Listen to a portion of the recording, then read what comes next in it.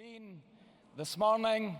You're all looking very fresh, I have to say, at party conference, and I'm delighted to be joined on stage for a historic first for the Scottish National Party. Please give the warmest welcome to the General Secretary of the STUC, Graham Smith.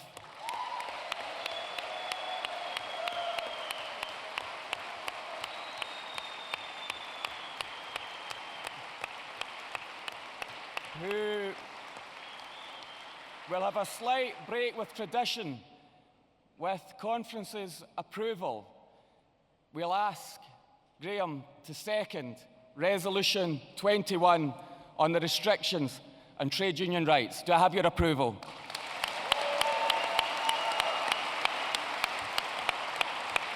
So to move Resolution 21, I call Chris Stevens. Chris Stevens, MP, the trade union spokesperson from our Westminster group. Please welcome Chris Stevens.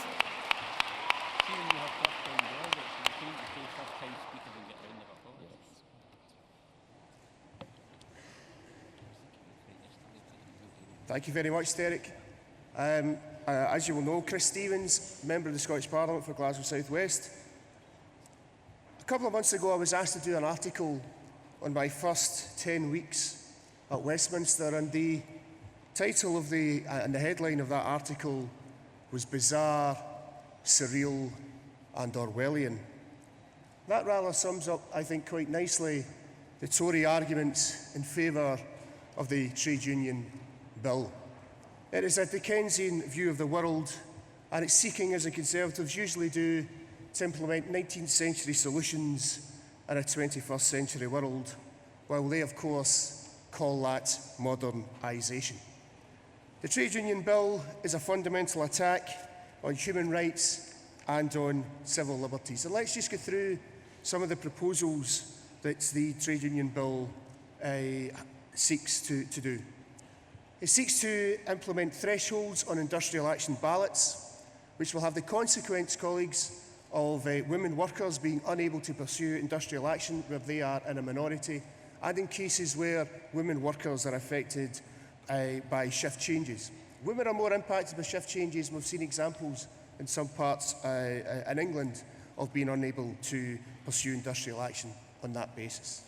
It seeks to implement notice periods which are designed to make industrial action either impractical or where a trade union will lose momentum in trying to pursue industrial action.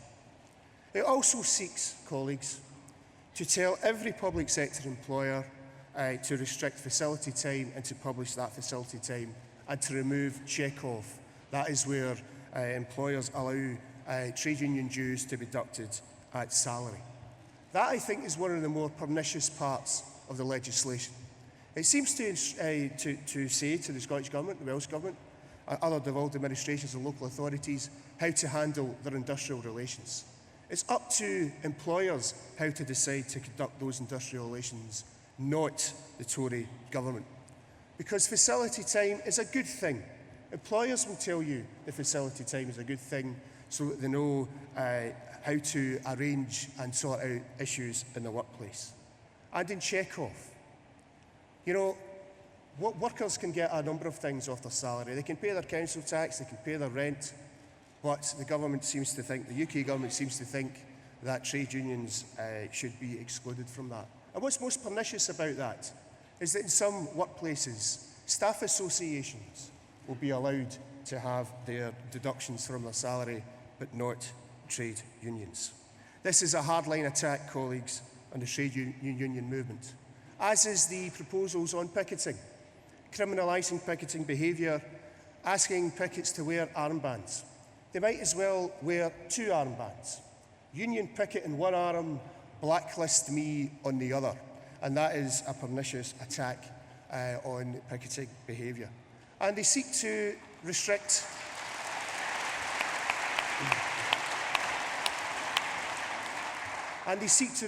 social media behaviour.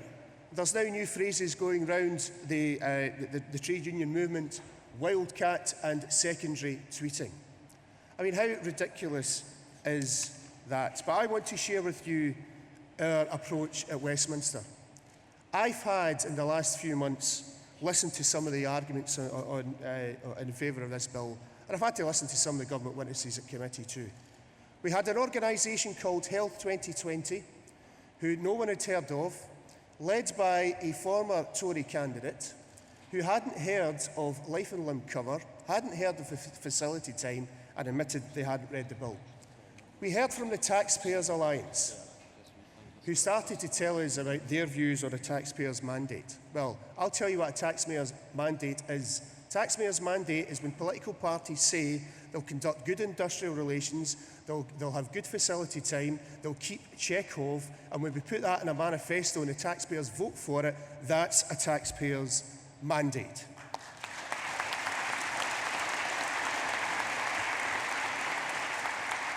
We've now submitted amendments to take Scotland out of this legislation, but not just taking Scotland out of this legislation.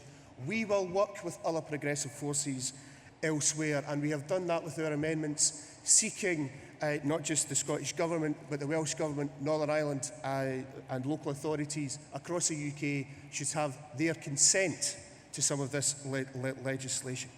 We oppose this bill. We will work with anyone to oppose this bill. And we will stand shoulder to shoulder with the largest group in society who stand up against exploitation, and that's the trade union movement, and I've always been proud of being a trade unionist. Thanks very much.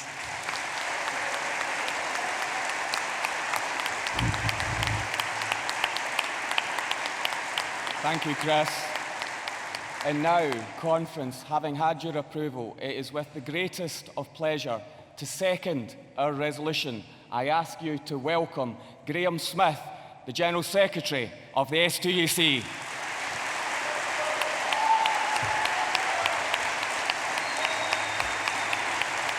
Thank you very much, Derek. Graham Smith, General Secretary of the STUC and first-time speaker at conference. Thank you very much indeed for that very warm welcome, and thank you for inviting me to address your conference this morning. I'm deeply grateful for this historic opportunity to contribute during this debate on the Trade Union Bill. But before I turn my attention to the bill, it would be remiss of me not to mention yesterday's announcement about Tata Steel and the threat to 400 jobs in Lanarkshire and the continued existence of the Scottish steel industry. This morning, hundreds of workers, their families and the Lanarkshire community have woken up with a dark cloud hanging over them. Now, we need immediate clarity from the company as to its intentions, and we need a commitment that it will work with the unions and with the workforce and the Scottish Government to ensure a future for steel production in Scotland. Now,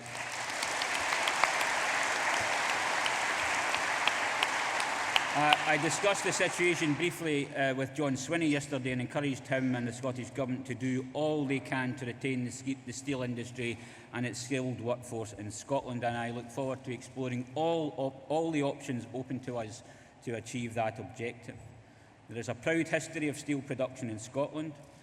Times have changed, the market conditions are challenging, but Scottish industry needs steel, and we must do everything possible to have that steel produced here in Scotland. These workers expect and deserve no less. Derek, can I take this opportunity also to thank you for the way you've engaged with the STUC and the transport unions in your role as Transport Minister. As you well know, some of our discussions have been challenging at times, but your openness and patience and perseverance throughout is very much appreciated by me. I would also like to place on record my sincere thanks to the Cabinet Secretary for Fair Work. I appreciate the close working relationship we have with Rosanna and her team in developing and promoting the concept of fair work and establishing fairer and better workplaces in Scotland. But we have a Cabinet post for fair work sets our country apart in recognising that what happens in our workplaces, the nature and quality of work, has a profound influence on our ability to realise a range of progressive economic and social objectives. And I commend the leadership shown by the First Minister in presenting such a progressive vision for Scotland that views reducing inequality and improving economic competitiveness as complementary and not competing objectives. It hardly seems a year since Nicola became the First Minister. The SNP's success in that time illustrates what an asset she is to your party, but leaving party allegiances aside, she is also a tremendous asset for our country. Now let me turn to the Trade Union Bill, and can I say how delighted I am to be following Chris Stevens, who has led your opposition to the bill in the Westminster Parliament with such passion and expertise. Now there's so much to say about this bill, about the ideology behind it, about its potential impact, about our strategy of opposition to it. And I want to concentrate my comments this morning on 2 or 3 specific points. The first point is that this is a bill presented as solutions to problems that simply don't exist.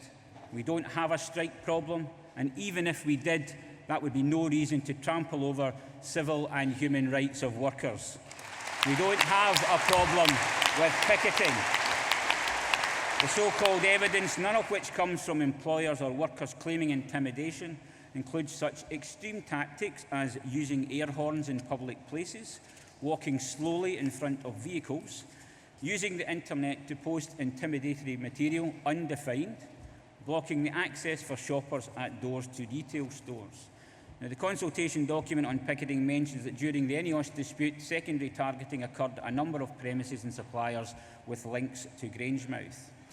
Unite the Union put a large inflatable rat outside the offices of Jim Radcliffe, the owner of ENEOS. Now, it depends what you think is intimidation. I think it's intimidation if an employer, in the case of ENEOS, threatens to close a plant and take away the livelihood of workers. And I think it's intimidation for an employer to threaten to decimate a local community, or indeed a national economy, if a union and its members don't agree to accept cuts in their pay, their terms and conditions and their pensions. And an inflatable rat seems pretty mild to me.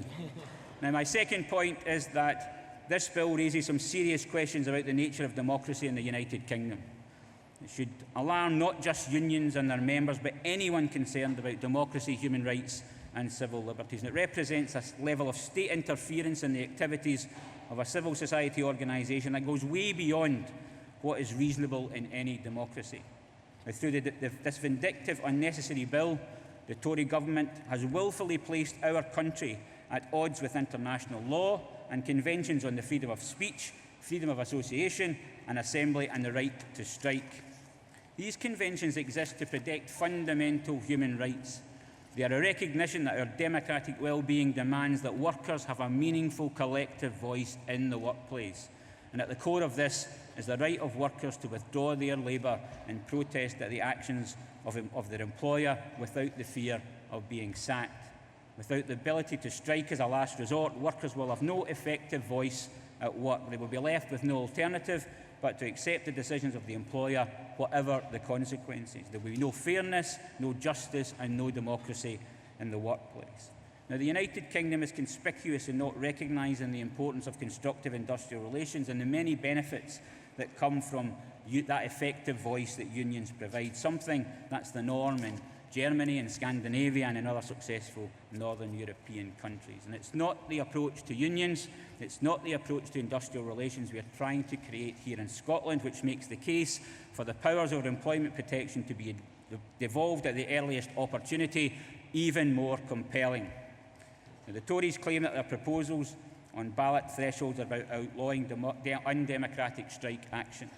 This has nothing to do with democracy.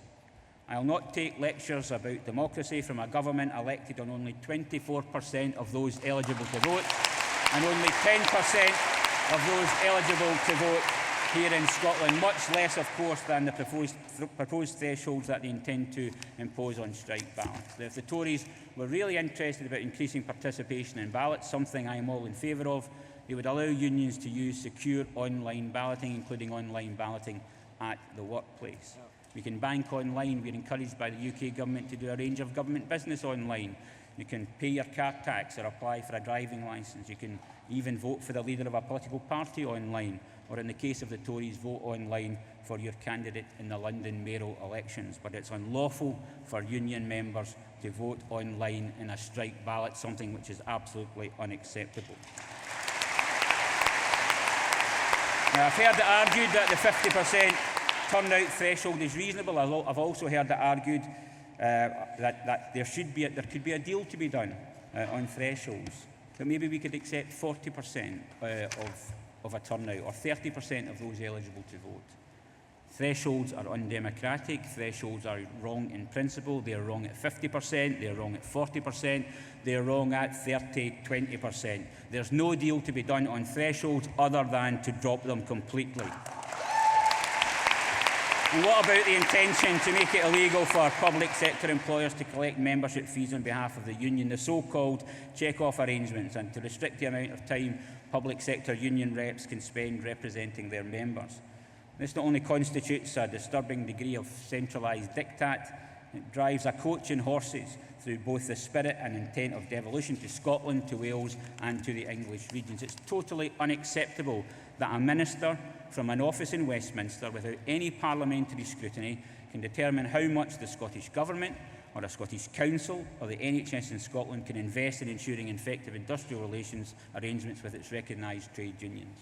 And I very much welcome the strong statements of opposition to the bill from the Scottish Government, from COSLA and from a number of Scottish councils. And I have every confidence that if this bill becomes law, they will resist the implementation of any instructions issued from Westminster on facility time and on check-off. Now, we'll continue to work with you to defeat this bill in Parliament, and I commend your approach in building alliances to do that on behalf of workers across Britain. But let us also be clear. The provisions of this bill intrude on devolved responsibilities to such an extent that not one clause of this bill should be applied to Scotland without the consent of the Scottish Parliament, a consent that I'm confident would not be forthcoming. Now, we'll also oppose the bill through legal challenge, although, to be honest, the courts have never offered us much comfort. And it's inevitable that if this bill becomes law, it will bring unions into conflict with the law and bring the police and lawyers and judges into industrial relations as never before. Do we really want our police force to be monitoring what unions say on Twitter and Facebook to check if it matches what they would say 14 days earlier? And it's preposterous and impractical, and it's not what you would expect to find in a democracy. You might find it in a dictatorship, but not what you would expect to find in a democracy. But others have used the law to destroy the trade union movement, and we're still here and we're still fighting, and we won't be silenced and we won't be bullied and we won't be intimidated.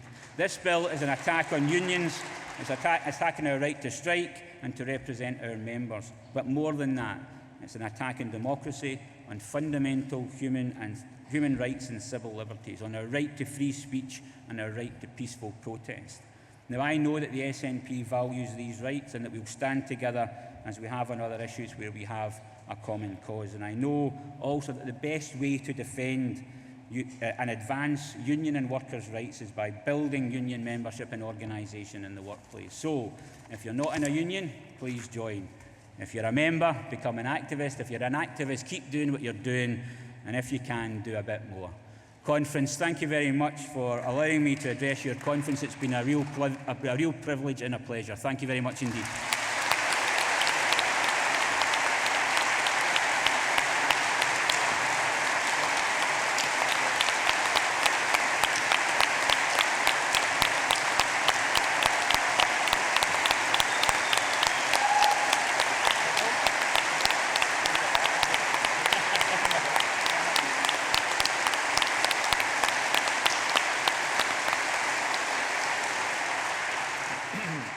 Thanks, Graham. You wouldn't get that kind of welcome at a Tory conference, I have to say. On this, you might not even get it at a Labour conference either, actually. But I think it's been a privilege for our party to have the General Secretary seconding a resolution shaping the policy of our party.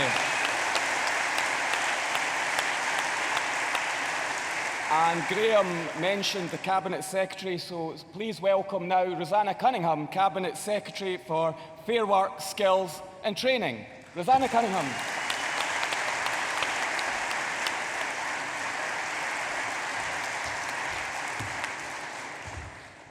Graham, you're welcome back any time you like.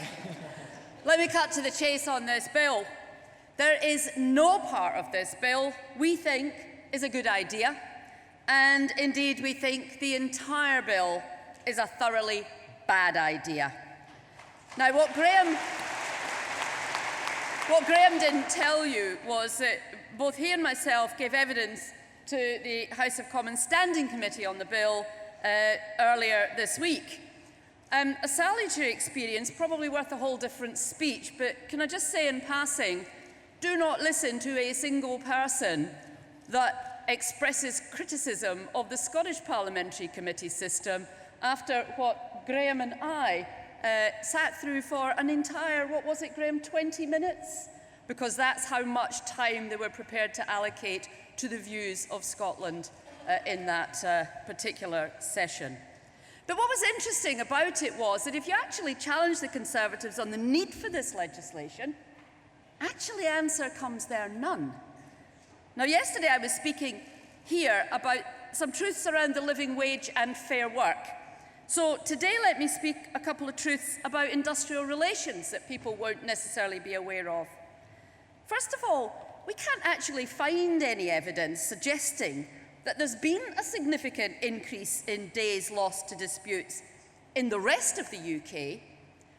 What we do know, however, is that in Scotland, days lost to disputes have decreased by 84% from 2007 to 2014, and the trend in Scotland is the lowest of all the UK nations. So maybe, just maybe, Scotland points them to a different way forward, if only they would listen. We are going to fight every single part of this bill. I've already written to and spoken to Nick Bowles, expressing, he's the Minister, expressing our serious concern about the negative effect of the bill.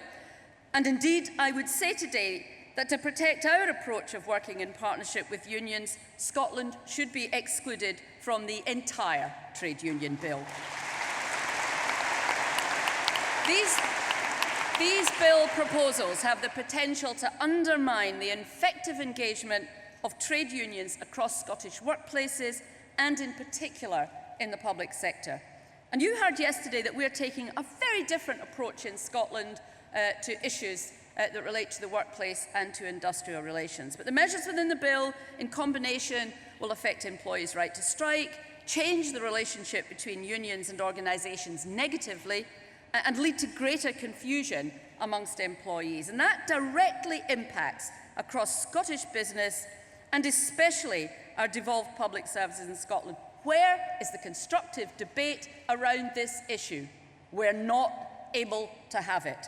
Now, I've looked at the bill really carefully, and given the extent of the risk to us around future use of this legislation and abuse which may arise from it, the only solution I can see is to ask that Scotland is excluded from the entire bill. It's the only way in which we will be able to maintain the integrity of our more progressive approach of working in partnership with unions, an approach that actually delivers on a better industrial relations landscape instead of creating the landscape that they will down south, which will create an even worse scenario than the doomsday scenario they seem to think they're in already. So we are absolutely 100% opposed to this bill, and we want Scotland out of it.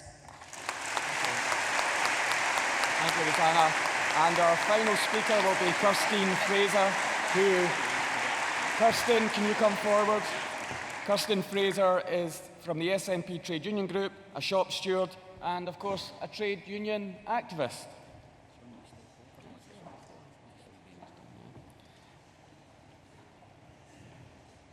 And I can give you 2 minutes, Kirstine.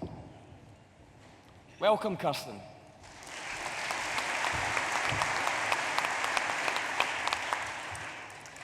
Hello again, Conference. I come before you at a dark time for the trade and union movement and myself as a trade unionist.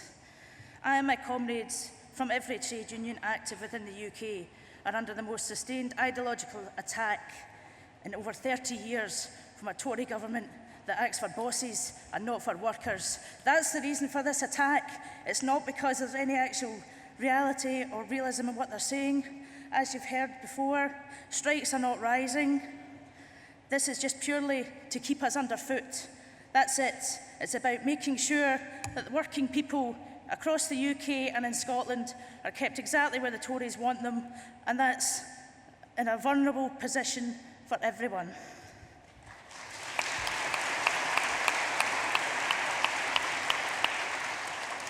I'm a working class girl from a working class family. I work 2 jobs. I go up at 5 in the morning to clean an office, and then I go to work at the University of Glasgow. And at my work at the University of Glasgow, I pass by a sign on the wall from the rector, Jimmy Reid, and his speech, Alienation. And as you all know from his speech, he said, "We are not rats, we are human beings."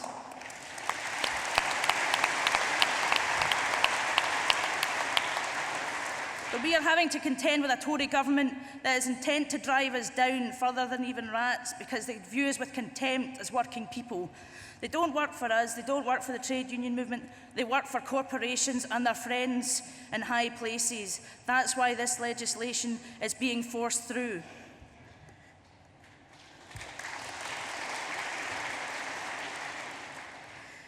Now, I know my mother will be watching, but I'm going to give her a wee bit of a shock. As a trade unionist, I don't intend on complying with this legislation.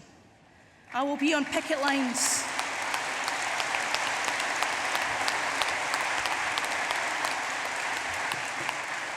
I won't wear an armband round my arm, pinning me out as someone who supports trade union rights and the rights of workers across this country. I will not comply, I will resist.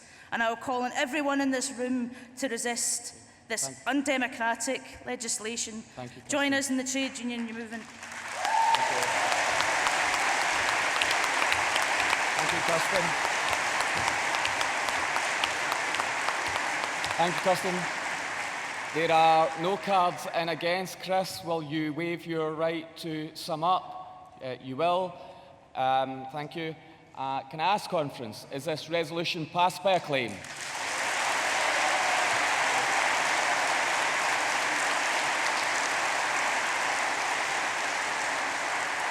It is. Thanks very much, conference. And we now turn to Resolution 22, Support for Families, to be moved by George Adam, MSP, seconded by Gordon MacDonald, MSP.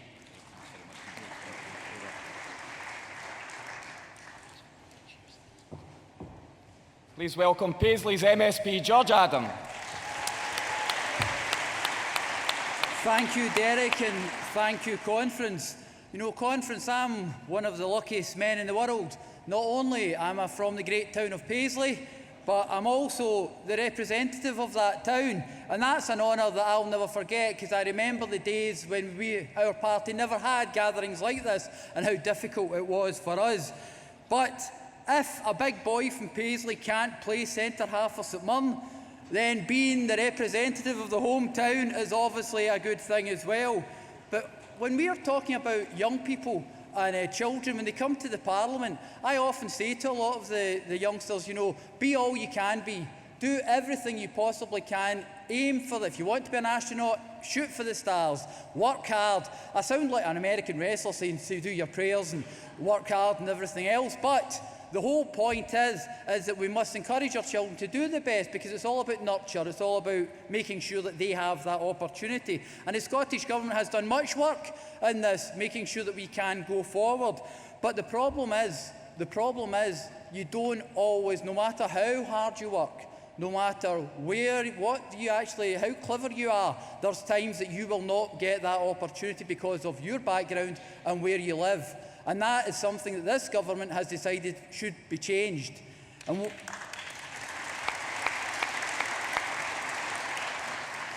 one of the things that's actually I was lucky with, and one of the things that constantly comes up when we're discussing this issue, is the involvement of parents, making sure that parents are involved right from an early stage. Because when you're involved in education, if parents have had problems with education themselves, then they too will have their own hang-ups with that as well. So we must involve parents and make sure they're part of it. I myself was quite lucky. My parents told me how wonderful I was from a very early age. I think I've got over that wee bit of cockiness that I had. Possibly not, But that's the thing. There's things like that. We need to install that confidence in our young people and make sure that it doesn't matter if you come from Fergusley Park or the East End of Glasgow. You get that opportunity to be everything you can be and make your mark in the world. But this support starts in the early years. It starts at very early years. We need to make sure that our young children don't fall through any kind of holes in the system. Because in order to make Scotland the best country in the world to grow up, we must continue with the work. And the Scottish Government has already provided free school meals for every primary 1 and 3 child, saving families over £380 per year, plus childcare provision of 600 hours, with more to come from early learning and childcare for eligible 2-year-olds and every single 3- and 4-year-old. With more to come should we be elected next year. But this is a 45% increase in what the Labour Party actually provided. So I will not be lectured by the Labour Party on education or in childcare, because this government is showing the way forward.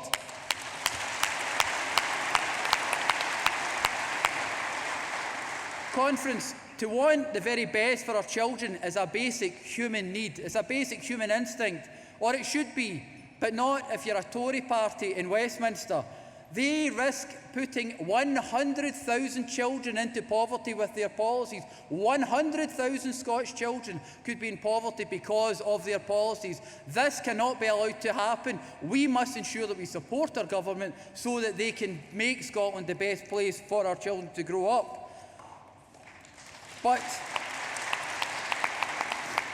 I joined I joined the SNP a very long time ago in a town far, far away from here at the centre of the universe.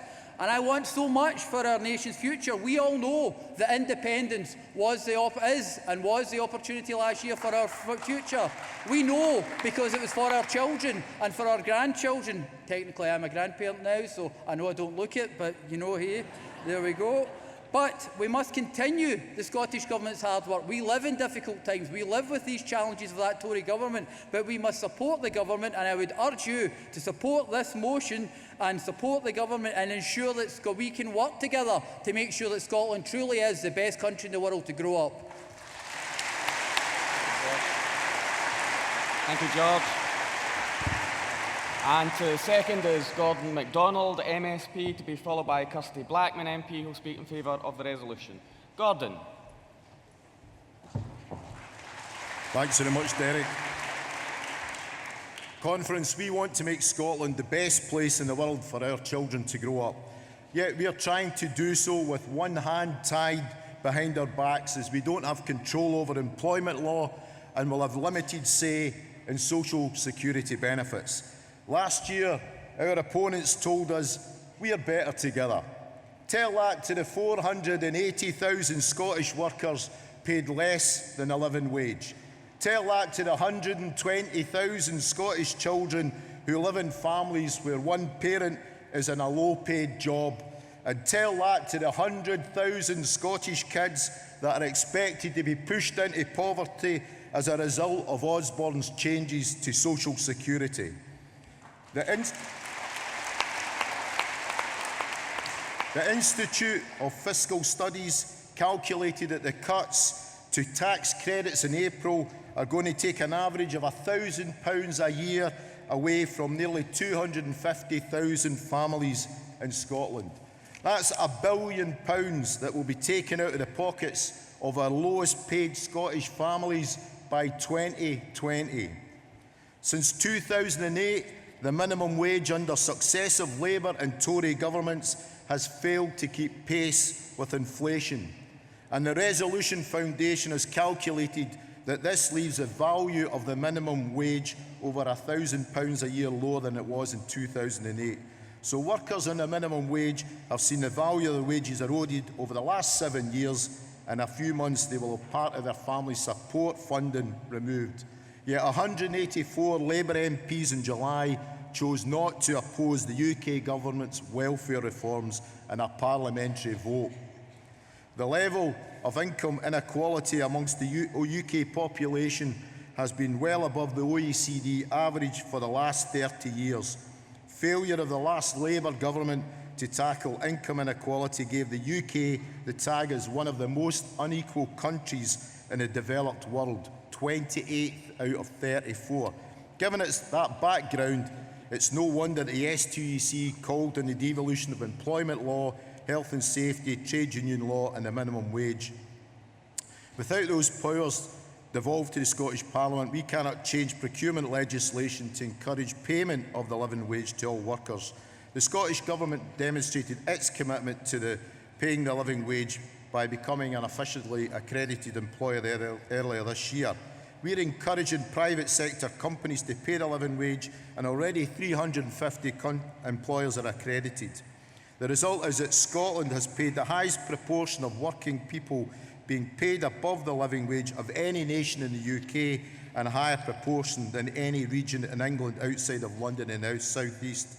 We want to make Scotland the best place to grow up by tackling poverty and giving children the best start in life, but we need the power to do so. Support the motion. Thank you, Gordon. I now call Kirsty Blackman, MP, to speak in favour of the resolution. Please welcome the MP for Aberdeen North, Kirsty Blackman.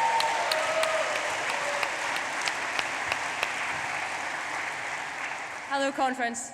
I am so chuffed to get to address a conference in Aberdeen, in my constituency, in fact. When I saw this resolution, I thought, that's the one that I want to speak on. That really resonates with me. I have a 4-year-old and a 2-year-old. My 4-year-old has had the benefit of the increased hours in early years. And early years are so important. There have been studies shown that those are the years that make the biggest difference. If we can have the input into the early years, if we can make sure that families are supported and that young people get the best start in life, then they're more likely to go on to do well. Conference, I think that increasing childcare and the lack of affordable childcare for parents is the single biggest barrier to women doing well in the workplace. I think that's the single biggest barrier to the lack of gender equality in the workplace.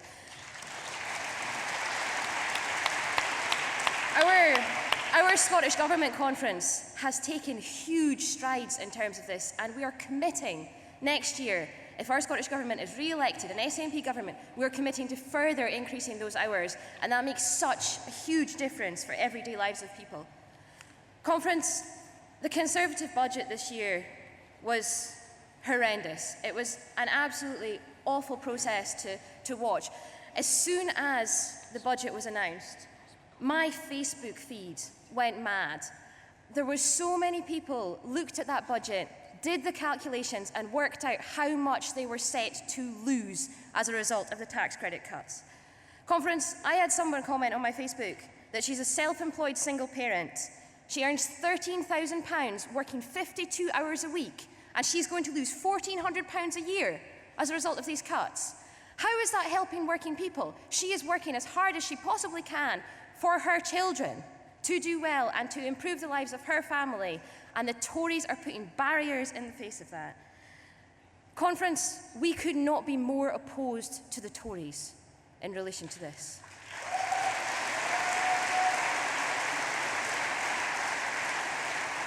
The Conservatives have invented a new thing they're calling the living wage. It is not the living wage. It is not enough to live on. It is not calculated on the basis of what you can live on. Conference, the people that stand to lose in this are working parents. The people that stand to lose from the cuts that the Tories are implementing are those people that are working hardest to put food on the plates for their children, to keep their houses heated. They are going to have to make decisions between heating and between food because of the Conservatives' cuts. Conference, I urge you to support this resolution. I urge you to support our SNP Scottish parliamentary candidates for next year. Thank you.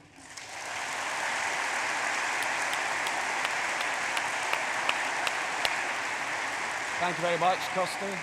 There are no cards in against. George, would you like to waive your right to sum up? You will. Can I ask then, delegates, is the resolution passed by acclaim?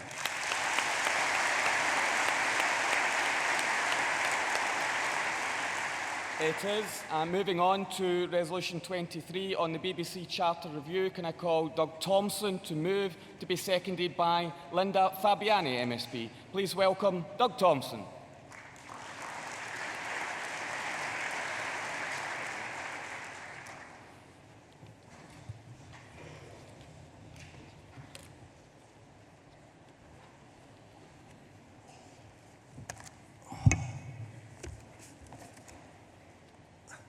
Thank you, Derek. Morning conference. I'm Doug Thompson from Edinburgh Newington South Side branch. And as you can hear, my voice isn't that great today, so sorry about that, but I blame Derek for too many late nights during conference. So anyway, let's progress. The BBC lies at the heart of so much of civic life, both in the UK and here too in Scotland. However, in recent times, the BEEB has lost its way. We have devolved assemblies governing successfully in the 3 Celtic nations, but we have in the BBC an institution with a structure, governance and commitment to regional programming, which has remained London-centric, metropolitan and lacking in the accountability to the people of Scotland that successful institutions must have in a post-devolution world.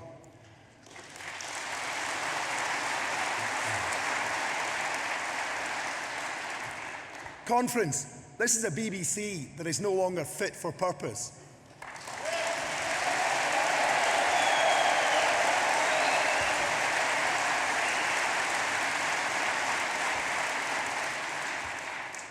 The Westminster Government has launched its much-anticipated Charter Review process, eagerly anticipated by Tory politicians, but dreaded by those of us with a passion for high-quality, relevant broadcasting in its many forms.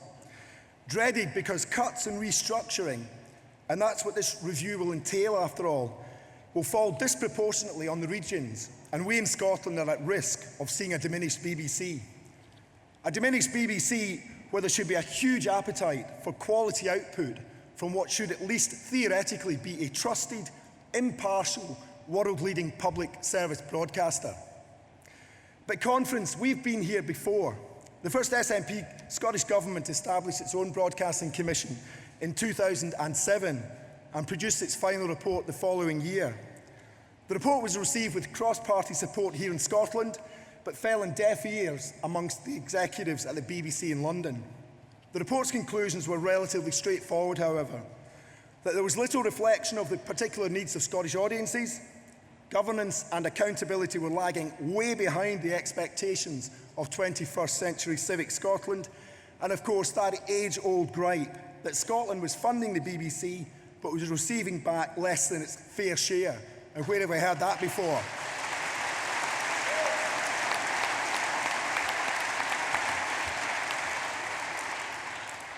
Seven years on, with the BBC having done little to reflect the true broadcasting needs of the regions, the findings of the Commission are more relevant than ever.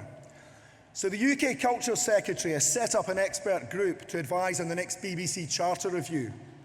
Not one, not a single member of that group can be seen to have any connections with Scotland, nor be considered to be seen to be championing further devolution of funding and programme making from London to Scotland. So who's going to put forward Scotland's case with regard to the future of the BBC? Well, nobody on this highly influential expert group. So conference, today we call on the UK Culture Secretary, John Whittingdale, to personally intervene and include regional representation and in particular with Scottish expertise.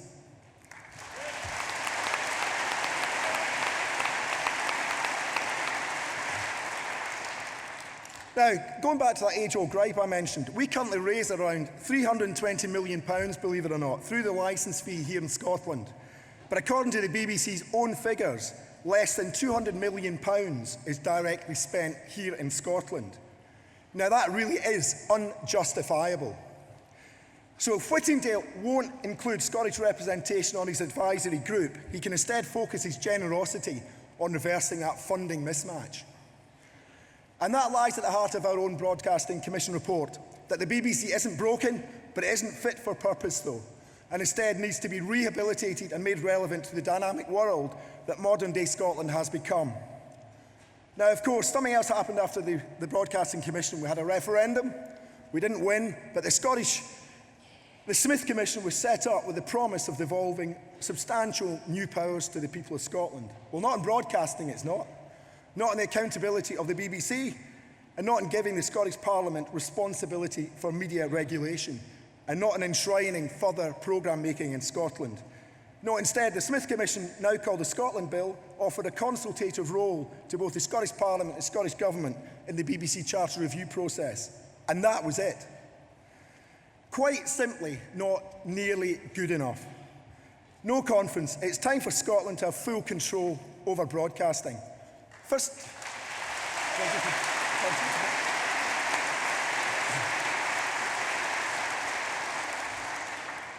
the First Minister in the summer called for the BBC to adopt a federal structure as part of the review process, with each country having their own BBC board and having members on the UK board. But with the responsibility for culture and press regulation already devolved to Holyrood, there is little logic in not affording the Scottish Parliament full responsibility for broadcasting. It's only with such a radical shift that we can have the focus, commitment and investment to ensure that once again the BBC as a Scottish institution becomes one that we can be universally proud of. Conference, support the resolution. Thank you.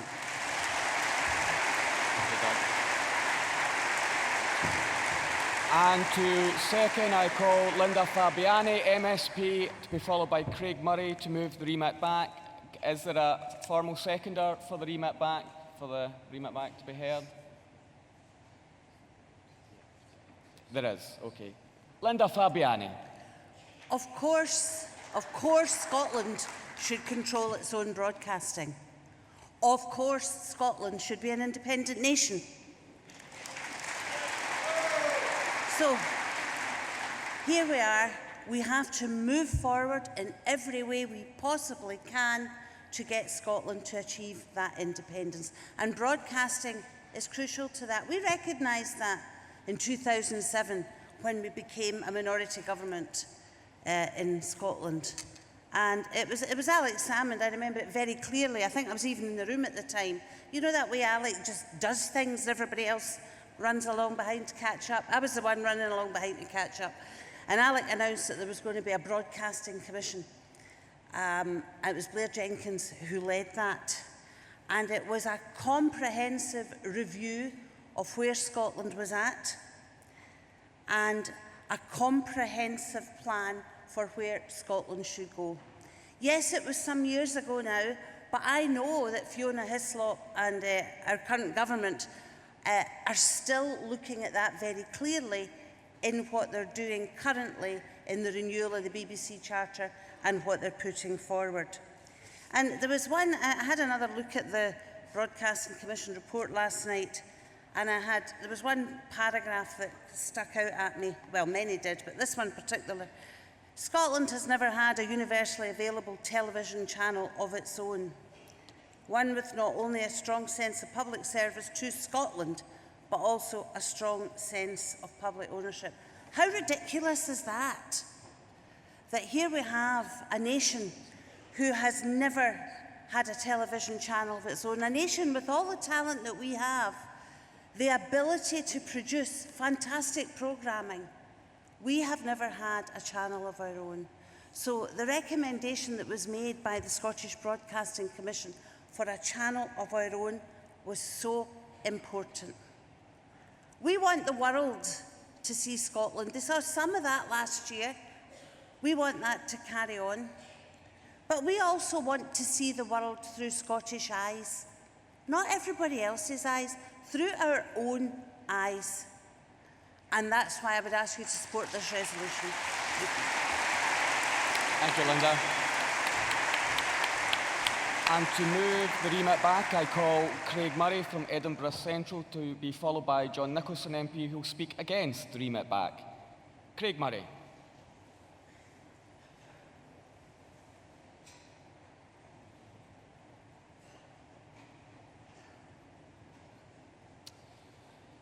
Craig Murray, despite having put in a card, doesn't appear to be in attendance, so I'll call John Nicholson to speak in favour of the resolution in that case. So please, welcome back someone that knows a thing or two about broadcasting, John Nicholson, MP.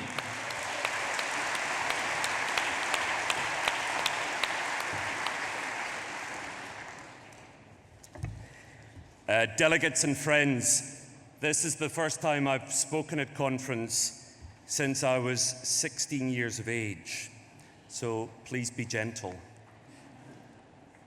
Now, conference notes with concern recent developments regarding governance at the BBC. That's what this motion says. Friends, we've been watching developments at the BBC with concern for years.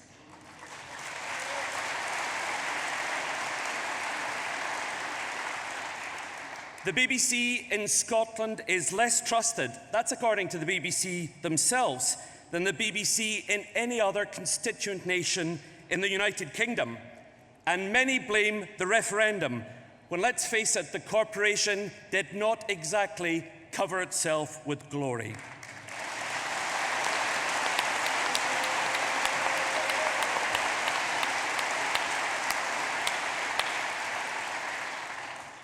But let me be clear, I support public service broadcasting.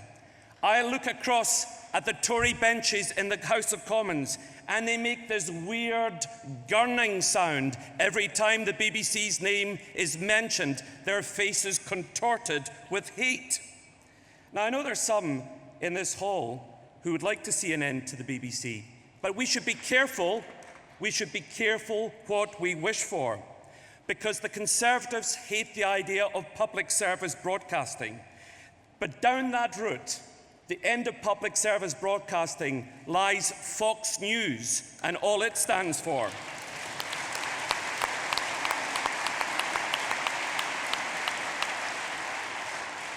It's an agenda driven entirely by advertisers and controlled by vested interests.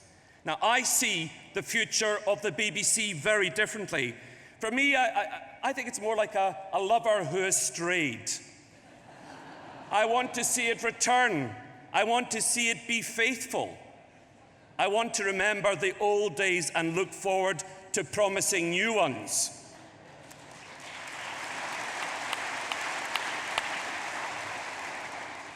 But of course, for the Tories, they see the BBC with a sort of post-divorce visceral hatred. And we don't share their vision. Now, we have a golden opportunity at the moment to change the BBC. Every 10 years, the BBC has to get a new charter from the Westminster government. The charter review process is going through at the moment, and we have got the chance to shape it, and we're demanding some changes. We want to see the full devolution of broadcasting to Scotland.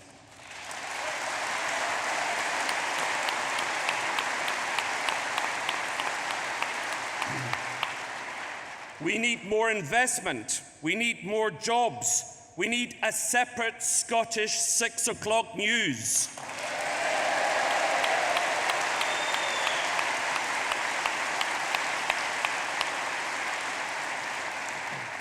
We need to liberate broadcasting talent throughout Scotland and in particular at the BBC.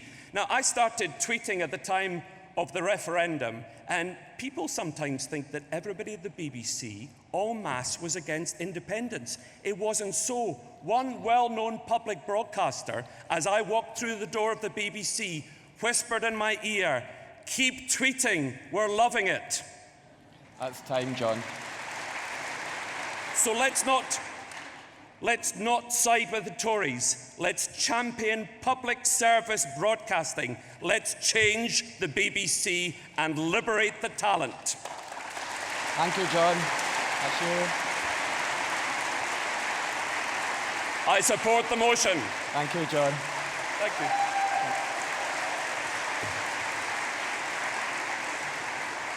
He went over time. He wouldn't have done that when he was broadcasting, I have to say, John. Our final speaker in this resolution is Fiona Hislop, MSP, the Cabinet Secretary for Culture, Europe and External Affairs. Fiona Hislop.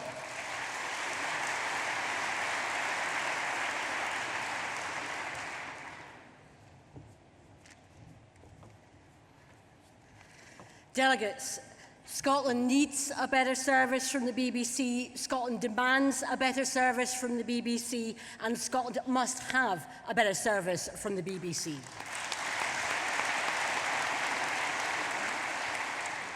Now, as we've heard, remember the Tories are still in charge of broadcasting. We can and we should call for devolution, but they ain't listening. On the table is the Charter renewal.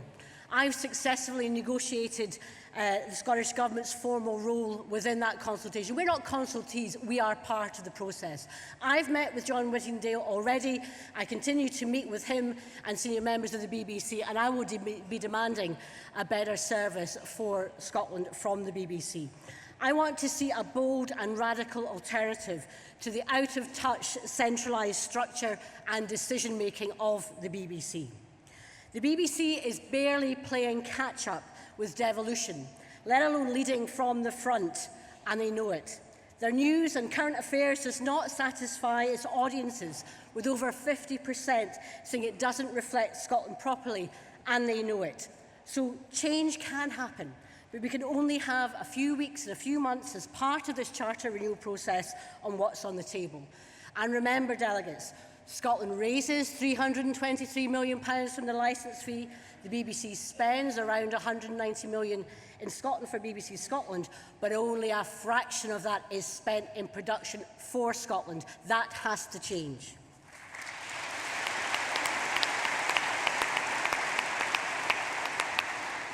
The Scottish Government has updated the Broadcasting Commission with additional information about how an additional channel would work.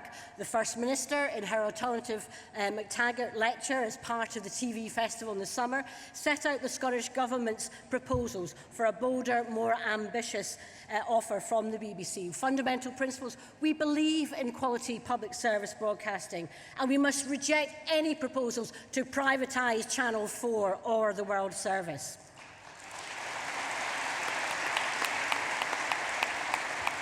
We believe in editorial independence of the BBC, and we propose a federal structure for the BBC, for governance, for editorial and management, and for commissioning. Internal transfers of decision-making and budgets within the BBC can and should happen.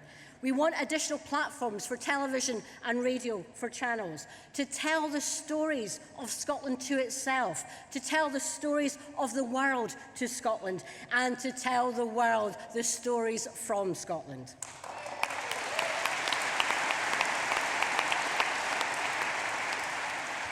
Scotland has talented, able people in the sector, and we have an opportunity here to shape a sector that can use all of the talents to tell the stories of Scotland and to make sure that we have a strong creative sector for the future. But this is a Charter renewal for the next 10 years, delegates. I don't need to tell you how important it is that we get a BBC that is fit for purpose, that can lead from the front and can take the stories of Scotland to the world. This is our opportunity to do that. On your behalf, I will be in the room championing Scotland's interests, and I will make sure that we together can get a better deal from the BBC for Scotland.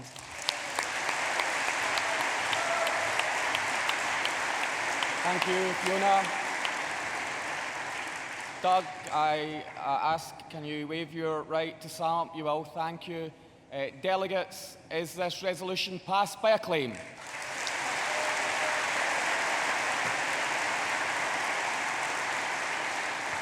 It is.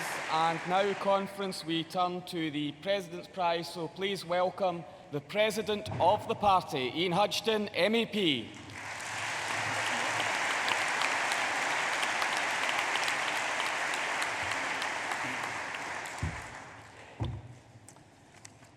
Thank you, Convener. Good morning, Conference.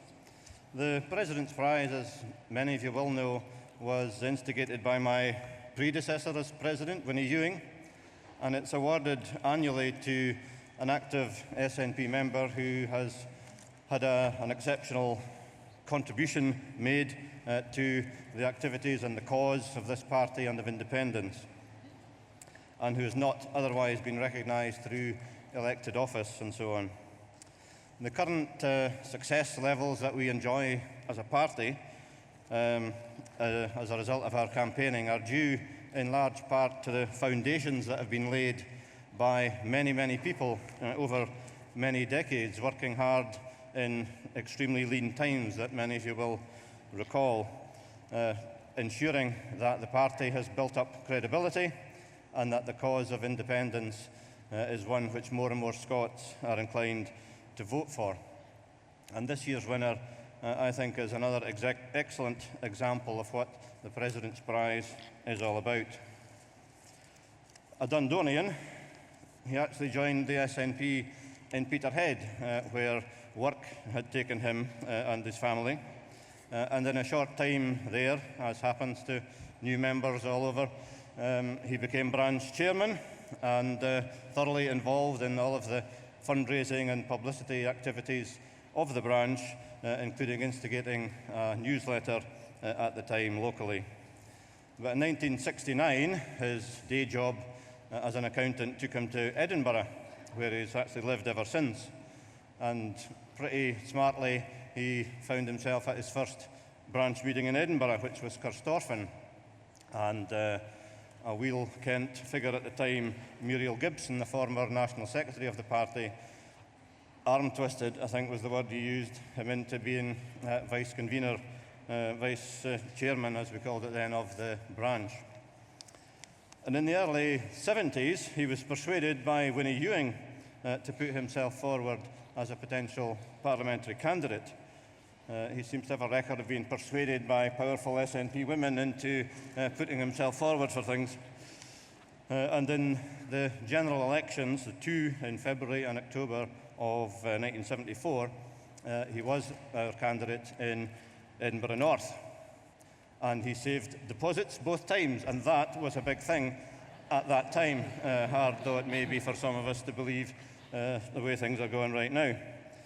In 1979, in the general election again, he contested Central Fife, and that was against Willie Hamilton, which older among you will recall has been a very Wheel Kent figure. Again, deposit saved. Again, that was a very big thing at the time, and most certainly in that seat. And incidentally, only 19 SNP candidates saved their deposits in that particular general election.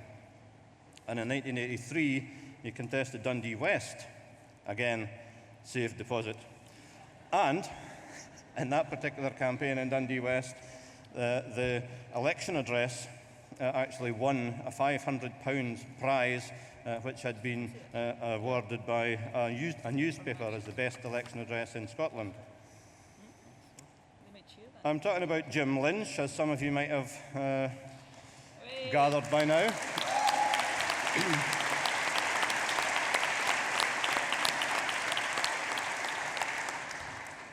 Being an SNP parliamentary candidate in those days was not necessarily a career development move. And Jim found that more and more his day job, that was the job that kept the house and the family provided for, was becoming bigger because the company that employed him was expanding. So he decided at that point not to continue to put himself forward as a candidate, but that did not mean that he was no longer active in the SNP, far, far from it. He travelled the country to by-elections and helped SNP candidates in target areas. He was always very aware and still aware of the national picture and the need to ensure that we won target seats and did as well as we could in by-elections. And he was always a supporter, including in the Peterhead days, of the Scots Independent, Scotland's original independence supporting newspaper and longest lasting. He became, in 1990, a member of the board of the Scots Independent, and the SI has always been run by volunteers, like SNP branches, generally speaking, a small bunch of very dedicated volunteers putting in a huge amount of work. And in 2005, there was a vacancy for editor of the Scots Independent, and Jim Lynch was identified as a potential, and he agreed to take on the job for 3 months to fill in until somebody could be found. Now that is 10 years ago, and he is still editor of the Scots Independent.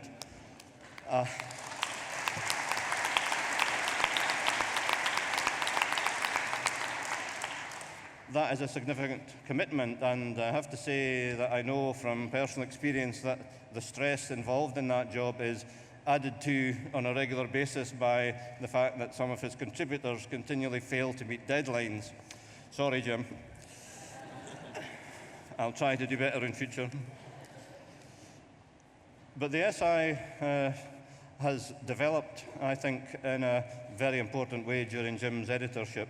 It has, as you will have seen, published special editions for use in campaigns. It has published souvenir editions giving the results, and you can still buy some of these on the stall outside of our victories in recent times.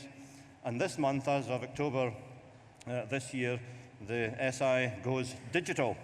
So you can subscribe to a digital edition of the Scots Independent as of now, if you want to read it on your iPad rather than on paper, although it has to be said that the paper one will continue, so please make your choice. The SI has been going since 1926, founded by volunteers, run largely by volunteers, and next year it will be its 90th year, much of which has been spent as Scotland's only independent supporting newspaper, so please support it.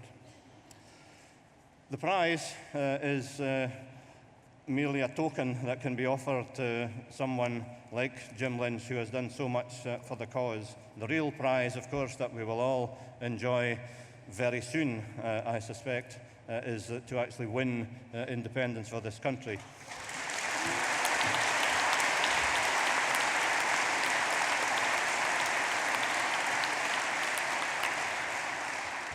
So, on behalf of Conference, I'm delighted to ask Jim Lynch to come up and to accept the President's Prize for 2015.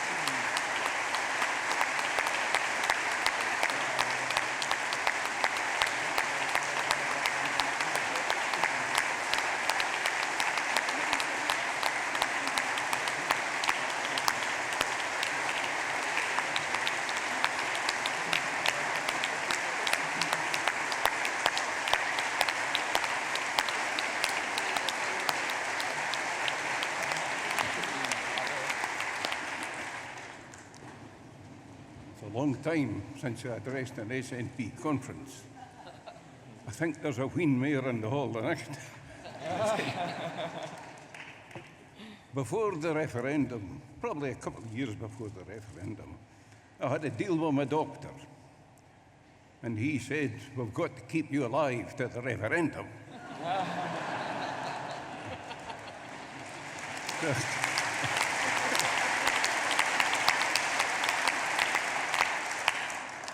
So I was going to go back for an extension, but he'd retired.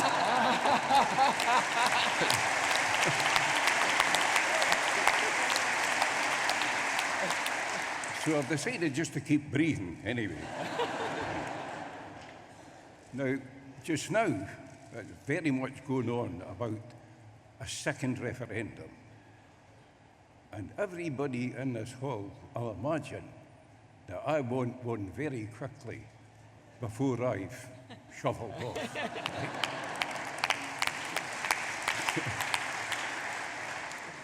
I want one when we can win it.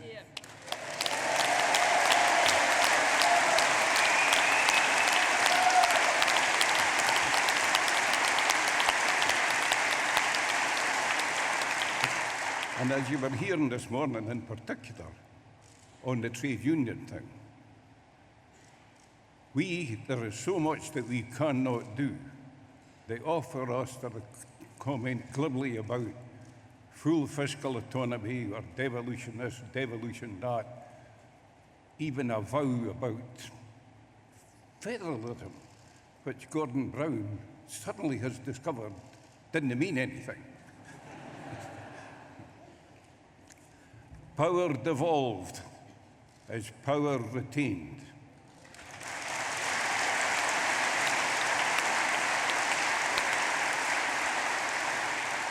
And before we get any more, the London lairds at the moment, a Tory bunch, will cut off our grasping hands.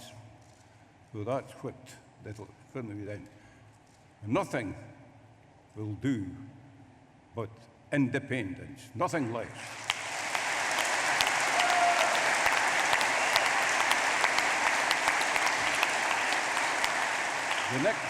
The next stage is the election in May 16.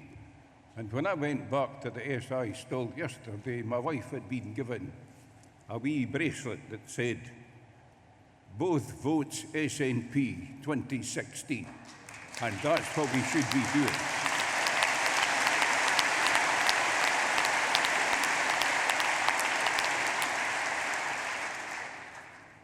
Now you're looking here, and you're looking at the past. I'm looking at you, and I'm looking at the future.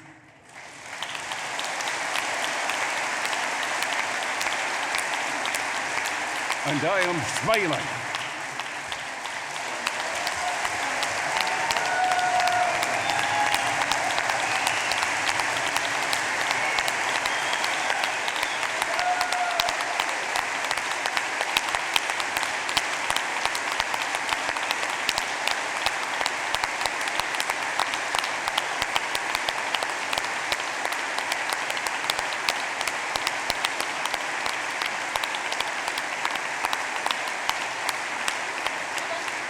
Conference, I'm sure I speak for everyone when I say Jim is not the past. He may be a legend, but he's got a strong future as well.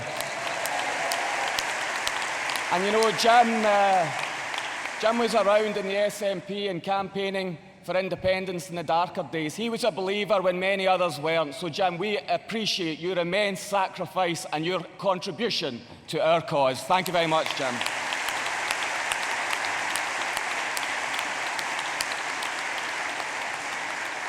But you know, the party president said in his presidential address that politics is sometimes dominated by powerful women. I don't know who he was referring to when he was saying that. We are delighted to have the leader of Plaid Cymru here to address us. We will return the favour as a party when our First Minister goes to the Plaid Cymru conference next week. But please give the warmest of welcomes to Leanne Wood, AM, the leader of Plaid Cymru.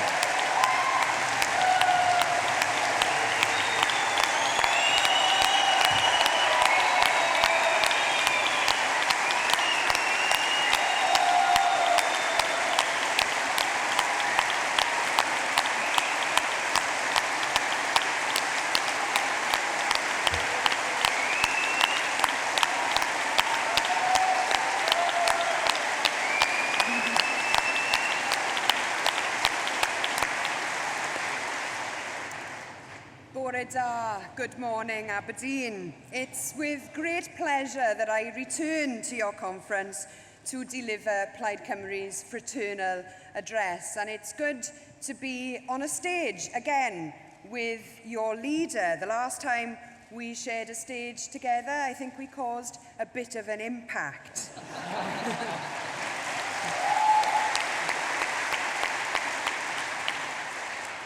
I come with the very best wishes from all in Plaid Cymru and with warm congratulations too on your remarkable success at this year's UK general election. It seems that almost every second person I've met since I've been here is a member of Parliament. When I came here last year, I said that despite the outcome of the referendum, Scotland has changed for good and forever. And now, in the light of your resounding victory in May, Westminster has to change too.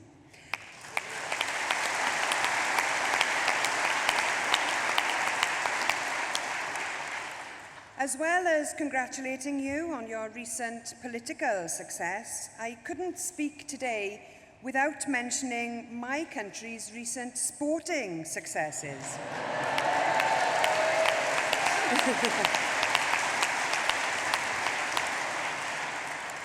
And I'd like to reassure you that the Tartan Army is more than welcome to join the throngs of Welsh fans who will be in France next year for the European Championship.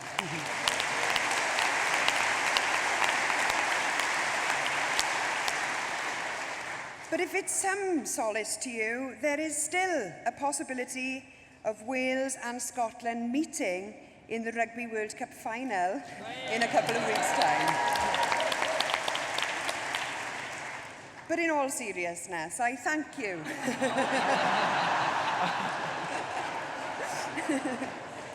I thank you for giving me the opportunity to speak here at your conference in Aberdeen. This, the energy capital of Europe, in a country that has, under SNP leadership, charged forward as a renewables powerhouse. And let me tell you, from a Welsh perspective, how refreshing it is to see a devolved government taking the lead and creating the conditions for a thriving renewables sector. A government that has seen the economic and social opportunities presented by taking its responsibility to tackle climate change seriously. It's remarkable that the carbon emissions that have been displaced by Scotland's renewables sector has increased by 120% in the last 5 years. Clean energy in Scotland last year displaced more carbon dioxide than is produced by every Scottish car, bus and train combined. That is amazing. But doesn't it contrast strongly with the actions of Westminster's Tory government? When the benefits are being realised of Scotland's renewables revolution, the Conservatives adopt a dinosaur energy policy, slashing green subsidies and threatening the 34,000 jobs in the industry. Not only is the decision bad for the economy and bad for our collective efforts against climate change, the decision is undemocratic too. It cannot be right that an SNP government, democratically elected by the people of Scotland, can have the rug pulled from under it by a Tory elite with no mandate from Scotland at all.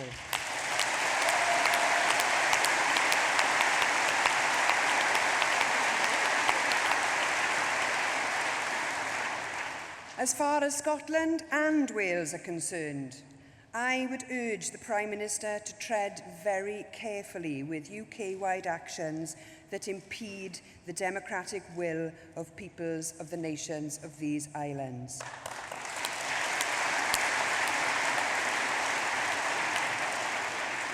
Now, climate change and green subsidies are a clear example of this, especially here in Scotland.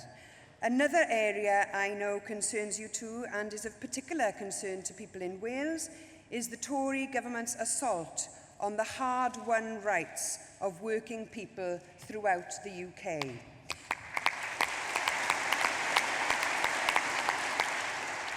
The rights of people to be protected by trade union membership, the rights of trades unions to take industrial action in defence of their members' interests is an inalienable right, and we will not allow the Tories to take it away.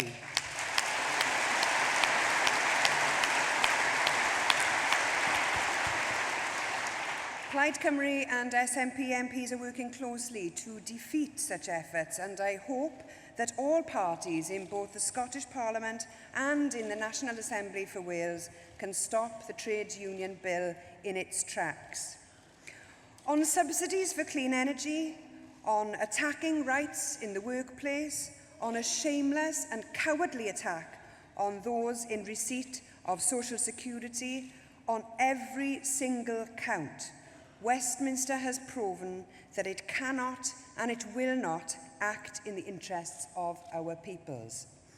Plaid Cymru backs your fight to make sure that they deliver on their ill-fated vow to Scotland, and that's why we need a new Wales bill that will finally deliver the devolution that our people in Wales deserve. We have waited far too long.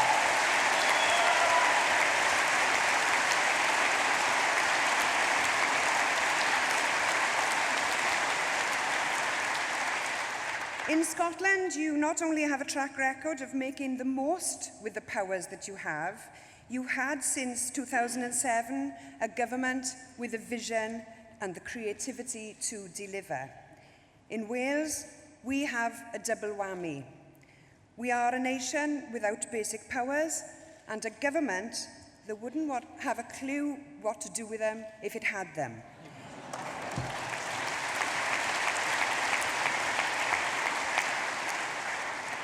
Here in Scotland, you have an SNP government led by a more than able First Minister that is delivering for every community in your country.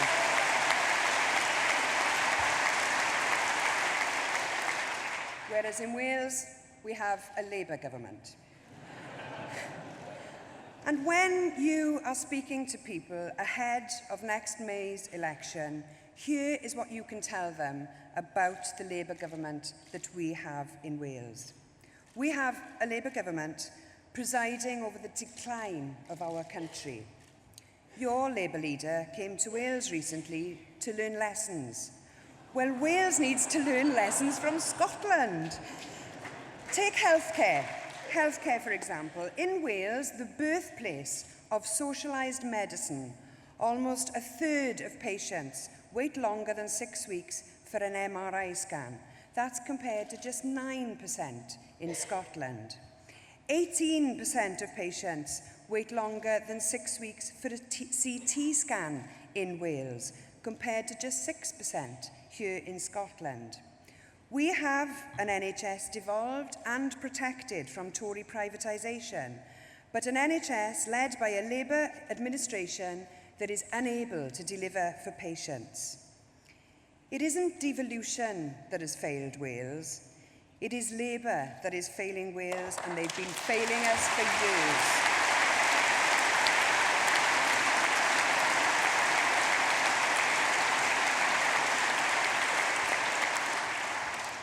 In May, people in Wales will be electing a new government, and let me tell you this, Plaid Cymru is ready and able to lead that new government.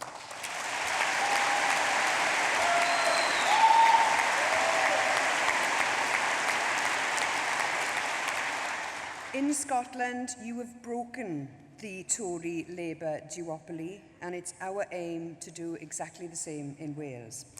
Just last week, we saw yet another example of how the choice between Tory and Labour is no choice at all. In our National Assembly, Labour members joined the Tories in voting against the Party of Wales amendment that would have outlawed the use of 0 hours contracts in the social care sector.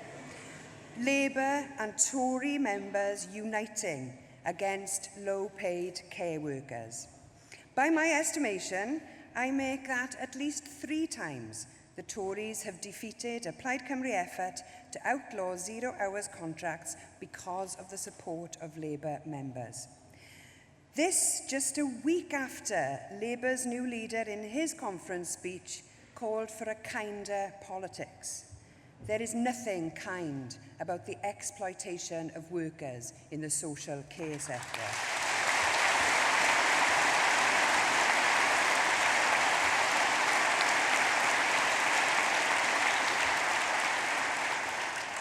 People want more than warm words. Yes, they want politicians and parties with conviction. Yes, they want politicians and parties with the courage of their convictions too. At a UK level, it is unacceptable that Labour MPs have had to be dragged kicking and screaming through the lobbies in Parliament to vote down George Osborne's austerity charter. They should be marching through those lobbies in defence of their communities and in defence of public services.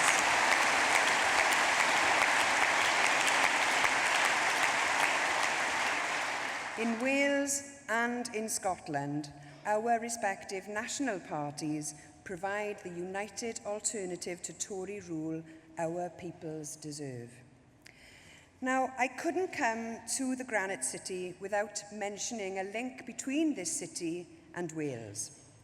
You may not know that a former bishop of the Diocese of Aberdeen and Orkney in the last century was from Flintshire in the north of Wales. He was far from a radical and was a vocal opponent of disestablishment in Wales. But he was charged with deciding which church in Aberdeen should become the city's cathedral. But he procrastinated so much that he died before making the decision. Despite being an opponent of political reform in Wales, it's said he was a friend of William Gladstone, who was a convert, of course, to the cause of Home Rule. Gladstone said many memorable things, but this quote is particularly good. He said, "You cannot fight the future. Time is on our side." Friends, it is my determined resolution to lead the Party of Wales into government next May, because that represents the change Wales needs, the future our people deserve. It is my hope, therefore, to return to your conference next year and to congratulate you on yet another famous election success, but to do so next time as the First Minister of Wales. Diolch yn fawr.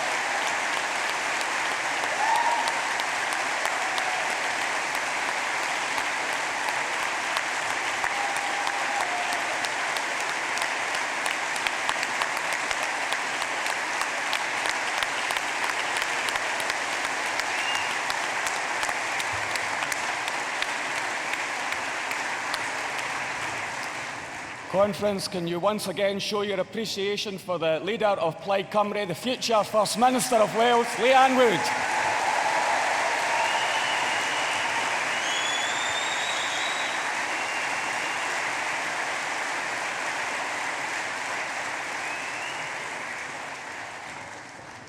Now, delegates, we move on to Resolution 24, an end to food poverty, to be moved by Heather Anderson and seconded by Rurit Kelly.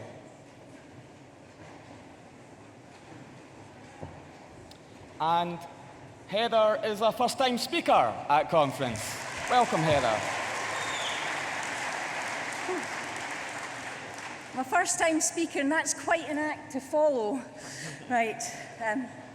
I'm going to be speaking about ending food poverty in Scotland, so hopefully you give me 5 minutes. Conference, we all know that around 1 in 10 households in Scotland are food insecure. That means those households worry every week if they're going to be able to put food on the table. Westminster austerity is taking another £10 a week from our poorest fellow citizens, and it is no intention of giving it back. As a percentage of income, the poorest 10% are already spending twice as much of their limited income on food than the rest of us. And we all know that thousands of children in Scotland are going to bed hungry, and then they get up in the morning and they're going to school hungry. For thousands of people who rely on food banks every week, they're a lifeline. Donating food is what we do in an emergency, and we must applaud everyone who's trying to do their best. But conference, we have to get our heads around the fact that we're not dealing with an emergency. We are not supporting the victims of Hurricane Katrina. We're dealing with a wholly different national, not natural disaster, Hurricane Osborne.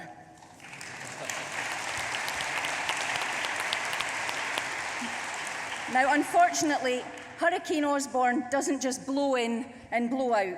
In fact, I was worrying about this all night. I think he is more of a persistent har over the landscape, chilling us to the bone. And so Osborne will be chilling us to the bone for the next 5 or more years. Sustained, degrading poverty with its sister, food poverty, is going to be the weather. So what do? Well, we can keep filling the carrier bags, but we actually know that that is neither a political nor a dignified response. After 30 years of food banks in Canada, food poverty is now institutionalised. In Canada, poor people relying on charity for their tea is the new normal. In Canada, the cost of healthcare for the long-term hungry and malnourished is twice the cost it is for other citizens. So 30 years of food banks have doubled the cost of healthcare. Well, here in Scotland, we can do different. I'm a farmer and I know a bit about livestock. So we have a choice. We can either thaw the austerity winter like sheep, or we can be more like pigs, who are very smart, and we can get a plan and have revenge. Right. Okay. Now, we have to wait a wee while before we can do welfare reform, but we can do food and land reform now. Food and land, to me, as a farmer, are the same thing. The two are inextricably linked. I'm a farmer, and I know my job is to look after the environment and feed you. My job is not to subsidise the profits of the global food supermarkets. Conference, you need to know that in the UK, 5% of the money spent on food and drink goes to the farmer. In case you didn't hear that the first time, 5% of the money spent on food and drink goes to the farmer. Farmers like me need the infrastructure to get our food to you, and you need new ways of getting food from us. As they say, we need to talk, and we need to have a different conversation. We need to start creating urban crofts and community food hubs. We need to stop just shopping for food, and we need to, or worse still, being assessed to see whether we're worthy of getting somebody else's shopping. We need to start growing, rearing, cooking, and eating together, and we need to do it as a partnership between farmers and communities.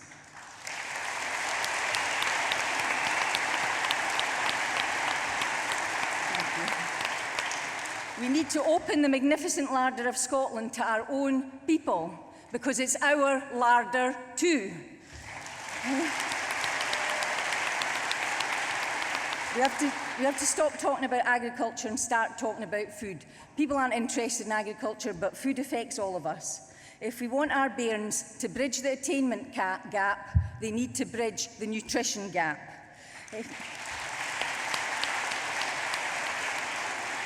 If we want our people to stop winning league tables for ill health and premature death, we need to feed them right. And most importantly for Scotland, people in Scotland need to believe they're worth it. Okay? The public kitchen needs to get the keys to the larder too. In Copenhagen, 95% of the food in the public kitchen is organic and freshly cooked. They can sort it, we can sort it. So in conclusion, friends, you need to know that Scotland is a signatory to the UN International Covenant on Economic and Social and Cultural Rights. That means we already have the right to food. Now we need to make the right to food a reality. So let's work together to sort our children. You need it to change, we need it to change as farmer, and the poor certainly need it to change. The Scottish Government has, with the good work of Richard Lochhead, is working to become a good food nation. We have a blueprint. We've mutualised domestic energy through the Our Power programme. Now what we need to do is mutualise the food system through the Our Food programme. Please, let's not just thaw Hurricane Osborne, let's defeat it. Please support the motion.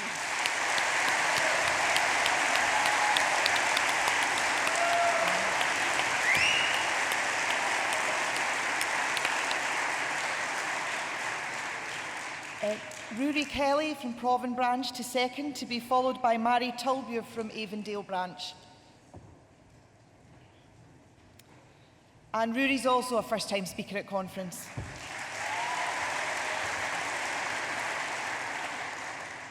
Yes, this is my first time speaking at conference, but I have spoke on this issue before at National Council and I would like to once again lend my support to it.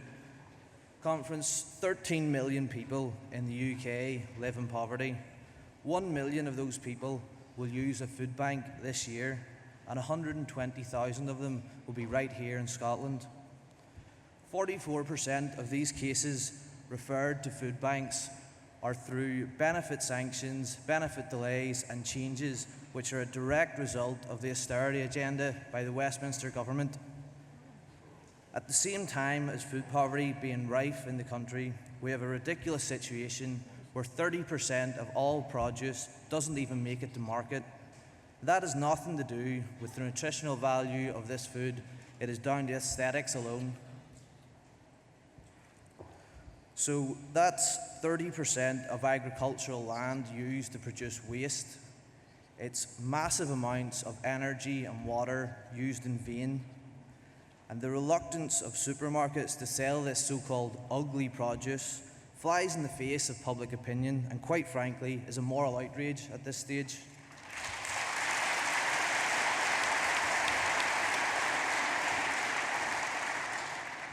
Solutions do exist to at least tackle the food waste part of this problem.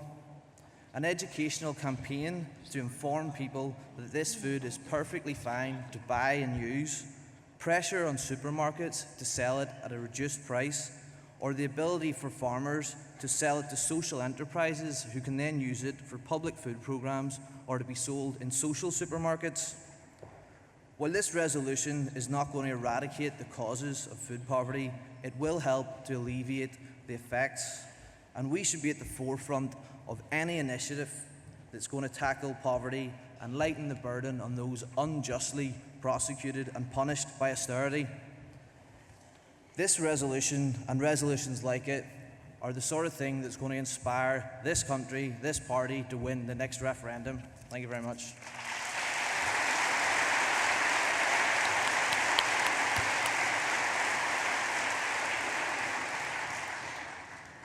Mary Tulbure to be followed by Christine Graham, MSP. Thanks very much for letting me speak. I would point out to the panel that the last time I spoke, I was a first-time speaker and didn't get my first-time speaker clap. Now I'm a second-time speaker. Conference, I'm compelled to come up and speak to you today because I've heard a lot of voices over these last 3 days. We have heard a lot from our MPs and our MSPs, but yesterday I went to the Health Alliance to hear their manifesto, and I was really impressed by the fact that their manifesto said it was very clearly the voice of lived experience. Let's make room on the platform too for the voice of lived experience. 25 years ago, I knew a lone working mum who had to get up at 6 o'clock every Saturday morning and go to the food market because you got the bargains there of the stuff that they were rejecting for not putting on their stalls. And she went to Tesco last thing at night because that's where the food was reduced that she could afford. And I knew that person because that person was me.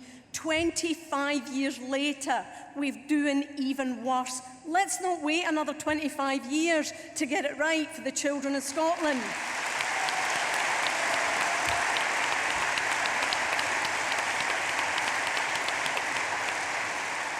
And no matter how much my life experience and circumstances have changed, I try to remember exactly what it was like, and I do that by volunteering.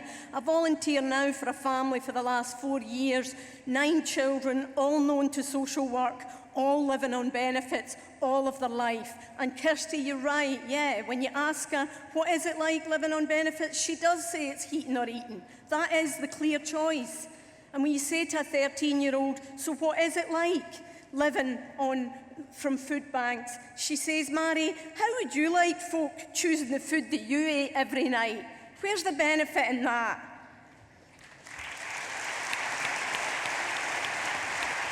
Now, 15 years ago, we tried to look at this problem, myself and colleagues maybe in this room, introducing new community schools. We set up breakfast clubs in every school to recognise you can't learn. Heather, you're right, you can't learn if you're hungry. But, you know, with the austerity cuts and with lots of local authorities that we don't control, one of the very first things that gets cut are all the things that are seen as frills and periphery. We're talking about children eating and learning. It's not a luxury.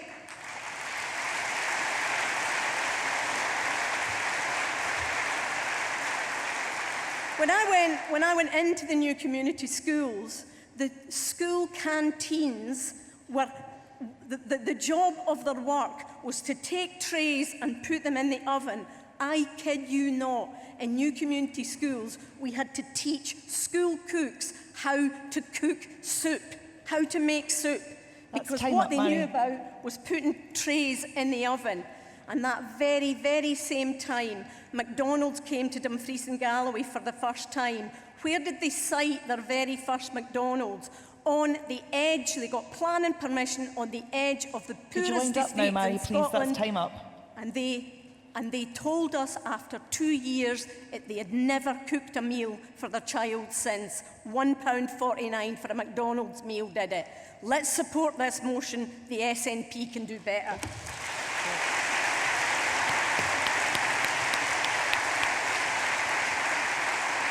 Thanks. Christine Graham, MSP, to speak in favour of the resolution, to be followed by Alan Smith, MEP. And could I ask all speakers to please keep to time? Thank you. So, it wasn't personal, Christine. Taking that personally. The presiding officer always says the same to me in Parliament.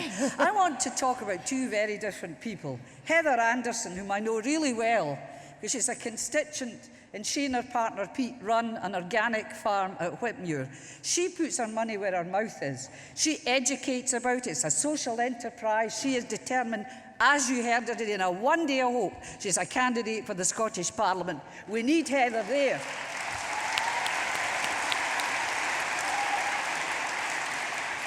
There might be a vacancy for Heather in 5 years' time. I'm not standing again. Anyway, I want to talk about this other person called David Mundell. Like you, I never thought in my lifetime I would see food banks. Food banks in Galashiels, food banks in Pennycook, food banks in Peebles. Now I'll go and congratulate the volunteers who work in those food banks. And I'll go into the supermarkets and put money and put things in and food into the trays that they have there for the food banks. But I won't go to the opening of a food bank.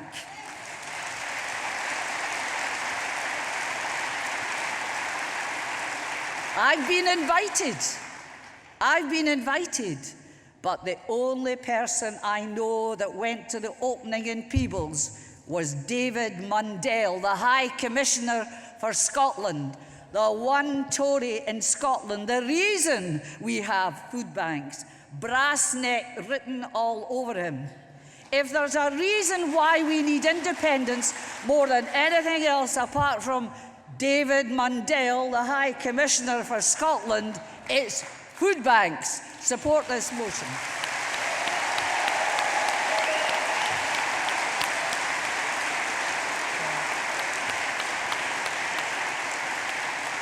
And Christine was well within her time. Alan Smith MEP to speak in favour of the resolution, to be followed by Kim Lowe, who will also speak in favour of the resolution. And Kim will be the last speaker in this debate. Susan, thanks very much. Conference, you're looking fabulous. I wanted to come and support this motion and pay tribute to the work that Heather and Pete have done at Whitmuir Organic Farm and Nourish Scotland as well, which is an organisation I know well, which is trying to change how we think about food in this country. Now, I've been a member of the European Parliament's Agriculture Committee for 8 years now, working with and for Scotland's farmers and growers, and I always say, you call it agriculture, there's only so many people who are interested. You've got a special page in the Scotsman, a special page in the Press and Journal, and only the farmers read it. But call it food, and it's actually quite important to human existence. And how we treat our land and how we treat our animals is really important to who we are as a country and why we're here. We have a global challenge of feeding a rising population. We have bits of the world getting drier, bits of the world getting drier, all of the world becoming more climatically unstable. How we treat our food supply chain is of pivotal importance to how we exist as a species. And it's important that this motion's been brought before us because we need to think about this stuff really hard. We have a broken food supply chain in Scotland. We have a broken food supply chain in Europe, and I've spent an awful lot of time trying to reform the common agricultural policy of the European Union, without which round about a third of Scottish farms would go bankrupt. So broken is the system that we have. And it's my conclusion that the European Common Agricultural Policy is a convoluted way to subsidise the profits of the big supermarket multiples. It doesn't serve our farmers, it doesn't serve our people, it serves the interests of the large multiples. And we have a particularly bad case of it within the United Kingdom market, but we're seeing increasing signs of market consolidation across the European Union as a whole, and we need to change the game, because we cannot rely upon a functioning global food supply chain to provide forever while we allow much of Scotland's land to go fallow and inactive. So we must change the game. And as I said, the idea that this is not working for the people of Scotland, at the other end of the spectrum, you've got food banks exploding. Now, there's a lot of good people working in food banks. There's a lot of people reliant upon food banks. But we cannot, conference, allow food banks to become how Scotland does business.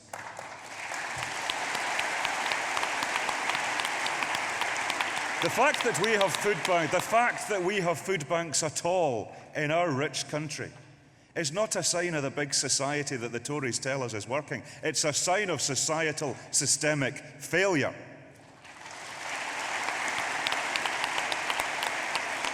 And we need to change the game. Heather talks about a citizens' agriculture policy, and I'm taking up those ideas within the European Parliament to reform how we do the common agriculture policy, because we need to change the game. We have a broken food supply chain right now. We need to fix it. There's some good ideas in this motion, and I hope you support it. Thanks very much.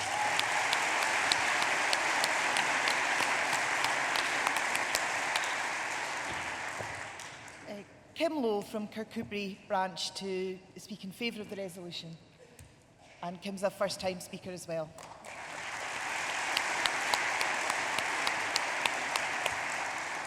Conference, I fully support the resolution to end food policy. Many years ago in London, when we were queuing in Tesco, we were waiting for the staff to process vouchers for refugees who had to shop there because they weren't given any money. At the same time, I taught a school in Hackney that had to start a breakfast club so children could start the day more ready to learn. Now, we live in Kirkcudbright, down in southwest Scotland. It's seen to be relatively wealthy, but we have a food bank. It was set up by Kirkcudbright churches together in response to local need, and last year over 200 parcels were given. In some cases, families got more than one parcel. That covers 10 villages and towns in a very rural area. Our local food producers who attend our regular monthly market donate to the stock, as does our local SNP branch, where every month we collect food and we add to the stock, and we also give financially. People who benefit from the parcels get good quality food in line with their cultural need. Now, there's a number of reasons why people need a food parcel. Release from prison with very few funds, or because of austerity, money suddenly not going in the bank for the week or fortnight, and the letter comes 3 weeks later to tell you why. Or robbing Peter to pay Paul and hitting rock bottom. Believe me, I've experienced the need to ask for food because we've had parcels ourselves. The provision of free school meals for P1 to 3s helps, but what about the parents and carers who also have mental and physical health and need good quality food? So while we continue with cuts in tax credits and other benefits, we will need food banks. The Scottish Parliament, led by the SNP, need to engage with the larger food stores to ensure that we don't waste fresh food. Maybe to support and fund projects where food can be grown by the community. So take a plot of land, encourage people to engage with it, grow it, and what better than to eat the potato you've actually sown. Finally, in a fringe meeting this morning run by the SCVO, there was a phrase that came out. Ideals lead to actions, lead to change. In an ideal world, no one should be living in food poverty. So let's act now and let's change it. Please support this resolution.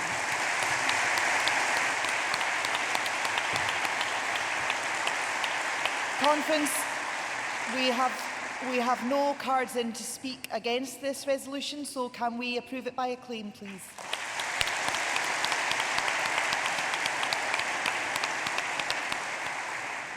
Okay, we now move on to Resolution 25 on renewable energy access, to be moved by Robert Leslie from Orkney, and he'll be followed by Donna Heddle to second.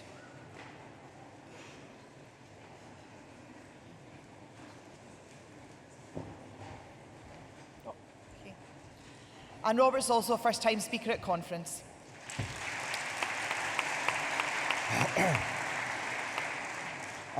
I'm still a bit in awe of the fact that Leanne Wood mentioned Orkney in her speech, even if it was a story about a dead bishop. And I hope that she'll forgive me for mentioning a decent Labour politician and some of his achievements. I was encouraged to learn during my referendum campaign reading that our former First Minister, Alex Salmond, had a portrait of Tom Johnston, the former Labour Secretary of State for Scotland and Hydro Board Chairman, hanging in Bute House. As a 14-year-old schoolboy, just a few years back, I wrote a history project of the development of electricity in Orkney.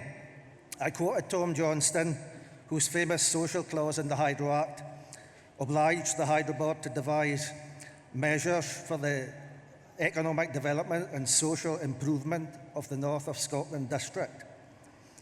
Tom Johnston had to fight government ministers in London to put the people before big business. London wanted cheap energy for industry in the south. Tom Johnston told them that the Hydro Board's first loyalty was to the people of the Highlands and Islands.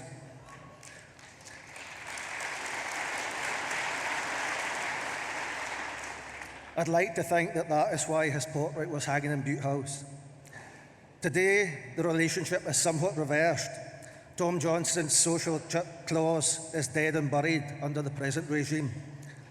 Orkney's economic development is being hindered, not helped, by the actions of those who control our energy policy. It will not do. I was pleased to hear Aileen MacLeod report that Scotland is ahead of schedule to meet its interim target of 50% of electricity demand from renewables by 2015, 49.8% in 2014. The message from Orkney, where we generated 103% and 104% of our electricity demand from renewables in 2013 and 14 respectively, is what's keeping the rest of you?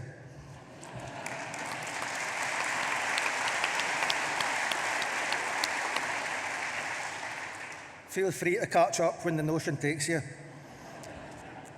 But seriously, for it is serious, despite our apparent success, Orkney is still second in the National Fuel Poverty League table, just behind our friends in the Western Isles. Our grid is full to bursting. Farmers with turbines are heating empty sheds, heating duck ponds even, because they can't put all the electricity they generate into the grid. It's a grid that was built to bring power to the people at a time when no one dreamed that Orkney might become a power station in its own right. Houses with turbines are never cold. One farmer observed recently that he was heating his home so well that there were large gaps opening up in the wood paneling in his hallway. But these are not the gaps that concern me.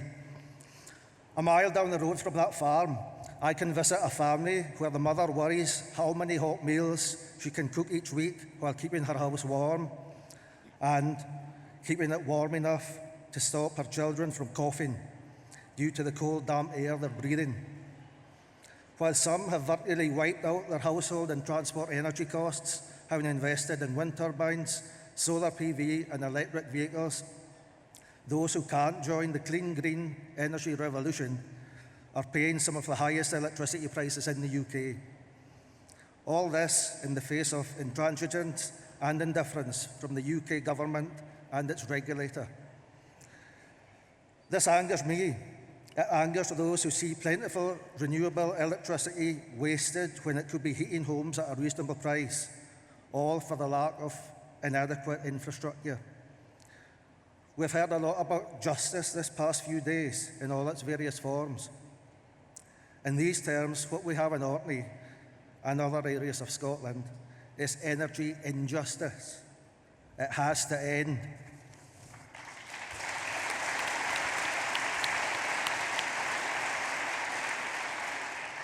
UK energy policy and regulation are not fit for purpose, and we have heard from our Westminster representatives this week how Tories are attacking renewable energy. It's time to change the rules. It's time to reinvigorate the spirit of Tom Johnston. It's time to start putting people before profit when it comes to the fundamental right of equitable access to energy. If we can change the mechanisms to allow us to realise our full renewable energy potential, we can close the gap between the energy rich and the energy poor. We must close the gap. Please support the resolution.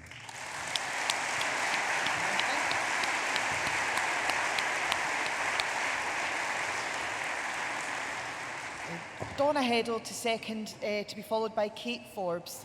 And Donna is not only a first-time speaker at conference, she's also our SNP candidate for the Orkney constituency for the Holyrood elections next year.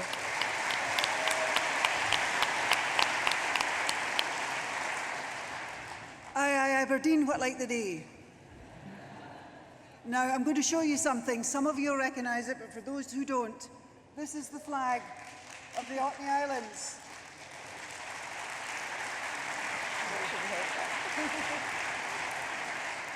Let me tell you about this flag. This noble klute would last no time at all on a flagpole in Orkney. It would be subject to ferocious winds and sprays from a sea of unimaginable power, before which even the Roman general Agricola quailed. Orkney is a place of incredible energy potential and is achieving its potential by producing over 100% of its requirements. But we can't export this. Westminster will take power from anywhere, it seems, but Scotland. Worse than that, Orkney is second, as we've heard from Robert, in the Fuel Poverty League, and we have a localised 2p surcharge per unit on our electricity. The cost of a proposed submarine cable linking us to an inefficient grid system will have to be borne by the consumer. It's not a devolved matter. Ofgem and the privatised energy companies control this and blame each other for the costs, but it's we, the consumers, that will have to pay.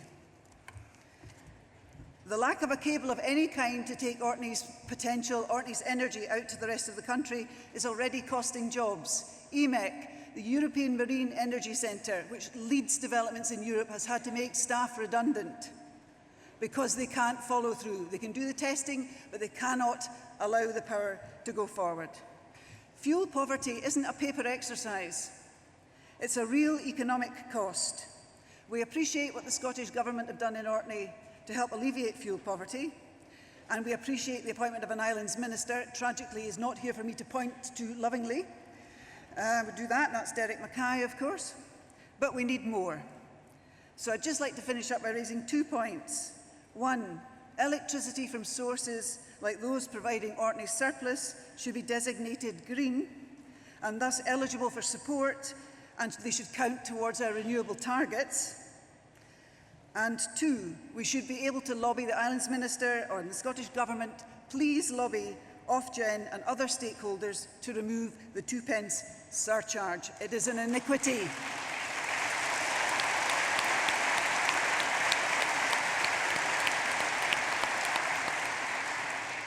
This is a party that gets things done.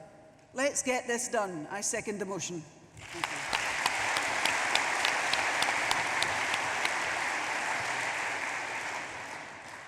Kate Forbes to be followed by Hamish McPherson. Kate is also a first-time speaker at conference and is our SNP candidate for the Skye, Lochaber and Badenoch constituency for next year's elections. Thank you. Fes Gyrma, Cymra Hashiv. Conference, in the Highlands and Islands, we have a tale of two trajectories. We have wind farms and solar panels and wave machines that are going up. But we also have fuel bills and the number of households in fuel poverty also going up. Just short of 50% of the Highlands households are in fuel poverty, and that's extended to a whopping 71% if you include the Western Isles.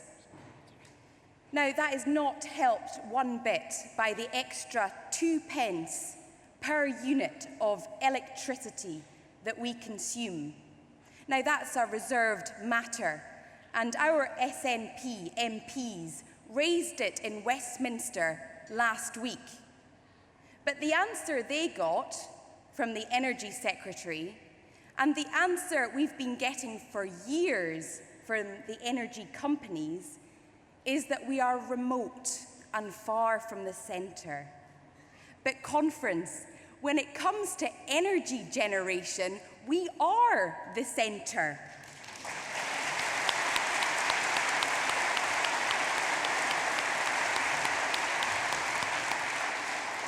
We live in a wet, windy part of the world where summer is measured by the minute, not the month. And that is why we have the UK's largest hydro scheme. We have the world's first deep water offshore wind farm. We produce a third of Scotland's onshore wind turbine power. That's enough power for 340,000 homes. So at times, we generate enough energy that exceeds local demand and could power the entirety of the Highlands and Islands.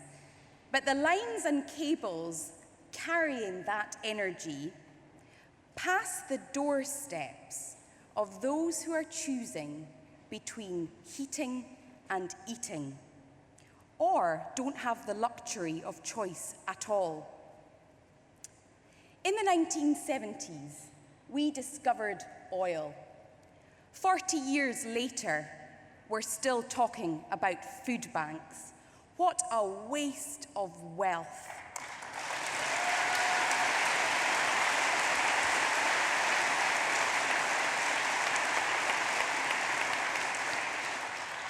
We are on the brink of a renewables revolution. And so I support this resolution so that we do not waste the wealth generated by our renewables. Thank you. Hamish McPherson to speak in favour of the resolution, to be followed by Charlie Gallagher.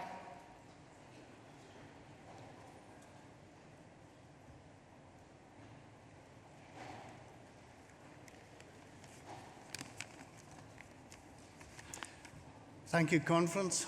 I want a cheap clap because this is a first-time speaker as well. Oh, apologies, Hamish. I thought after 40 years in the SNP, it's time I did say something. I fully support the motion, but I welcome also the opportunity to widen the debate into fuel poverty generally. In this land of plenty, 940,000 households, that's almost 1 million households, not individuals, are today classed as being in fuel poverty. We've heard that rural areas are particularly affected. 62% of homes in the Western Isles in fuel poverty, 58% in Orkney, 56% in fuel poverty close by in Aberdeenshire. These are shameful figures, and we need to reflect on what the phrase fuel poverty actually means in human terms. It means cold houses, damp houses, ill health, old people fearful about keeping the heating on. Fuel poverty impacts on social and health resources.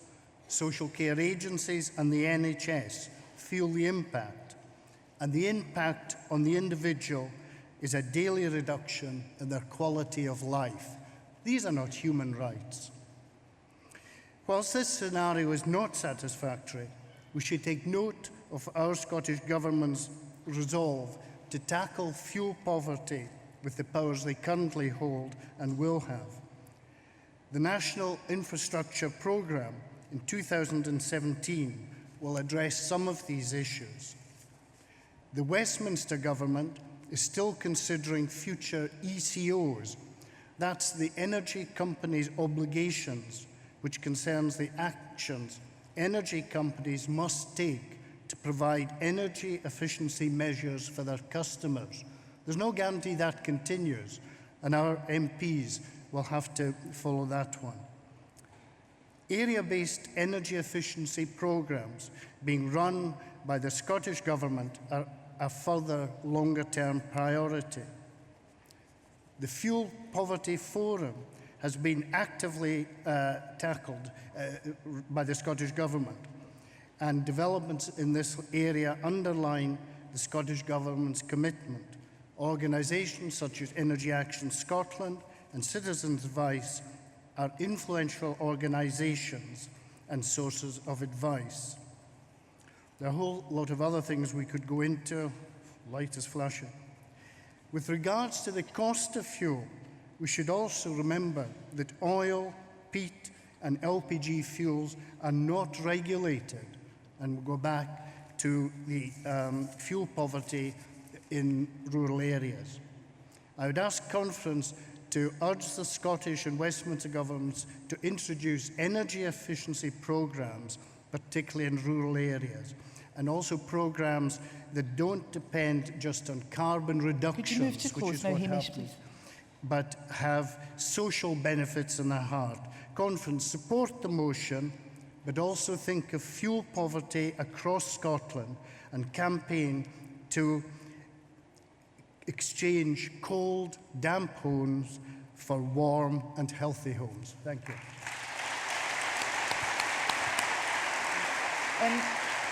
We've got a lot of interest in this debate conference, and we're going to try and get through all of the cards, if we can, all of the delegates who've put in speakers' cards. So can I ask those speakers who are called after this to please stick to time as much as possible and keep an eye on the lights on the podium that will tell you when you're running out of time. So our next speaker is Charlie Gallagher, to be followed by Peter Medill.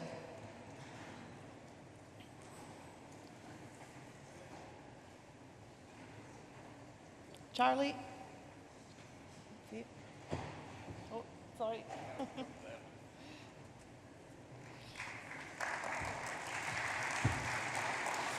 Thank you, and good afternoon, Conference. It's very sad looking around to see that so many have departed, but I'll bet a lot of those that have departed come from the Central Belt, where they don't pay the iniquitous 2p extra per unit that we pay in rural areas. This must be abolished. The great Tom Johnson has been mentioned. For some of you younger ones, you might know who Tom was. Well, he was probably the best Secretary of State for Scotland has ever had. He was a Labour man, but he was passionate for hydroelectricity. He was invited to become the chairman of the North of Scotland Hydroelectric. We lovingly call it the Hydro. It will never be Scottish and Southern to us, it's the Hydro. But he had one principle, and that was a person living at the far tip of Unst or the far west in the Western Isles would pay exactly the same as a person living 100 yards along the road from Lochfoscally Power Station. Let's get rid of this 2p, because that is part of the cause of fuel poverty. So I ask you to support Orkney's motion. Thank you very much. Thank you, Charlie. Peter Medill to speak in favour of the resolution, to be followed by John Smart. And Peter is a first-time speaker at conference as well. My goodness, it's bright. Peter Medill, Inverkeithing branch. I had the very great privilege of spending a large part of my childhood living in the Western Isles of Scotland, and in particular the beautiful island of South Uist. And when the wind wasn't blowing, it was pretty idyllic, but there were one or two dangers. First of all, there was the army firing rapier missiles, but they put up flags, so you knew about it. But I remember one day I was out playing with my friends and heard all these guns going off and wondered what was going on, and we saw the people in the next field and they were firing away and couldn't see what they were firing at. Turns out they're like tiny little birds that are no use at all. But these people were up hunting and fishing and all that kind of stuff from a place called Grogray Lodge, which was people like Prince Charles and his friends used to come there and use the island as a playground. I'm very proud to say that the Grogray Lodge and the island of South Uist is now owned by the people of South Uist.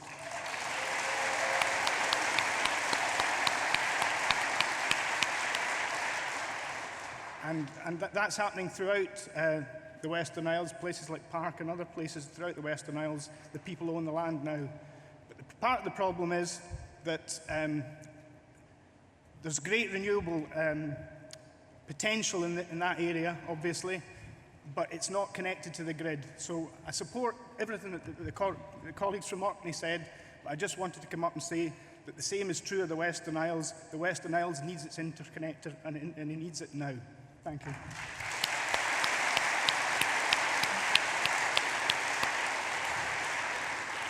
John Smart.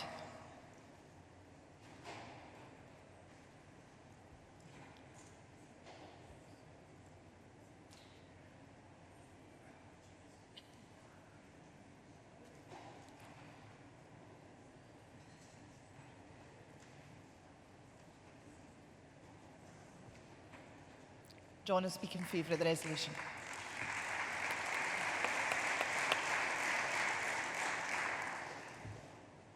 Good afternoon, Conference. I'm not a first-time speaker, but in the old days when I was National Secretary in the 1950s, the attendance would have been about 2 rows there. So I feel like I'm a first-time speaker. Anyway,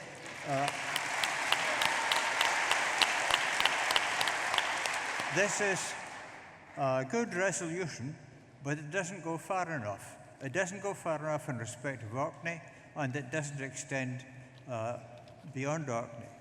It's an established principle in economics that it doesn't pay to export raw products. It pays better to process them. Given the immense charges that London is putting on sending electricity down to London, we should regard that as a lost cause. Use your electricity in the islands. First of all, you wouldn't have to pay any 2% surcharges if we had a Scottish energy regulator who did the job properly. electricity could be used for homes, for ferries, for port services, and any that was left over after that you could transform into hydrogen, which is a saleable product. So if the people in the south won't pay a decent amount of money for your energy, then they're not good customers and forget about them. Okay, I'll leave it at that because short of time. Thank you. Thank you, John. Conference, we have no cards in against this resolution. Can we pass it by acclaim, please?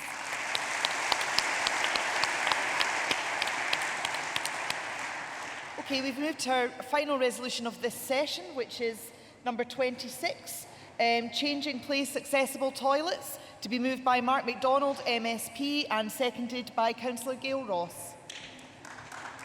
And Mark is, of course, our candidate for Aberdeen Donside for next year's elections. Thank you, Susan, and thank you, conference, to those of you who are sticking around. I realise I'm what stands between you and the lunchtime fringe, so I promise not to detain you too long.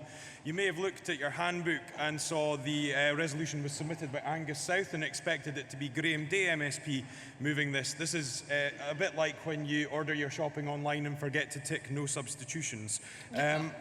Conference, I had the great pleasure of being invited to be at and to do the opening of the 100th Changing Places toilet in Scotland at Murrayfield Stadium. They say some politicians will attend the opening of an envelope. You're looking at a politician who attended the opening of a toilet. But I want to explain to you why I did that. In 2011, I took the opportunity, I was invited by the Princess Royal Trust for Carers to shadow a carer in the northeast of Scotland, a woman named Stephanie Chalmers, who cares for her son Connor. At that time, he was 10 years old. Connor has cerebral palsy, and in order to use the toilet, he requires hoist equipment and a changing table, which is provided within Changing Places toilets. And through my time speaking with Stephanie and spending the day with her and Connor, it became clear that there were limited opportunities for Stephanie and Connor to enjoy a normal day out that the rest of us would take for granted, because these facilities are not readily available across Scotland, particularly in rural communities. I also want to mention my wee pal Baxter, who is 3 years old and has spina bifida and other severe complications. Baxter, as he grows older, is going to be reliant on these kind of facilities. He was in my daughter's nursery class, and it drives it home to me every day. The things that we take for granted that many other people require military planning to organise a simple day out for the family.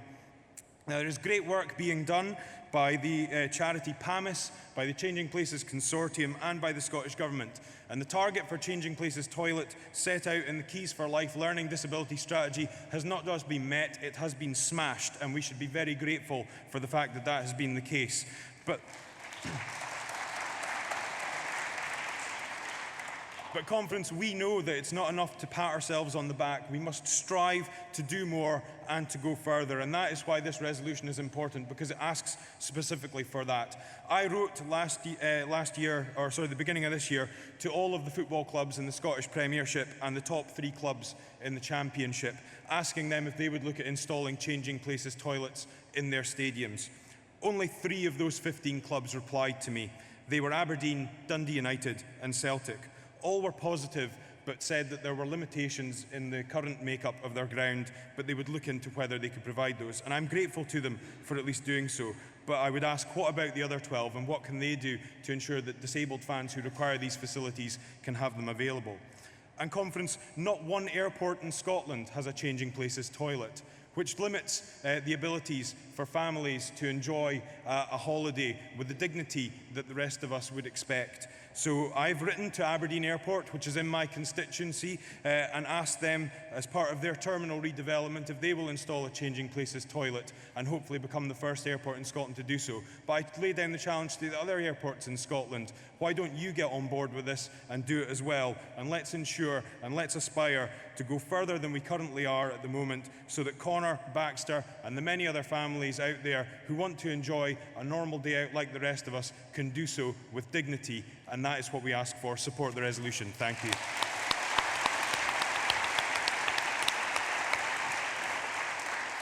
Councillor Gail Ross to second, and Gail is our Holyrood candidate for the Caithness, Sutherland and Ross constituency. Thank you. Apologies, conference, for today. I am also a little hoarse. I would blame Derek if he was on stage, but he's not. It's a great pleasure for me to second this excellent resolution here today.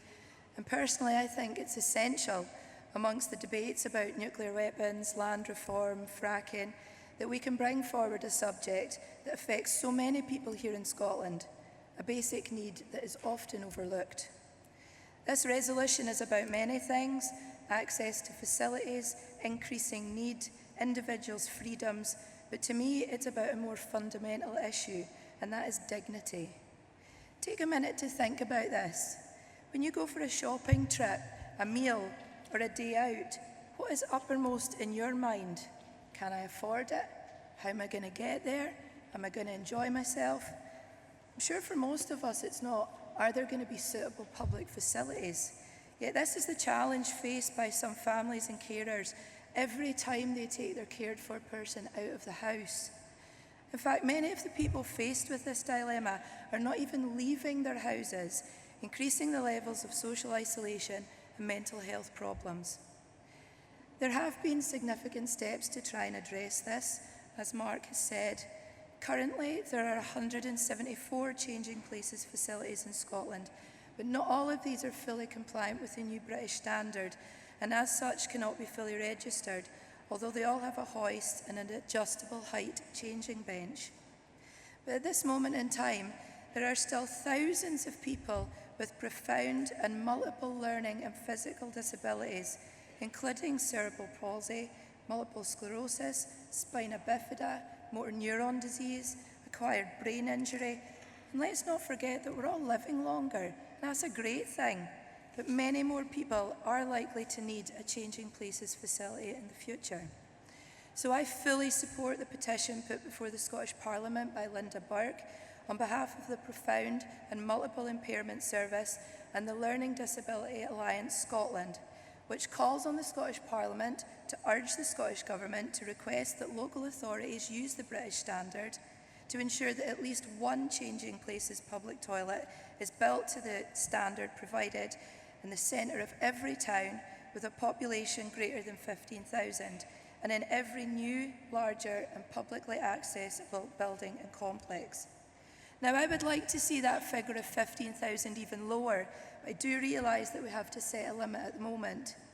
I hope for a day when these facilities are the norm and not the exception, when everyone, whether cared for or not, can enjoy all of our beautiful country, cities, towns, villages and rural areas without the additional burden of finding appropriate services.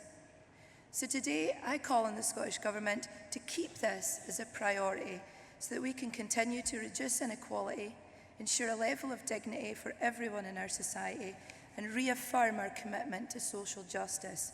Conference, please support the resolution.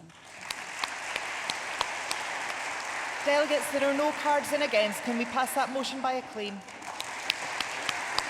Before we adjourn, just a couple of very brief announcements. There's a collection for Scotland supporting refugees at the SNP Trade Union Group stall, where they're raffling a signed Nicola Sturgeon t-shirt. I'm sure there'll be lots of interest in that. And also to remind everyone to please take all of your belongings with you when you're leaving the hall. Thanks very much, Conference.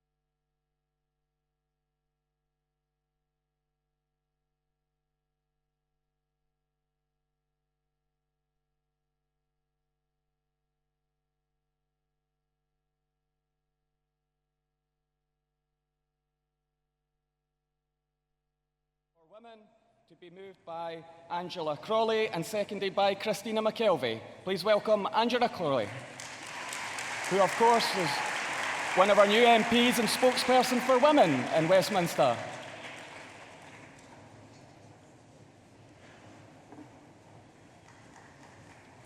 Welcome, Angela.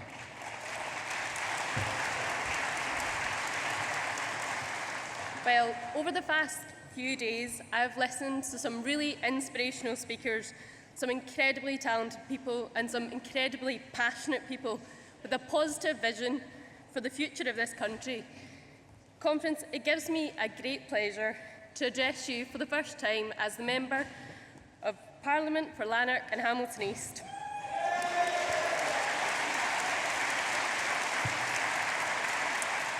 I don't think I ever saw that coming. I am so proud to be a member of this party, a member of a party that creates opportunities for young people, and without this party's policy on tuition fees, it would not have been possible for me to attend university, and unlikely that I would be standing here today. Being elected in Westminster is one of the biggest privileges of my life. Being given the chance to represent the people of Hamilton, the area that I grew up in and I choose to live in, is a huge honour. But it's all too uncommon to be elected in Westminster as a woman. It's a sad fact that there are more male MPs right now than there have ever been female MPs elected in Parliament. And a recent study indicates that students, 62% of female students, believe that women have to work harder than men to be as good as a man. 48% of females believe that their gender will hold them back from promotion, and 60% of graduates in the UK are female, yet only 42% of them go on to graduate employment. This cannot be ignored, and action must be taken, because it's not the case that there are not enough bright and talented and amazing women out there, because there are, and they're in this room. But it's the environment that they grow up in. It's the environment that says men are more suited to the job than women. It's an environment that suggests that women are not genetically programmed to make political decisions. Conference, that is unacceptable, and it must stop now. But our approach on this issue is one of the reasons I'm so proud to be in this party, because delegates, the SNP is a party of equality. The Scottish Government's cabinet is one of 3 gender-balanced cabinets in the developed world, and next year, in the Holyrood election, we have more female candidates than ever before.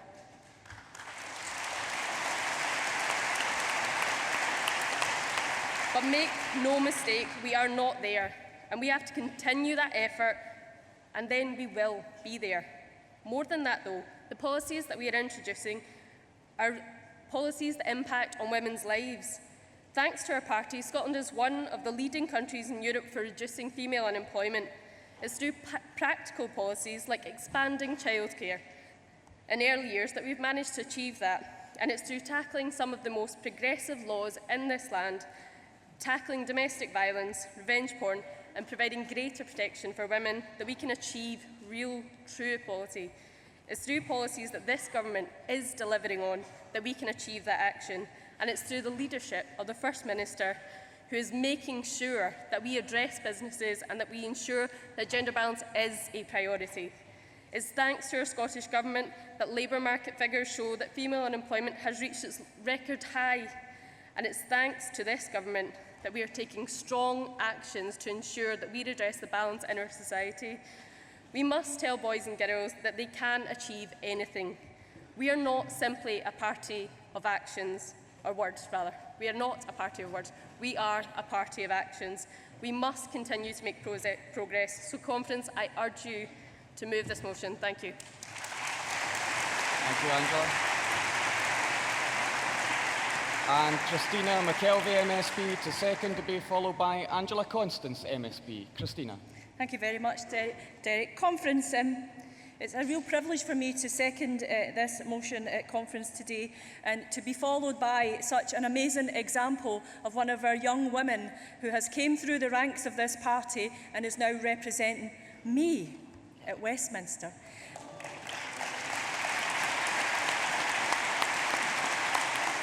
And what you've just had actually is 1/3 of a triumvirate. We have Margaret Ferry as well, who represents Hamilton. So there's 3 women representing Hamilton now, which actually isn't the norm. It isn't usual. It's actually very unusual. And across South Lanarkshire, between our MPs and our MSPs, there's 6 amazing women. I've counted myself in that as well.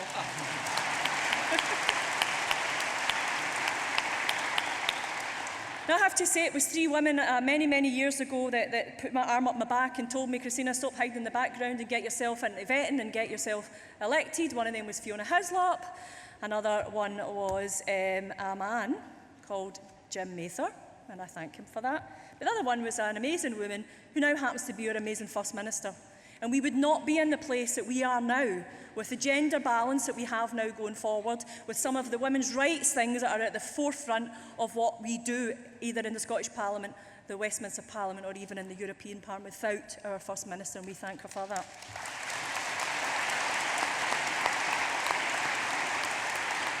Now, as a campaigner for women's rights and people's rights for many, many, many years, I have pushed forward on many occasions, and my ministerial colleagues will know this, on things like Clare's Law, on revenge porn, on domestic violence and how we tackle that, and I co-chair the cross-party group on domestic violence. So when you see some of that campaigning coming forward as actual policy, and there's going to be made laws in Scotland that will be some of the best laws in the world to tackle some of that, is really, really exciting indeed.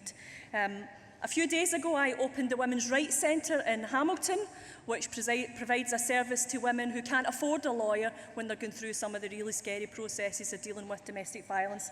And it was amazing to open that in my constituency. But conference, this is pretty simple. You know, it's not about quotas, it's not about that, it's not about mechanisms, it's about how do we make this world a better place for us all. And if we can make this world a better place for our women and our girls, then we make our world a better place for our men and our boys. And I say that as a mother of 2 sons.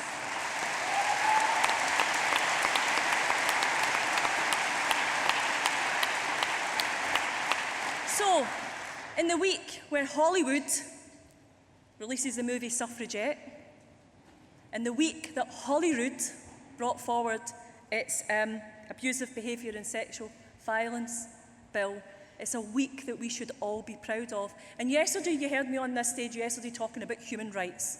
Well, women's rights are human rights, and I hope you all support this motion. Thank you. Thank you, Christina. Thank you, Christina. Next speaker is Angela Constance, MSP. Cabinet Secretary, and can I say that the speakers are keeping to time, which is immensely helpful for the timetabling at conference. Angela Constance.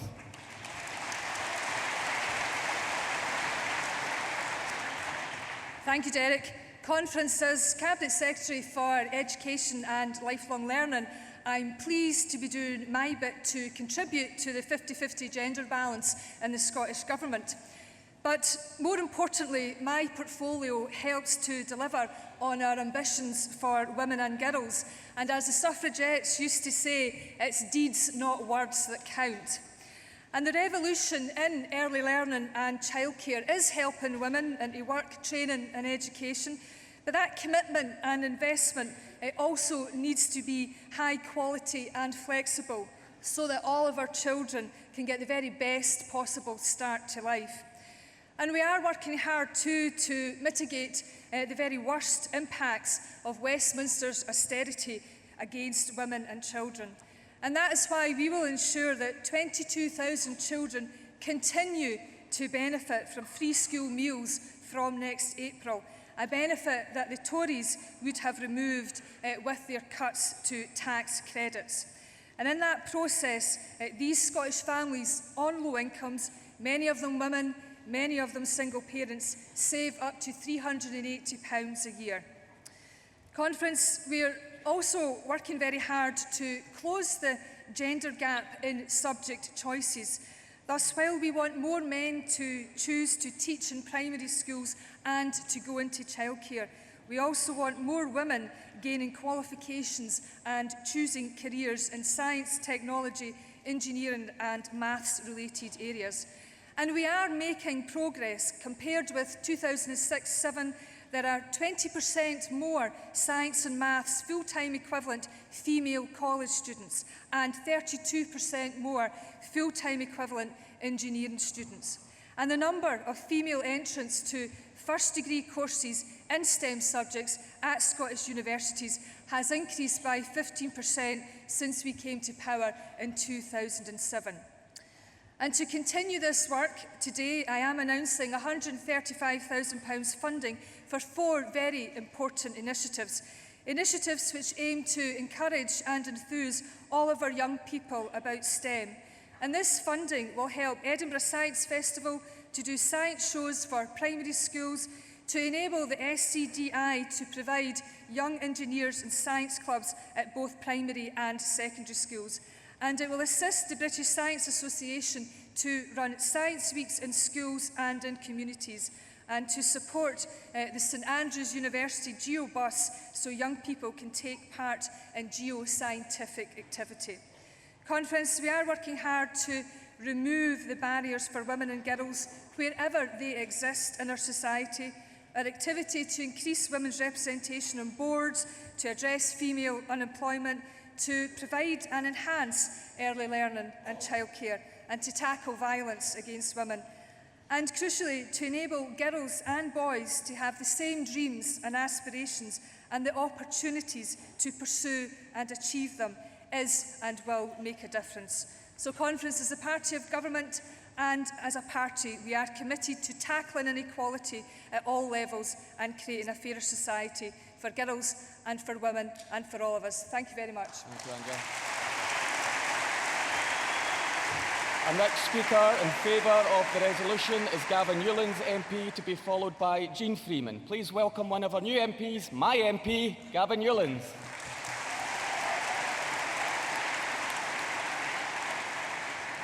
Thanks so much, Derek, and can I congratulate you on finishing top of the West of Scotland list for the upcoming Scottish Parliament elections as well.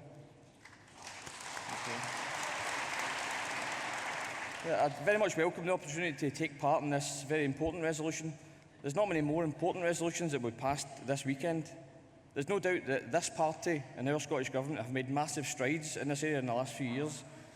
The commitment on 50-50 representation on boards, best exemplified by our fantastic gender-balanced cabinet, a Europe-leading movement on reducing female unemployment, and our groundbreaking plans for childcare in this country, all designed to allow women as much access to the job market as men.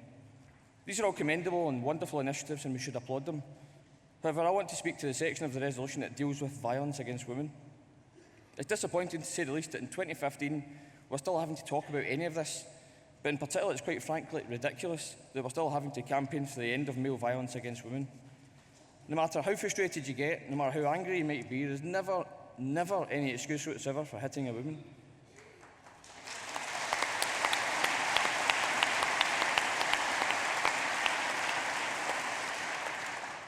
This is behaviour that we should all speak out against, challenging violence in whatever form it takes. And Conference, it's time that we all say enough is enough. That's why I recently supported the White Ribbon campaign, which is a movement by men, for men, active in over 60 countries, challenging men to take responsibility for the issue, which aims to end the scourge of violence against women. I tabled an early day motion in Parliament backing the White Ribbon campaign, which has received widespread support and which notes that 45% of women in this country have experienced some form of domestic violence, sexual assault or stalking. 45%. I'm delighted that Clare's Law has been rolled out across Scotland. Clare's Law is a scheme which allows people to be told if their partner has been violent in the past and is needed now more than ever. Conference, we're making progress in a lot of areas mentioned in this motion. However, as a man and as a Scot, I'm ashamed to say that the number of domestic abuse incidents actually rose in Scotland last year. There were nearly 60,000 incidents reported to the police this last year, an increase of over 1,000. Domestic violence is the issue that nobody wants to talk about. It's the elephant in the room. Of course, not all violence is physical. The scars left by mental bullying can at times last longer and have a bigger impact. Abuse, both physical and mental, is about power. The uncomfortable truth is that far too many men still think that they are the boss. Relationships only last if they're a partnership of equals, and we must do more to help address controlling behaviours in men through education and shining a light on areas such as this. We should not be afraid to talk about our shortcomings. We can, we must, we will do better. As a father of 2 young daughters, it's not a world I want my girls to grow up living in. I pledge never to commit, condone or remain silent about men's violence against women in all its forms, and urge you to pass this resolution. Thanks very much, Conference. Thank you, Gavin.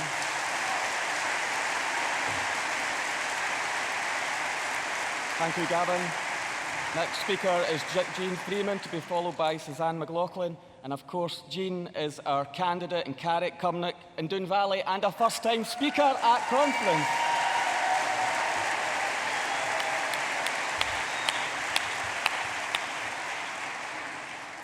Thank you very much. And before I say what I want to say about this resolution, can I thank you, all of you who have been in this party for very, very many years, for the opportunity, your hard work and your role throughout those years has given to people like me who are now part of your family and proud to be so. Thank you.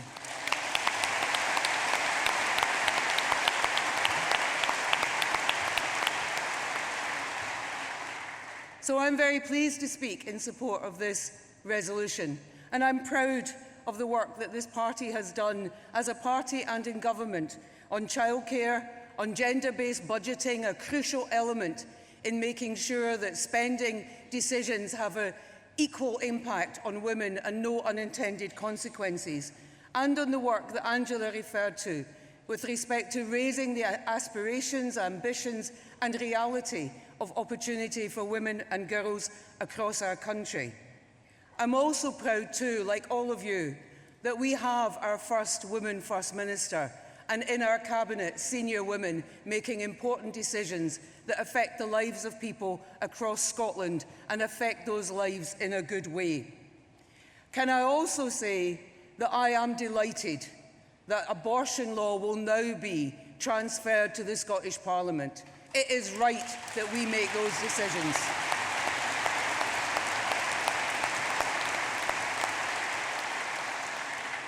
But there is so much more for us to do. We know that women still suffer more than men in terms of low pay. And in the constituency that I hope to represent, I intend to win next year. In that constituency, from its top to its bottom, women are suffering low pay, unemployment, and the damage that will come to them through the Tory government's imposition on tax credits. We still have more to do on equal pay. Across Scotland, women are still fighting battles against local authorities to secure equal pay on legislation that was passed 40 years ago. I have to say to my colleagues and comrades in the trade union movement and in local government, if it was men who were fighting for equal pay, we would have won it a very long time ago.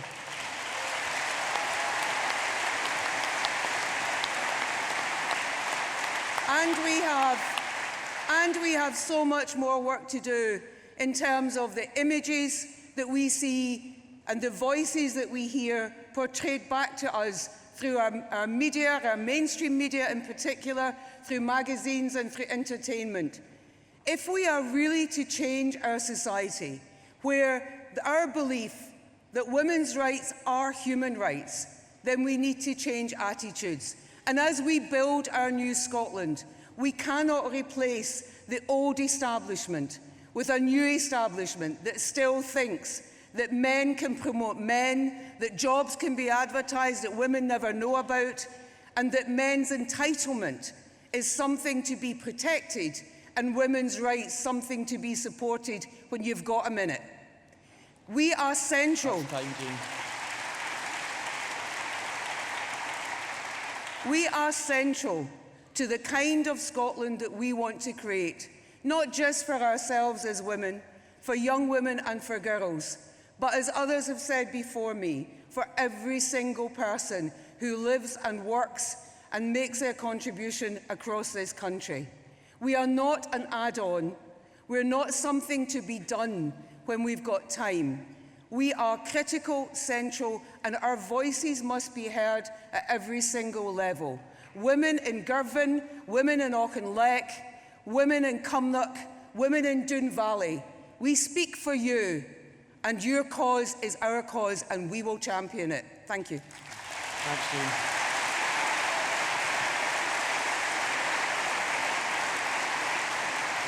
I now call Suzanne McLaughlin from Glasgow Kelvin, who is a first-time speaker at conference.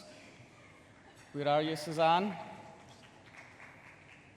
And can I remind speakers to be waiting at the stairs when your name is called, but please give Suzanne a very warm welcome to not just your first-time speaker, she owns the Yes Bar in Glasgow.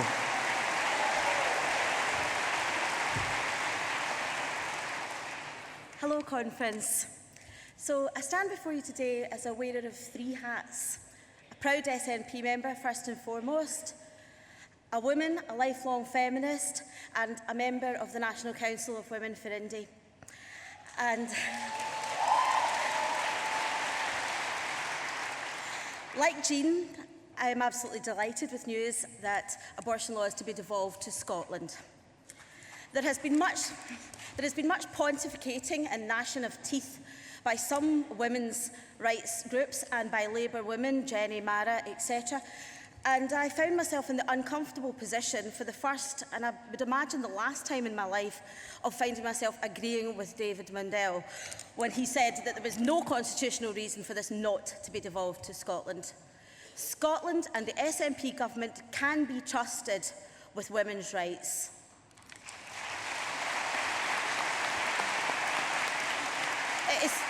It is quite frankly insulting of Jenny Mara and Labour women to say that we cannot be trusted. I am also the daughter of a single mum, and 40 years ago, my mum had to make very, very difficult choices. She had to choose between feeding me and heating our home. I didn't get to go to university. The poverty was too bad in my home, my family. And 40 years later, women are still making these disgusting choices thanks to the cruelest cuts. We in the Scottish Government and our government, our SNP, are mitigating those cuts and fighting the way forward for women in every single corner and every single way. And I firmly trust the Scottish Government, the Scottish people and ourselves with women's rights and women's bodies. Holyrood is and will forevermore be a better protector of women's rights than Westminster could ever dream of being.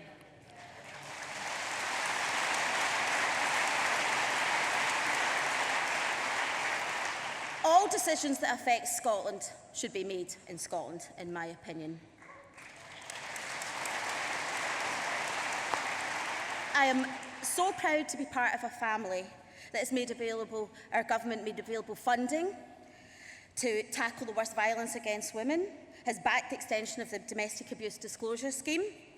As a woman, a mother, a daughter, a member of Women for India and the proudest SNP member, can I ask you to pass this motion wholeheartedly and every single person in this room. And thank you very much for listening to me. And I thank Angela for bringing this motion. Thank you.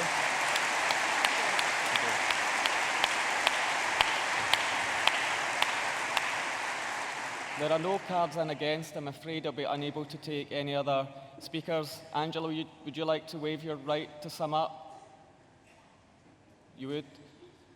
Yeah, okay, thank you. So can I ask conference, is the resolution passed by acclaim?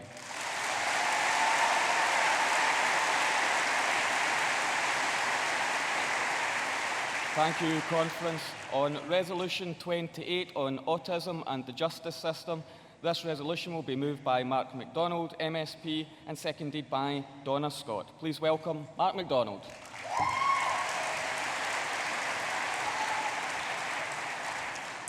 Thank you very much, Derek. Conference, I think this is an extremely important resolution.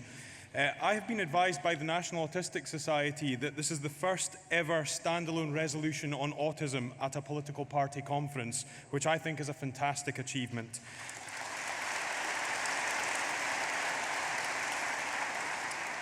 In conference, lots has been achieved on autism awareness and understanding, driven by the Scottish Strategy for Autism and the work of autism strategies. Criminal justice, however, does not feature in the autism strategy, and I believe it requires attention and have been encouraged by the discussions that I've had with Michael Matheson, the Cabinet Secretary for Justice, who previously was the Minister responsible for the autism strategy, and that has led to the formulation of this resolution by my branch. I, in the recent past, attended the launch of the Autism Alert Card, which was launched in the Grampian area. It was a card which could be presented by an autistic individual to help them to navigate the often stressful experience of dealing with the police. And at that, I met a gentleman called David Sylvester, a retired joiner, from Murray. And David said, "I find making eye contact hard, especially when under pressure. Meeting someone for the first time who asks me a lot of questions can make me feel overloaded and anxious. At these times, I start stimming, flapping my arms to try and relieve stress. This could easily be misinterpreted as suspicious behaviour when I'm actually just struggling to make sense of the world around me and what's being said." And that really is the essence of this. Individuals on the autistic spectrum need understanding at all levels of the justice system, whether they interact with it as a witness, a victim, a suspect, or an offender. We need to have understanding at all levels that behaviour that may appear suspicious is not born of guilt, but is born as a result of their condition. That the individual who refuses to make eye contact or who fidgets is not necessarily doing so as a result of guilt or suspicious behaviour, it is a result of their autism. Understanding throughout the justice system how to question a witness who is on the autistic spectrum in order to get the answers from them. The fact that they often will interpret things literally and perhaps do not have the social imagination to be able to understand nuance can be extremely important, especially when you consider that many individuals on the autistic spectrum have a memory for detail which can be absolutely valuable when it comes to being a witness in a criminal prosecution. And we also need to think at the other end of this for those on the autistic spectrum who are in the justice system as a result of their offending behaviour. What can we do to ensure that rehabilitation programmes that are put in place are tailored appropriately to ensure that they work for people on the autistic spectrum? There is good work being done by the National Autistic Society. They're doing work with Justices of the Peace, they're doing work with Police Scotland, and there's a chance to build on that work and to enhance it. Now, I've championed autism awareness and an autism-friendly nation in Parliament for a number of years now, and I know there is great work being done across the communities of Scotland, across a range of areas. But at the same time, I know and we know that there is more that we can do and more that we should do. This resolution is about that. It's another important step towards making Scotland an autism-friendly nation. So I ask you today, Conference, let's take that step together. Please pass this resolution. Thank you. Thank you, Mark. And Donna Scott to second the resolution, to be followed by Gillian Martin, who will speak in favour of the resolution. And please welcome Donna, who is a first-time speaker at Party Conference.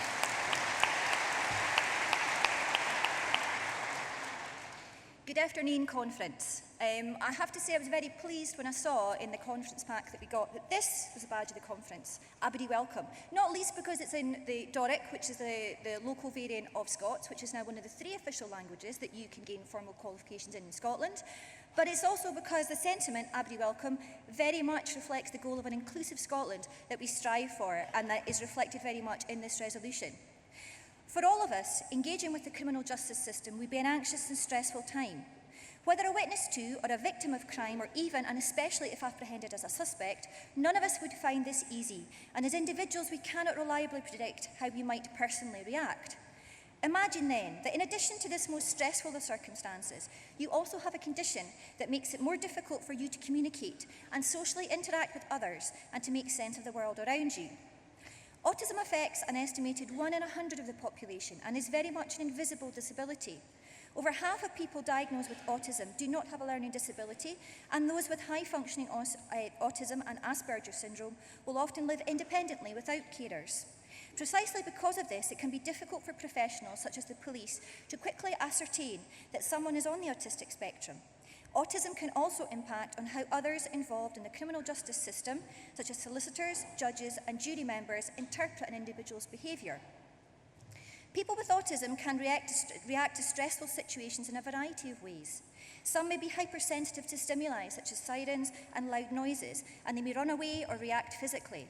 Others may exhibit what could be classed as unusual behaviours, such as repetitive movements at times of distress. Because autism makes it difficult to both recognise the emotions of others and to express your own feelings, people with autism may be misconstrued as acting inappropriately in certain situations, and difficulties with social imagination means they may not be able to work out what behaviours would be expected in the context they are in. Difficulties with processing language and social cues means that people with autism may also make too literal an interpretation of events and be unable to communicate their perspective of events clearly. Pilot schemes where those with autism can carry a card with information about their condition on it and can present this should the need arise have already run in a number of Police Scotland areas. A recent review of this showed that participants felt safer, more confident and less worried when out in their communities and in possession of a card, and at least a third of all card holders were female, suggesting women with autism in particular valued being part of these schemes. A nationwide programme with a universally recognised card, launched alongside more training for organisations such as Police Scotland and the courts, would raise more awareness of the difficulties that people with autism can face within the justice system. It would not only make it easier for police officers to recognise those with the condition, but it would also lead to a greater knowledge of effective strategies to use to support people with autism in extremely stressful situations and to prevent low-level incidents from escalating. Preventing people with autism from entering the criminal justice system is also important. While individuals with autism are no more likely to commit an offence than the rest of the population, it is estimated that as many as a third of the adults on the spectrum may have been a victim of crime. Providing support for vulnerable people could therefore help prevent the social isolation and exploitation that can result in involvement with the justice system in the first place. By improving the support given to people with autism in such a sensitive and important area as the criminal justice system, so that those with the condition are dealt with in a fair and appropriate way, we would be taking an important step forward to becoming a truly autism-friendly nation. I urge you to support this resolution. Thank you, Donna.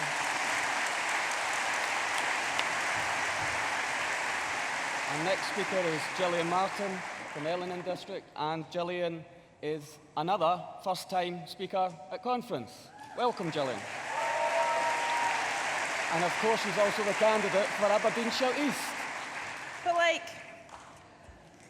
it's great, I just want to say it's great to be following a fellow indie queen.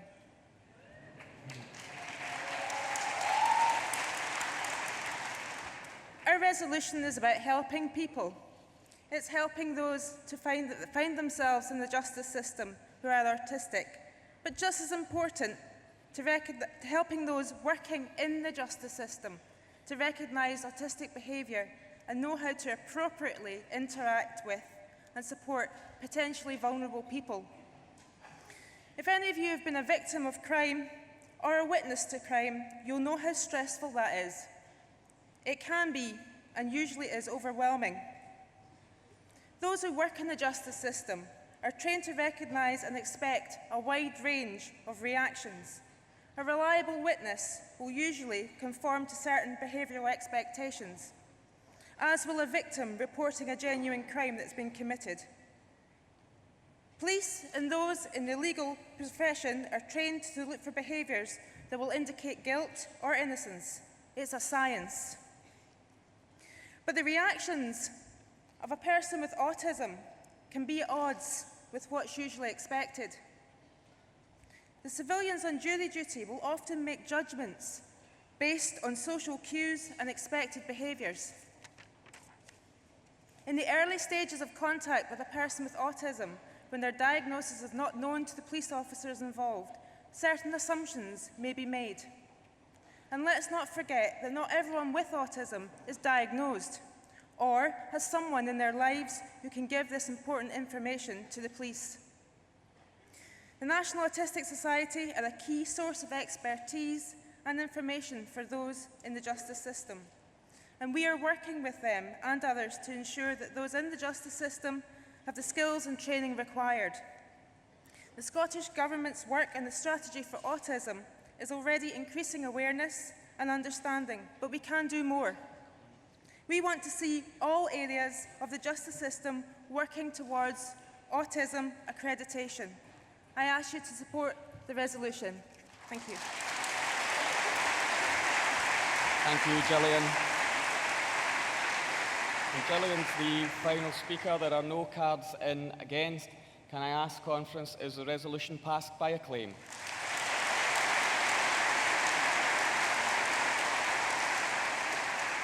It is. Thank you very much. Moving to Resolution 29 on marine tourism, and this will be moved by Stuart McMillan, MSP, seconded by Donna Pickett. Welcome, Stuart McMillan.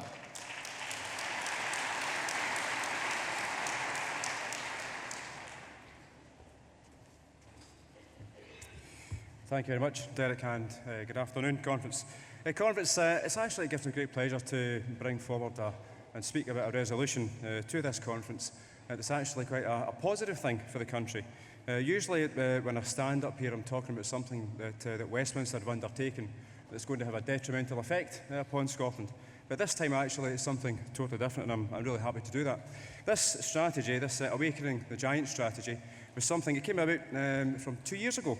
I chair the Scottish Parliament's cross-party group on recreational boating and marine tourism. Now, I don't sail, I don't canoe, I actually don't take part in any of the activities. But the thing that I recognised when I was first elected in 2007, it was just that there are opportunities. I stay in Inverclyde, a beautiful part of the world, and I encourage you to go and visit any time you can. But I stay in an area where we've got the River Clyde, and very few people actually have that opportunity to go and see their town from the river. Very few people actually take up the opportunity to actually go and undertake something like that. But there will be many other people in the country that will actually have a similar experience, that they don't really see their town or their village from the river or from a loch. So it really kind of struck me that here's an opportunity, that's something that we should be doing a bit more with. Now, one of the things in terms of marine tourism, the element of this particular strategy and this resolution in front of us, it's not just about sailing and boating. It's about kayaking, it's about recreational sea angling, it's about scuba diving, it's also about wildlife tourism. There is so much more to the whole issue of marine tourism. Now, marine tourism, we have a fabulous coastline in Scotland. There's only a small part of our country that's got a bit of a border, but the rest is all coastline, over 11,000 kilometres of coastline. We've got more coastline than France. So there is more for us to actually do, and there's a huge amount that we can actually go and see and take part in. Now, as I said, I stay in Inverclyde. It's a small local authority area. We've got two marinas. We've got Kip Marina and James Rock Dock Marina. We've got the cruise liners that come in to Greenock. Over 100,000 passengers come in to Greenock this year alone. And we've also got the home of Calmac and Seamal. And just on that particular point, I want to express my thanks and my gratitude to Derek Mackay and also to the former First Minister, Alex Salmond. Without Alex Salmond, we wouldn't have Jim McCall, and without the deal that we signed yesterday, Ferguson's in Port Glasgow might not actually be here.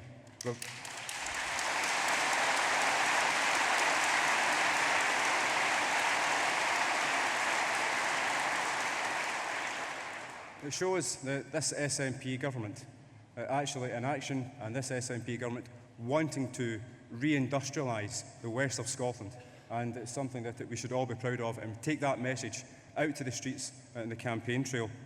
Now, whether our coastland whether you live on the coast or whether it's in an inland part of the country, there are opportunities there for everyone. And every single MSP and MP will actually have somebody who's got a link or an affiliation with marine tourism. Now, I said this strategy came about 2 years ago because the cross-party group, we had a symposium in the Parliament, and we're going to have a second one next month.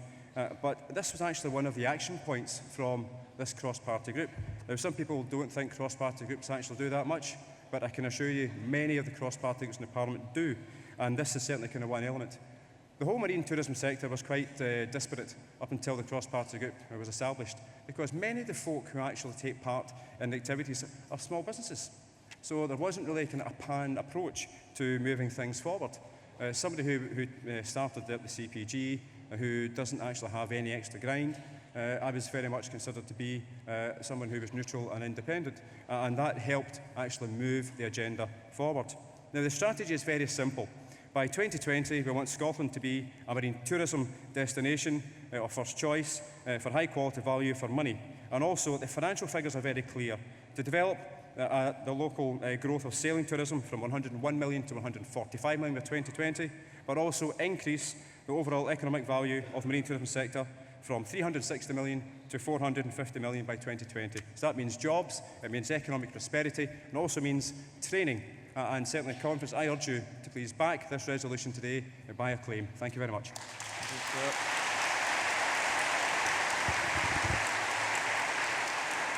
Thank you, Stuart. And to second the resolution is Donna Pickett, who's also from Inverclyde and another first-time speaker today. Welcome, Donna.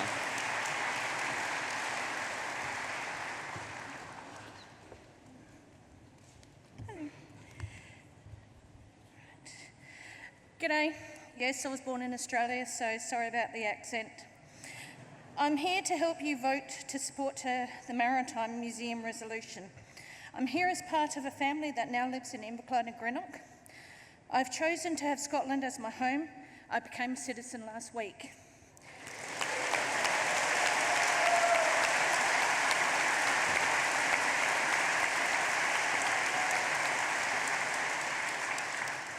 I love Scotland. It's a place of richness and history and culture. Part of that history and its culture involves a large marine history. We are using part of that history for maritime tourism now, but it could be so much better. I come from a country where it's actively pushed to have marine tourism and events.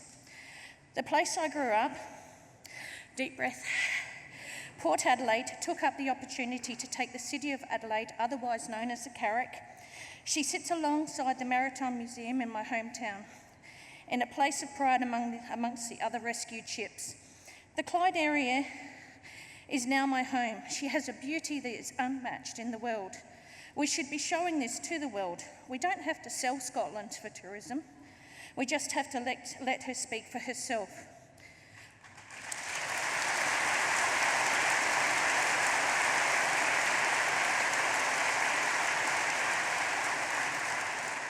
She is beautiful under the water as well as above. Has anyone ever heard of a nudibranch? They are a colourful little vibrant slug. They are stunning. They're colourful, like little caterpillars. There's an amazing population of them under the pier at Port and Cross along the Clyde. It's one of the best places in the world for them. Any divers here, go and have a look. It's an amazing little population. Google it. It's worth it. Imagine if the workforce we could have by adding to our current workforce with more tourism-based jobs when we approve this resolution. There's a lovely little boat called the Waverley which goes up and down the Clyde, which was bought for £1. There is also another one called the QE2, which we're hoping to get back to Inverclyde. Yeah, fingers crossed.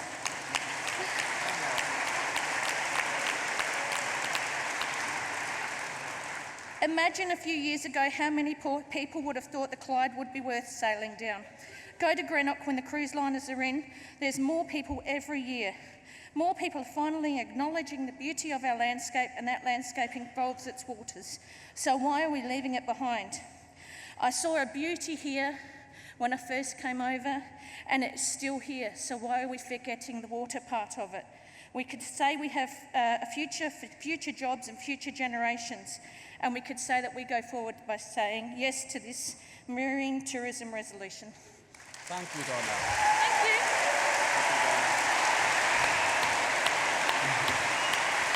Well, I think we'll all agree that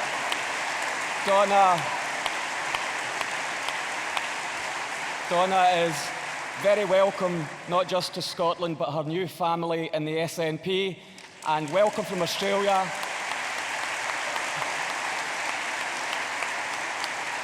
And I only wish that you had brought the sunshine with you as well.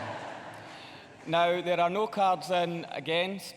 Stuart, will you waive your right to sum up? I'm sorry, I can't call any further speakers. So is the resolution passed by acclaim?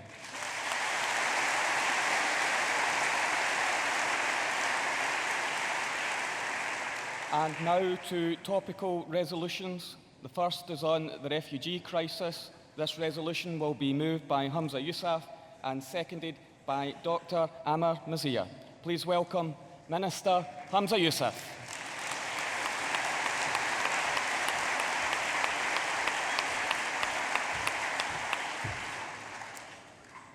Conference, this is one of those motions that we would rather not be having.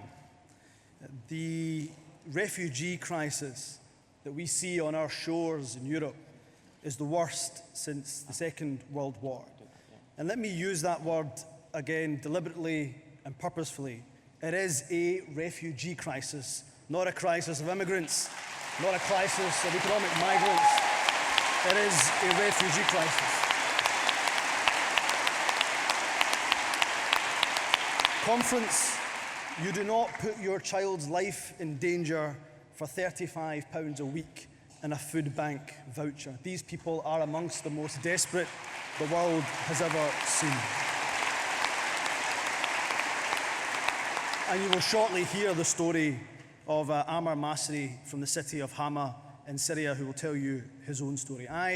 Conference was in the island of Lesbos most recently to see for myself the scale of that humanitarian crisis. I cannot explain to you quite what I saw in words. It is images that will haunt me for the rest of my life. For those desperate families walking through Syria to the Turkish coast, having to cross a 5-kilometre crossing over the Aegean Sea, 50 of them packed like sardines into rubber dinghies that are only meant for 15 or 20. And as they approach the shore, the noises, the screams, the terror from such a traumatic journey evident on their faces. And after arriving, that arduous journey for not just days but for weeks, they were told that they had to walk 56 kilometres in the searing heat to the nearest registration camp. Women, children, mothers and the elderly. And then I hear the audacity of some who say they must be scroungers. Well, every single refugee I spoke to had a job.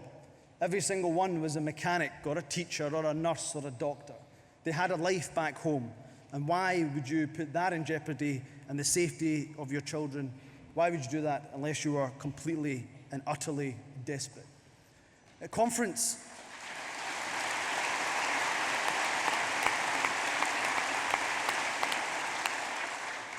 I have been overwhelmed as the Minister for Europe and International Development by the response of the Scottish people up and down this country. They have shown their generosity and their compassion. They have opened their hearts. But let's be honest and let's be frank. Some negative attitudes we know still exist against refugees. So let it ring from this conference hall, loud and clear for any refugee in this audience or indeed any refugee watching, that thank you to every single one of them for making Scotland your home. For anybody here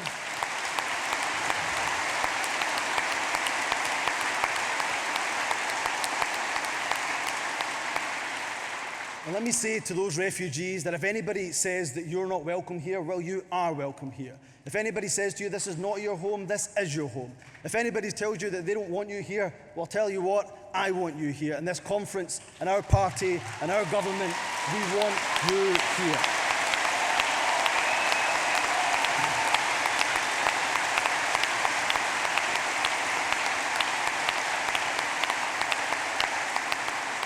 Conference, the UK government's response was described by senior judges and law professionals as being too slow, too narrow and too low. We want the UK government, and we urge them through this motion, to take more refugees.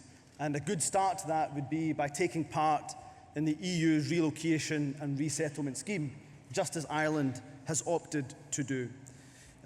I think every single one of us will have been moved by the pictures that we saw of young 3-year-old Aylan Kurdi and his body being washed up on that beach in Bodrum. Any one of us that has a child, who has a niece, who has a nephew, has a godchild or a grandchild, every single one of us will have been moved by that. And I will end just by saying this, that history will not judge us kindly if we fail to act. But I will not have a death of another refugee on my conscience. I will not have it on this party's conscience, on this nation's conscience, or indeed on this government's conscience.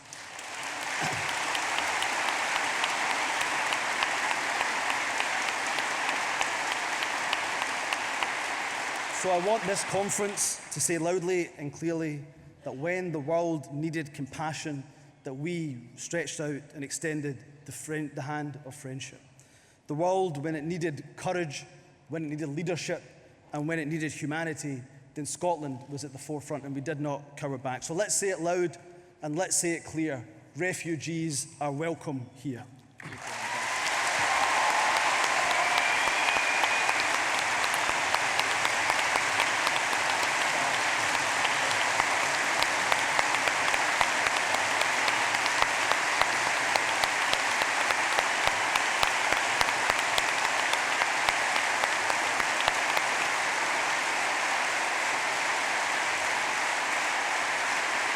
Now, Conference, we're about to do something very special. To second the resolution, I require your permission to do something very special, and that's to hear from a refugee, to hear from Dr. Ammar Mazia, who has fled Syria. He fled the Assad regime, and he now works with refugee groups in Scotland. Do I have your permission to call Ammar?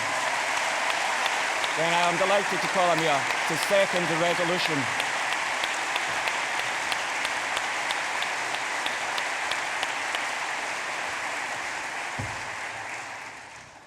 Thank you. I would like to begin by thanking the First Minister Nicola Sturgeon, the Scottish National Party, and the Scottish Refugee Council for your support to the Syrian people who have fled their homeland for safety. I would like also to thank the great Scottish people who have opened their arms to Syrians, who have shown compassion, who have shown humanity. Your kindness and generosity will not be forgotten.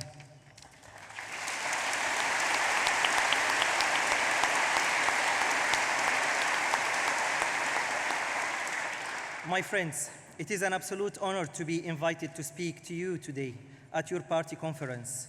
You are all gathered here for freely participate in the democratic governing of your country, free to speak your mind and express your opinion, free to criticize your leaders without fear. We Syrians have been denied these rights for over 40 years. When we stood up in 2011 and demanded an end to the dictatorship, we were met with full and brutal force of the Assad regime. Our aspirations and dreams have been destroyed by airstrikes. Our optimism and hope destroyed by barrel bombs. Conference, I'm addressing you today as a survivor of the Assad regime brutality, as someone who was beaten with electricity cable until I could no longer feel the sole of my feet, until I could no longer walk from the pain. As someone who was threatened to have my wife and my mother raped in front of me if I did not give information. But I'm only one Syrian. Thousands have been tortured and raped by this brutal regime. Tens of thousands have been killed by the indiscriminate aerial bombardments and illegal weaponry. Millions have fled its brutality and the chaos and instability it has brought upon my country. 5 years into what began as a peaceful Syrian uprising, we are all now confronted by two global problems that are symptoms of the Assad regime's dictatorship and brutality: the refugee crisis and the threat of extremism. The fallout from Syria is now the single largest humanitarian crisis since the Second World War. Over 4 million Syrians have fled in search for safety abroad. 11 million Syrians, almost double the population of Scotland, are displaced inside Syria. Thousands of others continue to try the dangerous route of the Mediterranean, confronted daily with the terrifying reality of their own likely death. For 5 years now, we have been fleeing barrel bombs in Syria, only to be faced with barbed wire in Europe. We cannot allow this inhumanity to continue.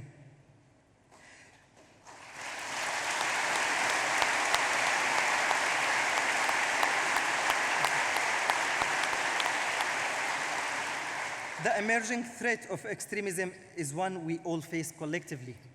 These terrorists have exploited the chaos and instability in Syria created by Assad regime. They are a symptom of Assad dictatorship and brutality. We cannot simply just bomb these terrorists away. But also we cannot sit back and let their terrorism continue to destroy the lives of so many either. We must address the root cause of extremism in Syria, the root cause of the refugee crisis.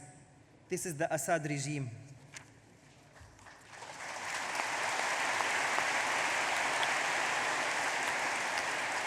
Now, many of you have asked me who the UK should be supporting in Syria. The conflict in Syria is so complex, but my answer is simple. Civilians, the millions who are trapped,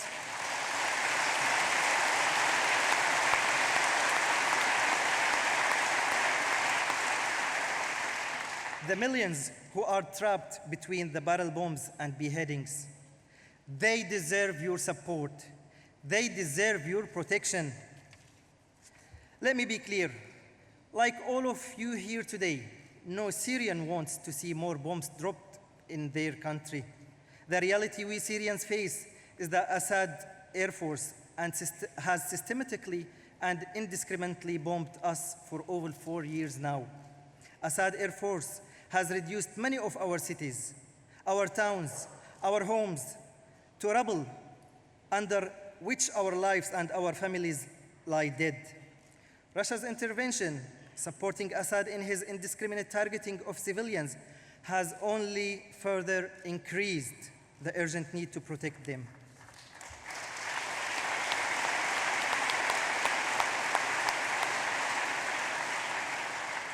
To all of you gathered here today, MPs, MSPs, MEPs, members of this great party, and members of the wider public, I say, we need to stop the bombs in Syria. We need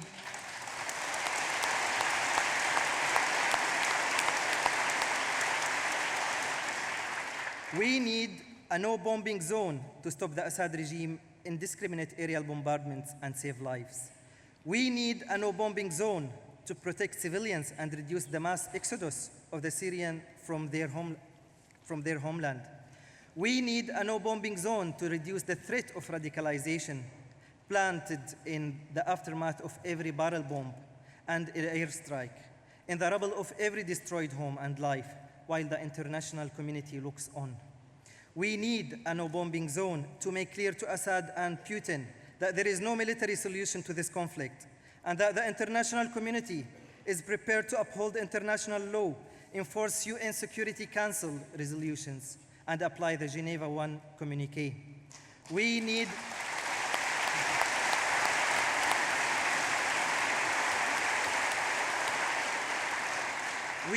no bombing zone to bring this brutal conflict to an end, and together we can begin rebuilding a free, democratic, and diverse Syria. Thank you.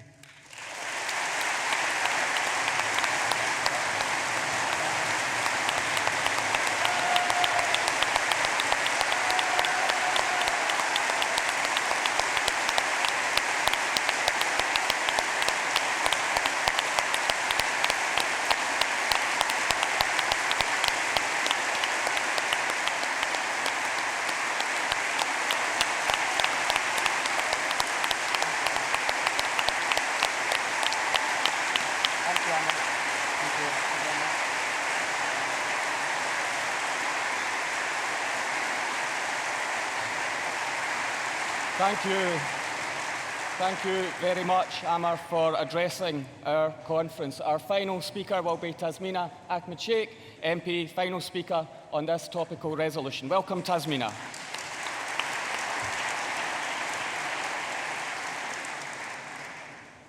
Conference, at the same time as the Home Secretary was scapegoating the vulnerable at her party conference, Stephen Gethens and I were visiting the Nizip refugee camp in Gaziantep in Turkey. And the head of the camp made a striking point. These people are not refugees, he said. They are guests of Turkey. Guests, Conference.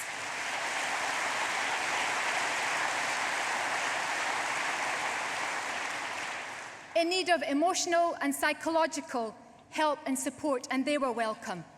What a contrast. On one hand, we have the principled humanitarian response of the Turkish population to the displaced, and on the others, the Tories' woeful lack of proportionate action. Yes, the UK government is offering some support, but it is not enough.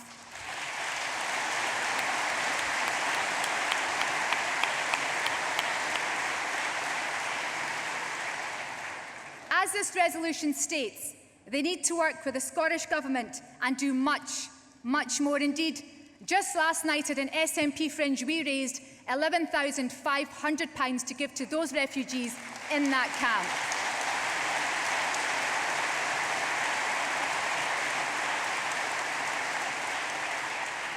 David Cameron said this is a swarm. He's talking about human beings. The Tories' Foreign Secretary said that migrants are marauding across Europe. Marauding? Is that how we describe families fleeing the violence which has killed millions and threatens even more? Some in the press call what we're seeing today a tidal wave, the biggest threat to Europe since the war. Shame on them all.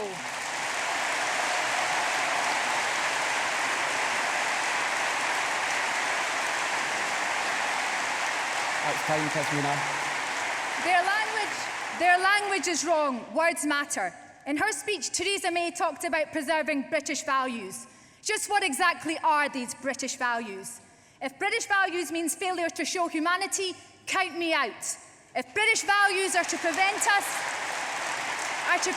from showing compassion and kindness in proper measure to those who've lost everything, then count me out. And if British values mean we turn our backs on the vulnerable, no matter where they're from, what colour they are, the colour of the skin of their religion, then count me out. If these are British values...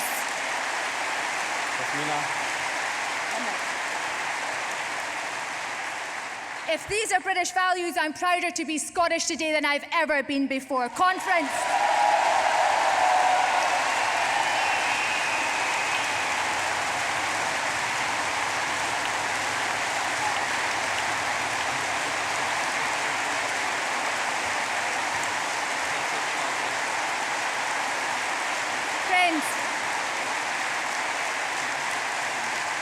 Friends, for the people I met last week, for Basil, for Salwa, for Mohammed, for the children, for the poor wee babies, support this motion. They need us. Thank you. Thank you.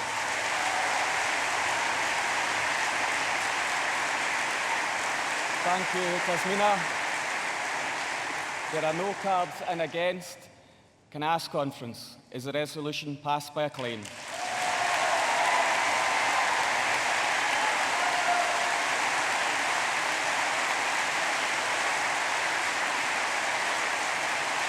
Thank you.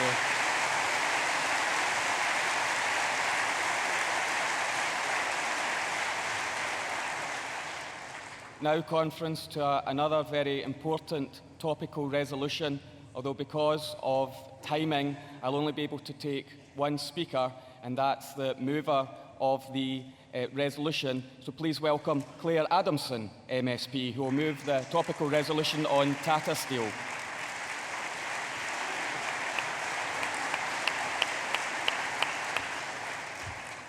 Thank you, Conference. My grandfather came from Warrenpoint in Northern Ireland in the early 1920s to work in the steel industry in Motherwell. The steel industry defines my community. It defines my hometown. Just ask a Motherwell supporter, the steel men. It was the closure of Ravenscraig that brought me to the cause of Scottish nationalism, because I knew that as a small independent country in Europe, we would have saved Ravenscraig for Scotland.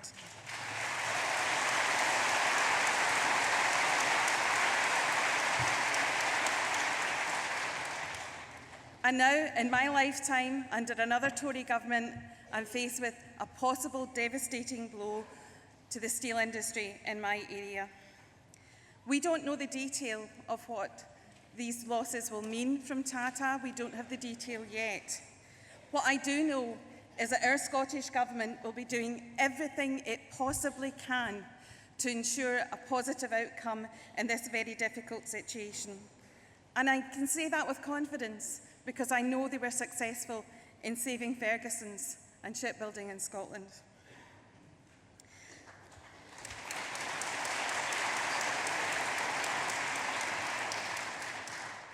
Earlier this year, I attended the unveiling of the Steelworkers Memorial on the Ravenscraig site. The Andy Scott sculpture unveiling was attended by unions, by community unions, by politicians from across the board, and from our community representatives who had contributed to that cause, including our then First Minister Alex Salmond, who supported the Steelworkers Memorial.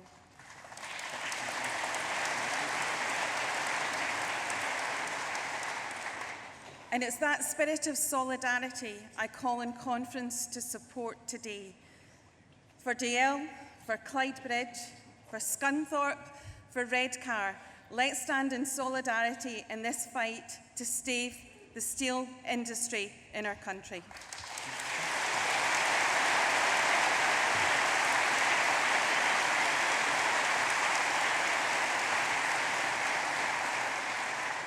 Now, conference, Margaret Ferry, I'm sorry I can't call you, but I know you'll formally second this resolution.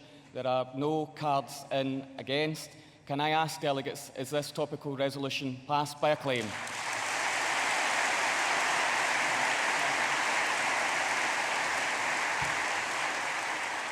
Thank you, conference. We are moving towards the address by the leader of the party, Nicola Sturgeon. But I'd like to introduce you to our fantastic candidates, including myself, for the Scottish Parliament elections next year. So please give the warmest of welcomes to your candidates for Scotland, for the Holyrood direction next year. Welcome your SNP team.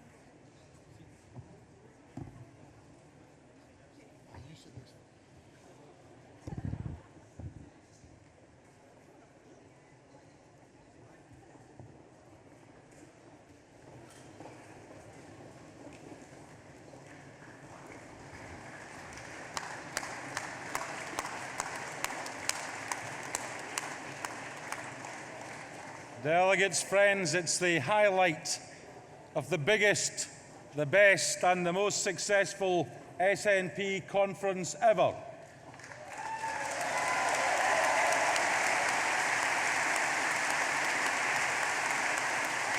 I have the most enormous pleasure to introduce to you the leader of the most united political party in the United Kingdom, the leader of the SNP and Scotland's First Minister, ladies and gentlemen, Nicola Sturgeon, MSP.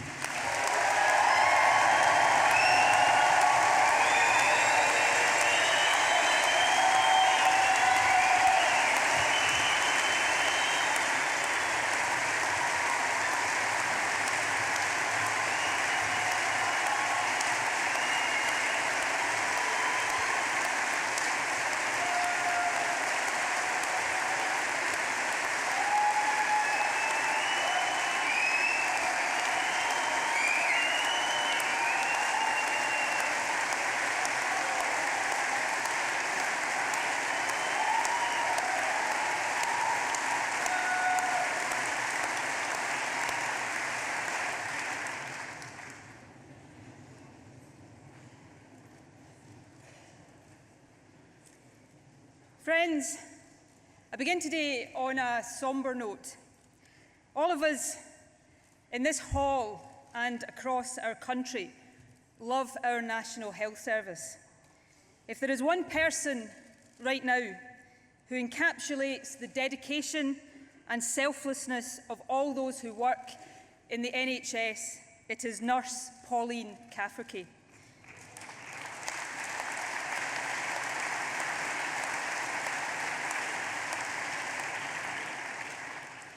Pauline went to Africa to help fight Ebola.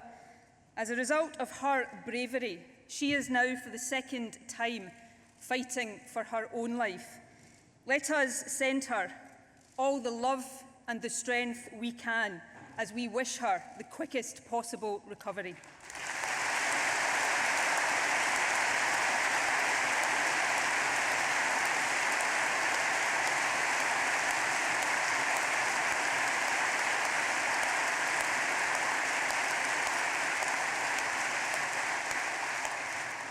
Conference, let me also acknowledge that workers at the Tata Steel plants at DL and Clydebridge are this weekend facing an uncertain future. The company has not yet publicly confirmed its plans. However, if our worst fears are realised next week, I can confirm that I will immediately establish a task force to work with the company, the trade unions and the relevant local authorities, and I promise this: we will leave no stone unturned in our efforts to find and secure a viable future for these plants and for our steel industry here in Scotland.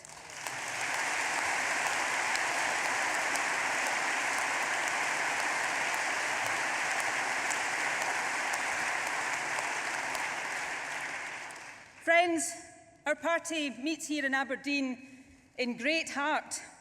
By tomorrow night, I hope we will be in even better heart. Tomorrow, Scotland takes on Australia in the quarter-final of the Rugby World Cup.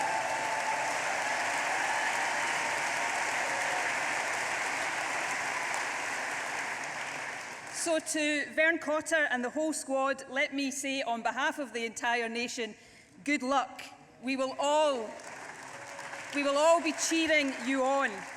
And whatever the outcome, know this: you have done Scotland really proud.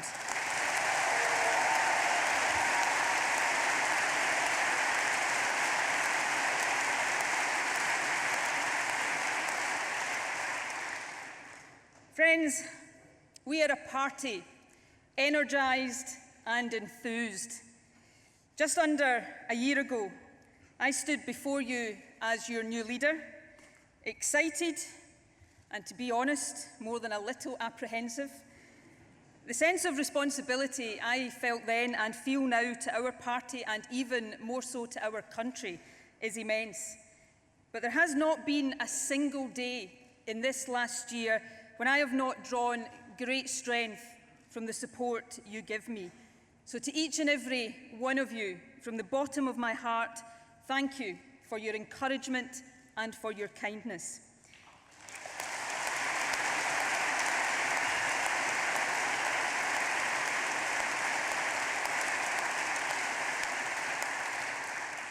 Becoming First Minister has been the biggest honour of my life.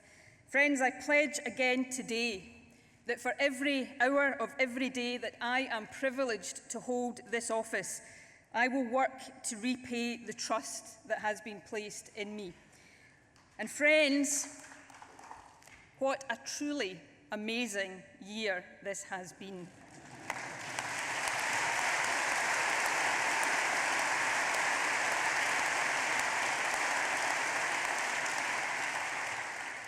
I thought I might just recap on some of the highlights, if that's okay with you. And no, I don't mean that special moment when the Daily Mail bestowed upon me the coveted title of Most Dangerous Woman in Britain.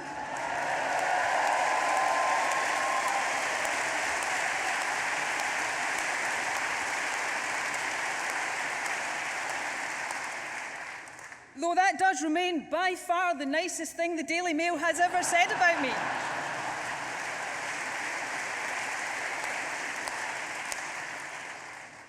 But no, friends, I was thinking more of this highlight. We won the general election.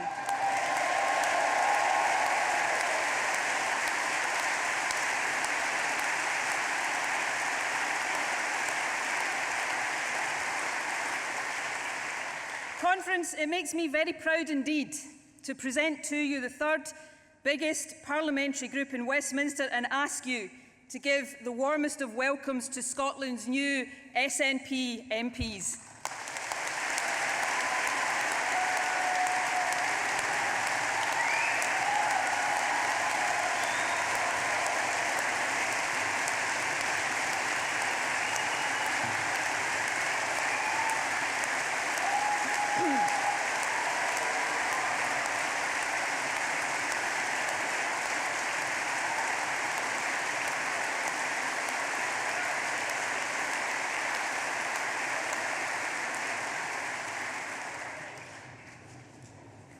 Not surprisingly, our general election victory made headlines. But Conference, you might be interested to know that we've also contested 24 local by-elections in the last few months. And Conference, we have won 22 of them, so let's congratulate all of our new councillors as well.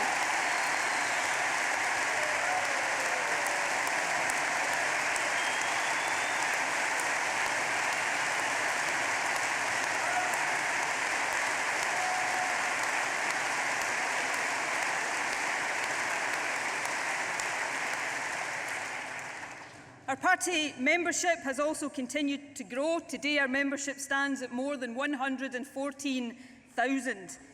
Friends, that is the equivalent of a UK party having more than 1 million members. It is truly extraordinary.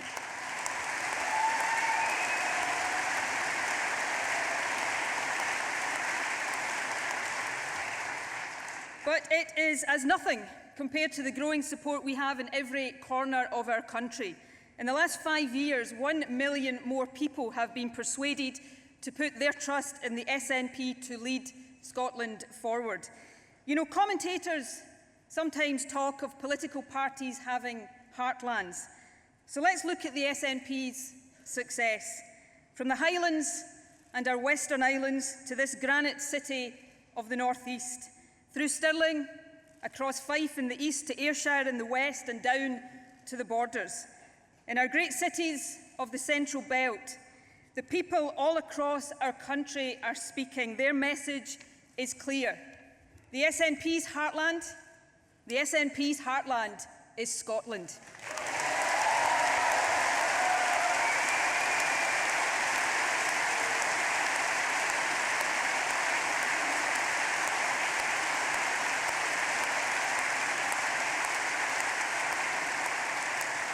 We truly are Scotland's party.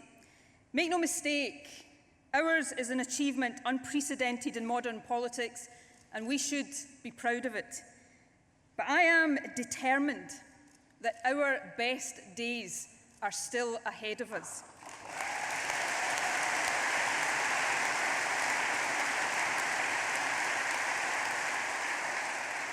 So listen when I say this. We will never take a single vote for granted, not now, not ever.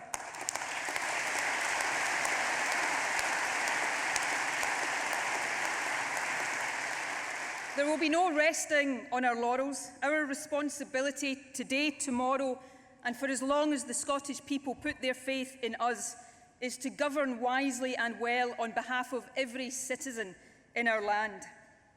Some say that Labour has lost its sense of purpose, and it has. But Labour does still serve one useful purpose for the SNP. Scottish Labour stands as a constant reminder to our party of what we must never become. They were arrogant, lazy and complacent.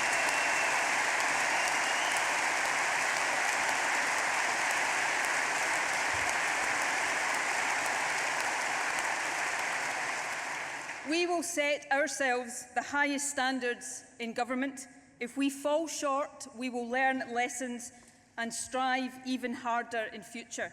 We will welcome scrutiny, no matter how tough it might sometimes feel. We will respect those whose opinion differs from ours. We will strive each and every day to do our very best, and friends, in so doing, we will win again and again the trust of the people we serve.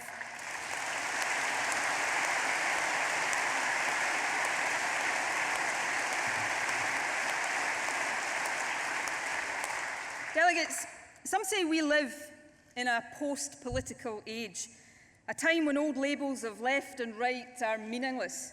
I don't agree with that. I happen to think that where you stand matters. We face a Tory party that, despite its rhetoric, is shifting sharply to the right. And Labour, well, they can't agree whether to move leftwards, rightwards, or go round in circles. As a result, the only place Labour is going is deeper and deeper into the political wilderness.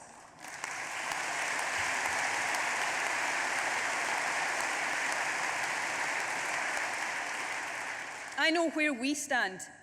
We are a left-of-centre social democratic party standing up for the values, interests and aspirations of mainstream Scotland, and that is what we will always be.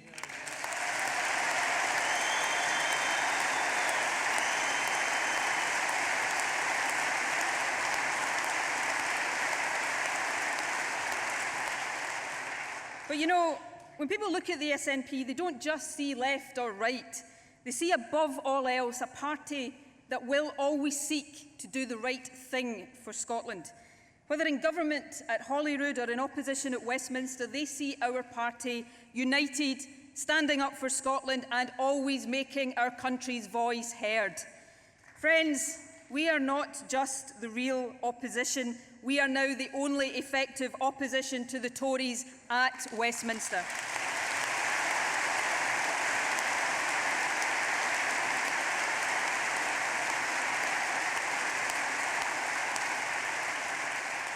So I promise again today, just as I did in the general election, that the SNP will be a strong voice, not just for Scotland, but for people of progressive opinion right across these islands. Conference, I don't mind admitting I had high hopes when Jeremy Corbyn was elected. I don't agree with him on everything, and I didn't expect to convert him to the cause of independence, not immediately anyway. But I did hope he would change Labour. But so far, Jeremy Corbyn isn't changing Labour. He's allowing Labour to change him.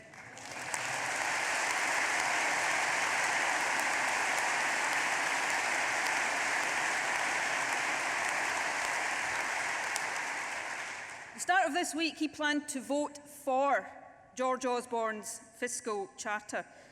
It was only pressure from the SNP that forced him to change position, proving again that the only party with the unity and the determination to stand strong against austerity is our party, the SNP.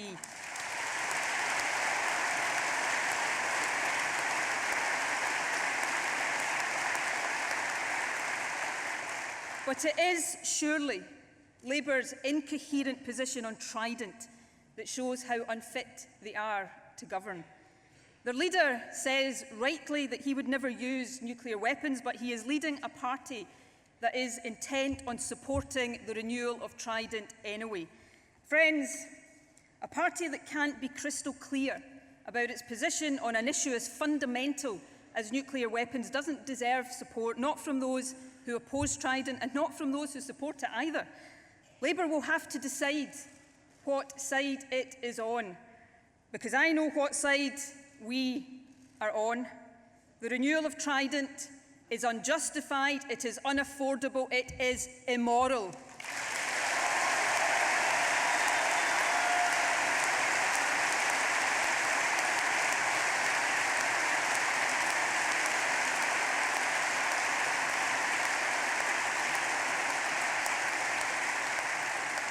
Be in no doubt, the SNP will stand against Trident today, tomorrow and always.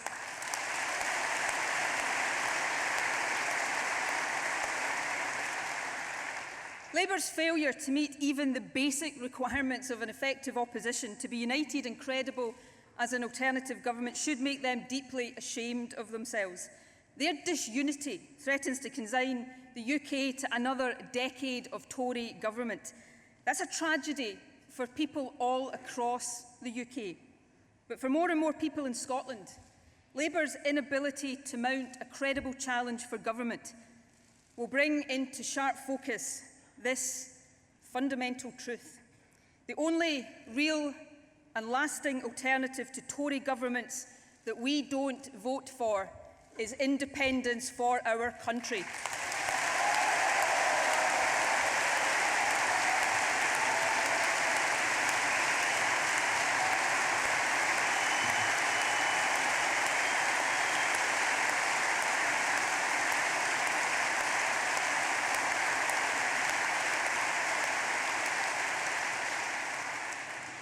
Last week, David Cameron had the audacity to claim that his government stood against poverty, inequality and discrimination. Well, let me offer some home truths to the Prime Minister. You don't fight poverty by hammering the incomes of the lowest paid. You don't fight inequality by repealing the Human Rights Act and attacking the freedoms of trade unionists. And you certainly do not fight discrimination by having a Home Secretary whose views on immigration are indistinguishable from those of Nigel Farage.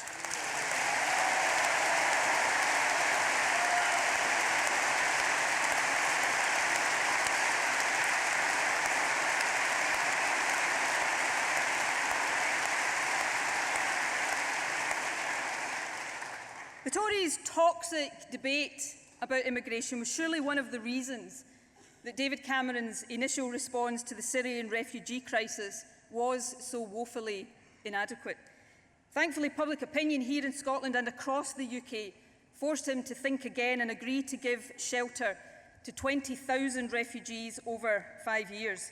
That was a welcome change, but given the scale of the crisis Europe faces, it does not go far enough. Conference, let us call again today on the UK to do more as part of a coordinated European response to deal with this humanitarian crisis, and let us pledge again that Scotland stands ready and willing to play our full part.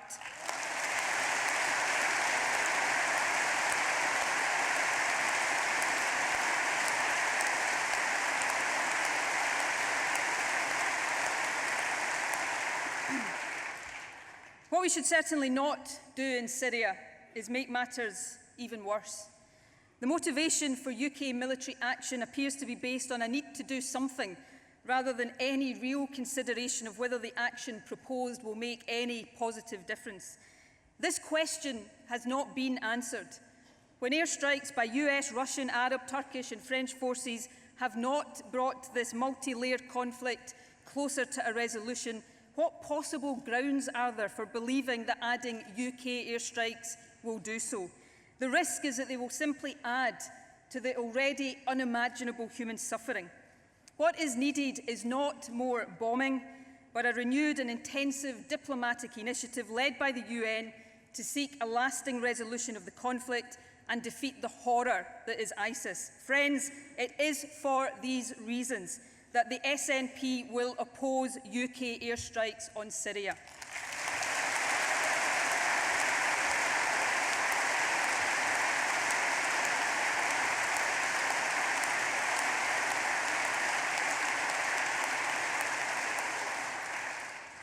At a time when sovereign countries need to work together to resolve issues of such magnitude, the prospect of UK withdrawal from the EU seems even more misguided. Let us be clear. We reject utterly the parochialism and the xenophobia of UKIP. And we despair at the failure of leadership of a Prime Minister pandering to Eurosceptics in his party, but unable to articulate clearly and precisely what it is he is seeking to renegotiate. David Cameron might play fast and loose with our place in Europe, but be in no doubt, the SNP will campaign positively for Scotland and the UK to stay in the European Union.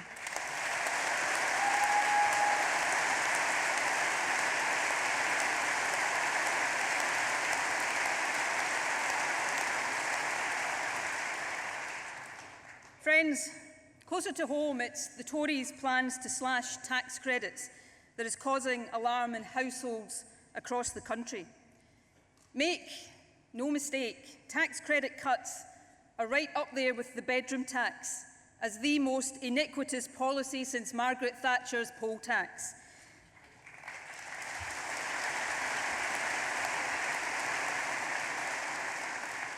In Scotland, around 200,000 working families with children stand to lose an average of £3,000 a year. That's staggering. But sometimes big numbers mask the real human impact. So let me tell you exactly what these cuts could mean for an ordinary family. Imagine a couple with 2 children who live in a council house. One parent works full-time, the other part-time. Both earn just above the level of the minimum wage. Next year, they'll gain around £80 from the increase in the personal allowance, but they will lose more than £2,000 of their tax credits. That net loss is equivalent to their basic rate of income tax rising to 90%. Now, can you imagine if the Chancellor had told people before the election that he was going to increase the basic rate of income tax to anywhere near 90%, no one would have voted for him. But he thinks it's acceptable to do the equivalent of that to some of the lowest paid people in our society and not even mention it in his manifesto. Well, it is not acceptable. It is nothing short of scandalous.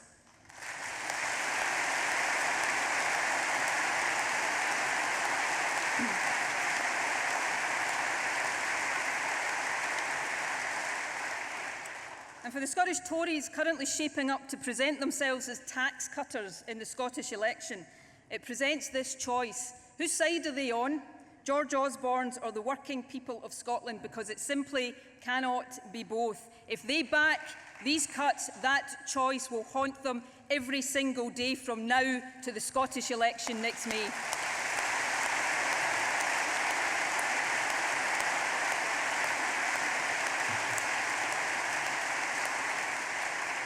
Friends, as Labour divide amongst themselves and the Tories seek to divide our society, only the SNP stands united and focused on Scotland's future. I often think that what was most special about the general election outcome in May wasn't the scale of our victory, but the nature of it. People didn't just vote SNP. They did so enthusiastically. They felt good about it. The election reflected the new positive post-referendum mood in Scotland. We are a more confident country. We believe that our views matter and deserve to be heard. We are determined to no longer be sidelined or ignored. It was that determination that led so many people across this country to vote SNP. They did so positively and optimistically. And together, we sent this message ringing around the world. Scotland has found her voice, and we are never, ever going to let our voice be silenced again.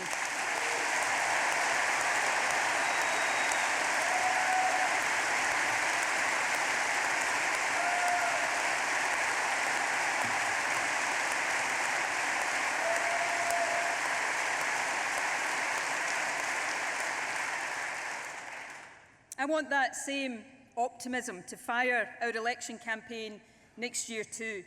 Next May, we will seek a historic third term in office. And for the first time, I will look you, the Scottish people, in the eye and ask you to choose me as your First Minister. My promise to Scotland is this: I won't ask you to vote SNP or re-elect me as your First Minister just because the opposition is not up to the job. I intend to prove to you that we are the best government, with the best people and the best ideas to lead this country confidently into the next decade. Our job is to make sure that on 5th May next year, you vote SNP with both votes, and that you do so with real pride at the positive choice you are making for Scotland's future.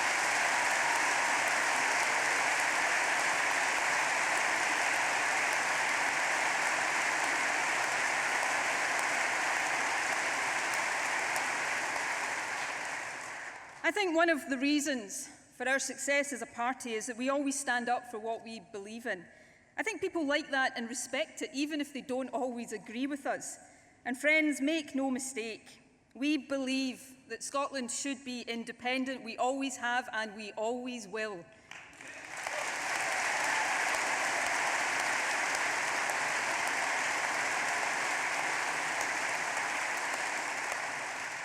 As I said as our conference opened, the time to propose another referendum will be when there is clear evidence that opinion has changed and that independence has become the choice of a majority of people in our country. And for us as a party, that makes the challenge clear. If we want Scotland to be independent, and we most certainly do, then we've got work to do. There are no shortcuts. We must build the case and make it stronger, convince those we didn't convince last year, and persuade a majority of Scots of what we already know to be true. Independence is the best future for Scotland.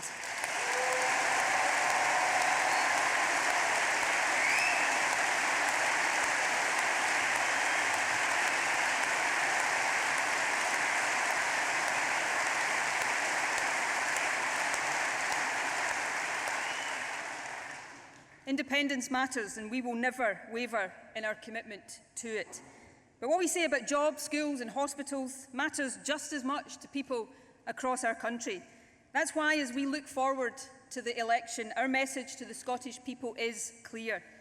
We have a strong and proud record of delivery and what has been the toughest of financial circumstances. We have the best team, the best ideas and the clearest vision to lead Scotland forward. We are Scotland's voice of hope, fairness and social justice against a Tory government that is extreme, out of touch and uncaring. We are stronger for Scotland, and Scotland will always be stronger with the SNP.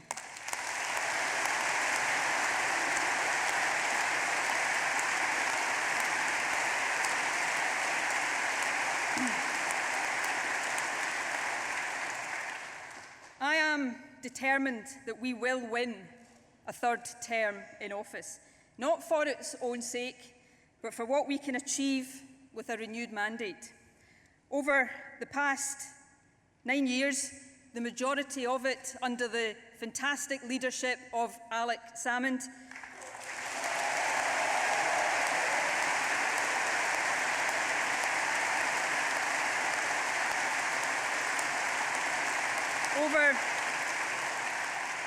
Over the past 9 years, we've laid strong foundations. I want us now to build on them. The other parties say they want to fight the election on our record. Well, I say, good, because so do I.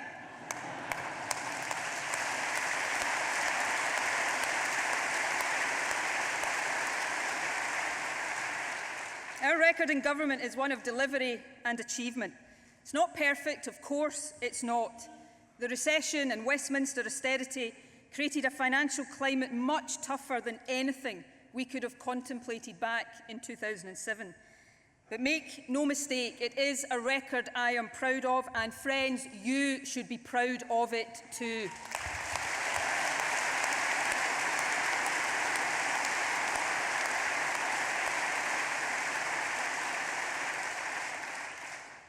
Let's look at just some of those achievements. We have protected free university education. There are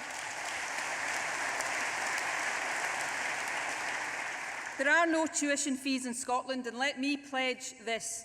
One of the reasons that I, a working class girl from Ayrshire, can stand here today as First Minister of Scotland is that I had access to free education. I have no right to take that away from this or future generations, and I never will, for as long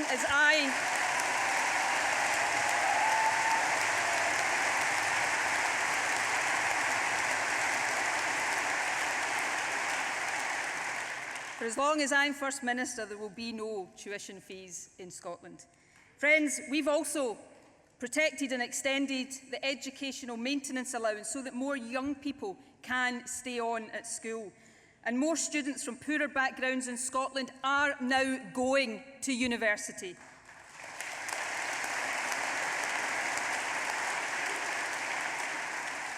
We've delivered a record number of modern apprenticeships, and youth employment today is at its highest level since 2008. We have rebuilt or refurbished more than a fifth of all schools across our country, and that is why there are almost 150,000 fewer children learning in outdated classrooms today than when Labour was last in office.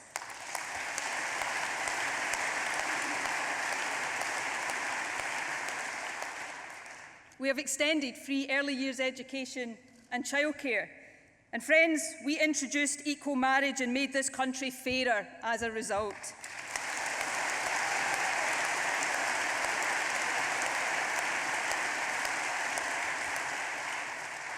We have a higher proportion of our workforce now earning the living wage, the real living wage, than any other nation in the UK.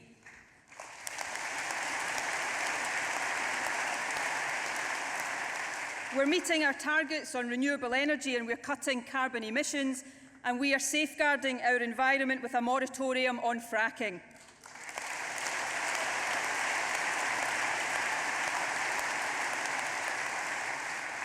We introduced universal free school meals for all pupils in primaries 1, 2 and 3. We're investing £100 million every year to protect against welfare cuts, and we have taken action to make sure that no one in Scotland has to pay the Tory bedroom tax.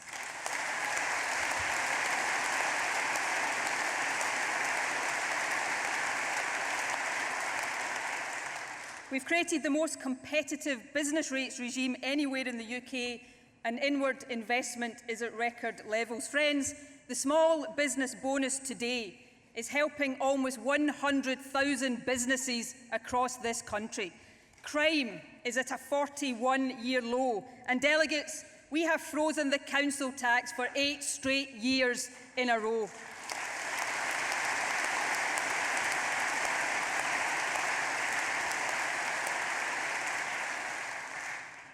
We've also protected our precious NHS, and we have kept it firmly where it belongs, in public hands.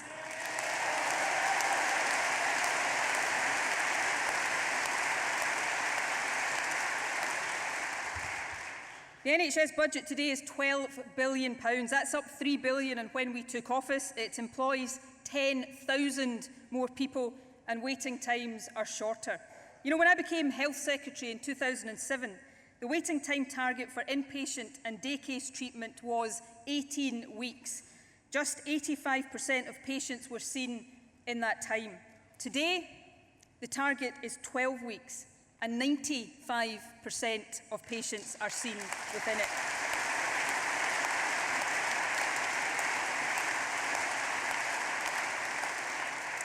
that is real improvement, delivered by NHS staff, supported by your SNP government.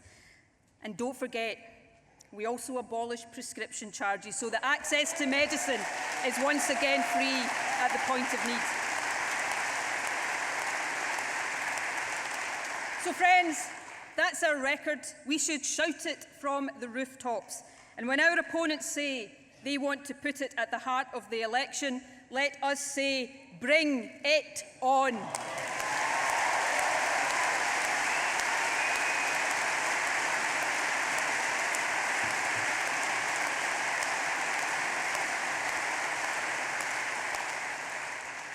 But then, let's also remember what I said earlier, no resting on our laurels. Let's not talk just about what we have done. Let's talk about how much more we can do together to build Scotland's future. Under our leadership, Scotland is making its mark on the world. More universities per head of population in the world's top 100 than any other country on the planet. World leading.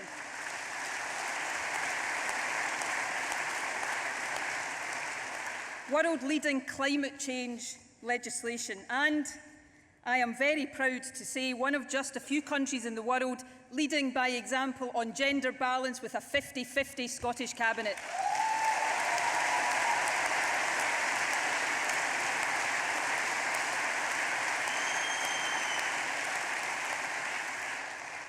We should be proud of all of that, but we should aim even higher. Our dreams and ambitions for the future of this country know no limits. A favourite book of mine by Canadian author Arthur Herman is How the Scots Invented the Modern World. The book charts all the Scottish-inspired innovations in philosophy, education, commerce, engineering, industry, architecture, medicine that have shaped the world we live in today.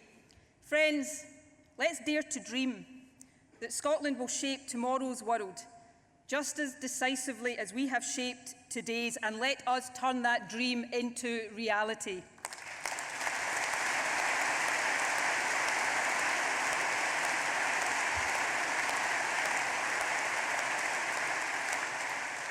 Let's make sure that the names of the innovators, entrepreneurs and inventors working across our country today will be just as familiar to future generations as Alexander Graham Bell, John Logie Baird, Alexander Fleming and James Watt are to ours. Though let's make sure that in future some of our brilliant and talented women feature as well.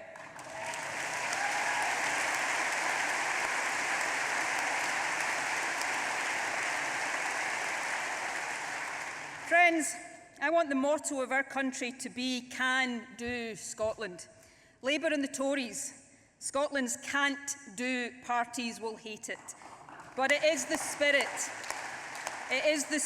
that will make this country the powerhouse that we know it can be. Friends, we are the party of the future. That's why I've put closing the educational attainment gap at the heart of our government's agenda.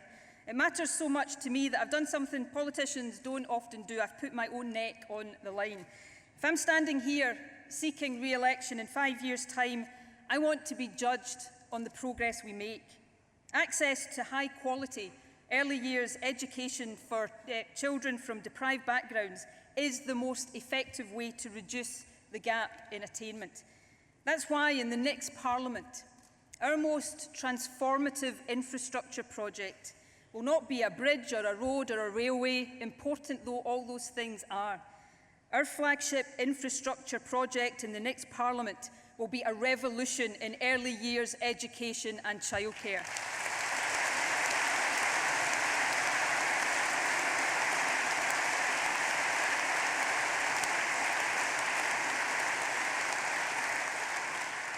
By the end of the next Parliament, we will double childcare provision to 30 hours a week for all 3- and 4-year-olds and vulnerable 2-year-olds. Friends, that's a commitment worth £4,500 a year for families across Scotland. Nursery education is all about giving children the best start in life. That's why quality is so important. Over the next Parliament, we intend to substantially increase the number of qualified teachers working in nurseries.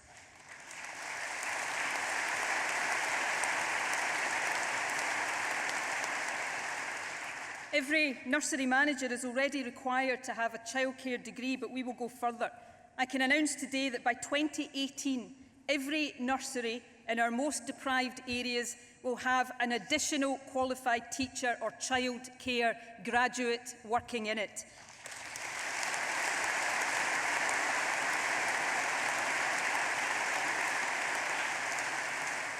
Helping children reach their full potential, whatever their background, is my driving mission. Good quality childcare is vital to that. Of course, childcare also helps parents. It helps mothers in particular get back to work. That's good for families as well as for our national prosperity. So to help parents further, I can also announce that as we expand the hours of childcare, we will also increase the flexibility of it. Over the next Parliament, we will ensure that parents can opt to take their available hours of childcare to better suit their working patterns. They will increasingly be able to take them as full-day sessions as well as half-days, and they will have the right to spread these hours over the summer holidays as well as term time. Friends,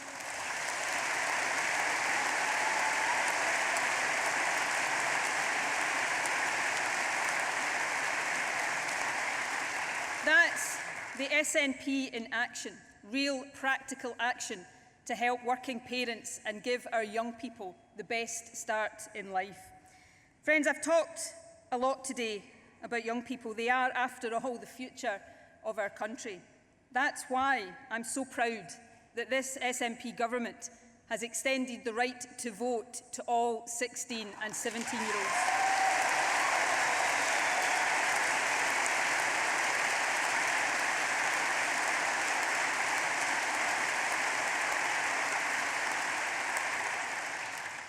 But the contribution of our older citizens drives our prosperity too. Older people make up a growing proportion of our population. You know, by 2037, the number of people who are over 70 will increase by 50%. The numbers over 75 will increase by almost 80%. These changing demographics will demand new ways of thinking and new ways of working right across our society, but especially in our NHS. Something I hear time and again from my older constituents is how a hip or knee replacement or a cataract operation has given them a new lease of life. These operations make a real difference to people. More of them are being done than ever before, and waiting times are shorter, much shorter than when we took office. Friends, that is down to the sterling service and dedication of all those who work so hard in our NHS. Let's thank them for what they do.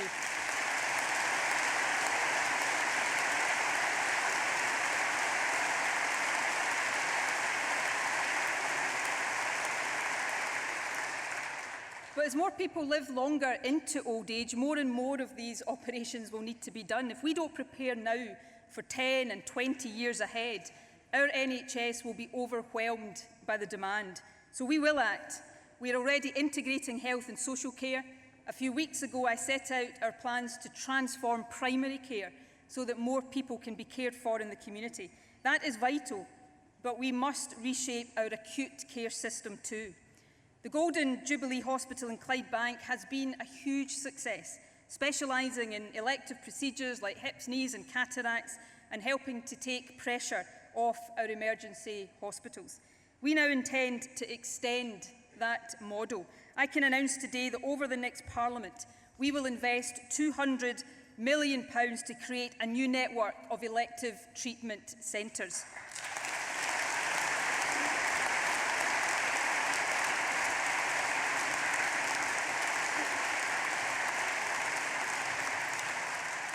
We will extend the Golden Jubilee and develop new centres at St John's in Livingston, at Edinburgh Royal Infirmary, at Ninewells in Dundee, at Raigmore in Inverness, and here in this city at Aberdeen Royal Infirmary.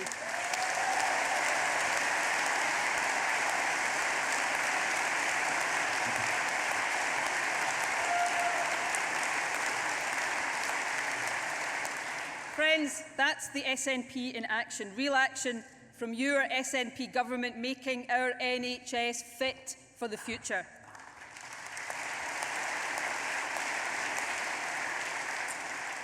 Friends, we will always use our existing powers wisely and well. and we will use our new powers in the interests of the people we serve too. Friends, these new powers are welcome, but let us be in no doubt.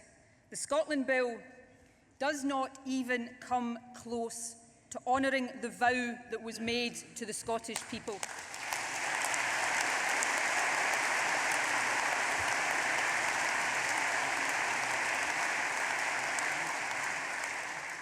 Even Gordon Brown, the architect of the vow, is now crying betrayal. Friends, what Gordon Brown really should be doing is apologising for acting as guarantor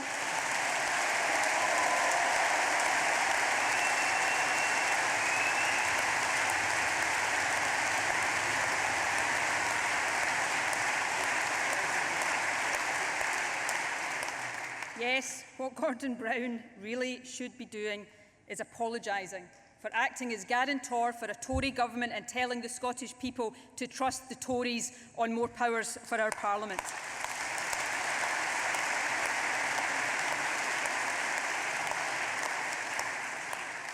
Ever since David Cameron stood in the steps of Downing Street the morning after our referendum and told us that Scotland's expression of self-determination was really all about English votes for English laws, he and his government have treated Scotland with disdain, pressing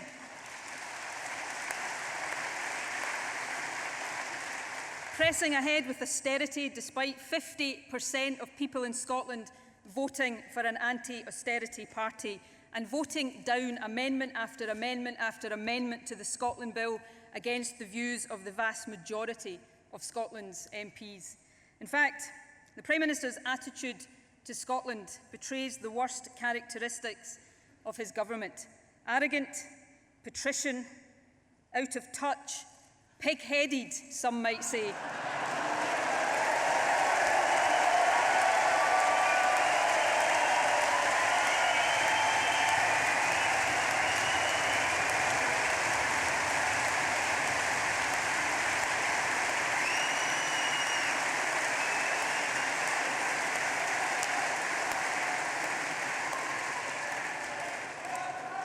Well, friends, I have a message for the Prime Minister today. It's the same one that I gave him in Bute House just a week after the general election. Ignore Scotland at your peril. Know that people are watching and listening. And remember this: it is not you who will decide the future of Scotland.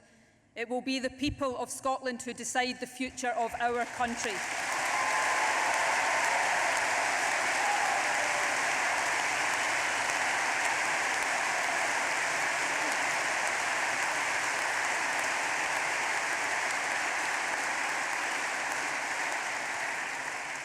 Friends, we want powers for a purpose. That's why in the first year of the new Parliament we intend to publish a Scottish Social Security Bill to set out how we will use our limited new welfare powers. Fairness and dignity will be at its heart. Today I can confirm one of the specific commitments that the bill will include. The contribution carers make to our society is priceless.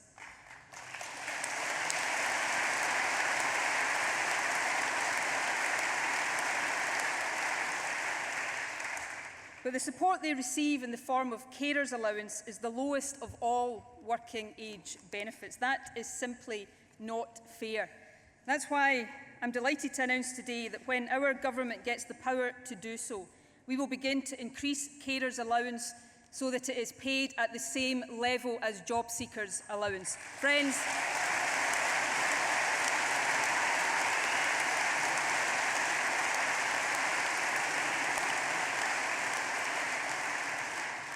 that's a commitment that will benefit carers to the tune of £600 a year. Another example of the SNP in action, helping those who need it most.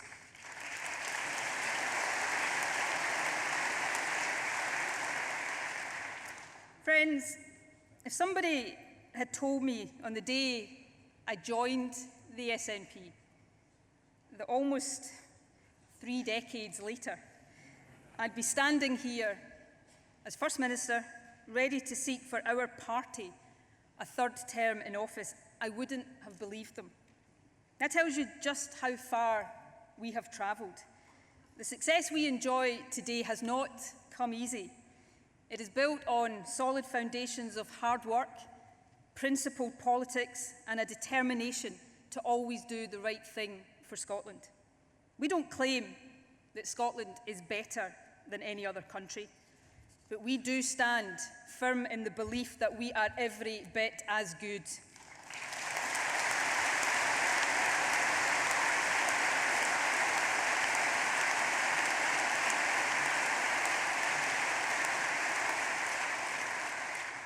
We take pride in Scotland's history, but we want our future to be even better.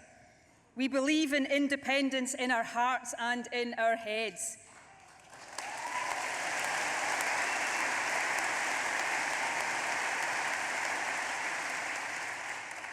But our ambition for this country is not about flags and anthems. It is about 5 million people. It is to them, each and every one, that we owe our allegiance and our duty.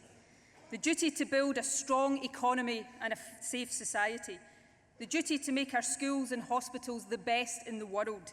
The duty to give every person in our land the chance to reach their full potential, no matter their background or circumstances.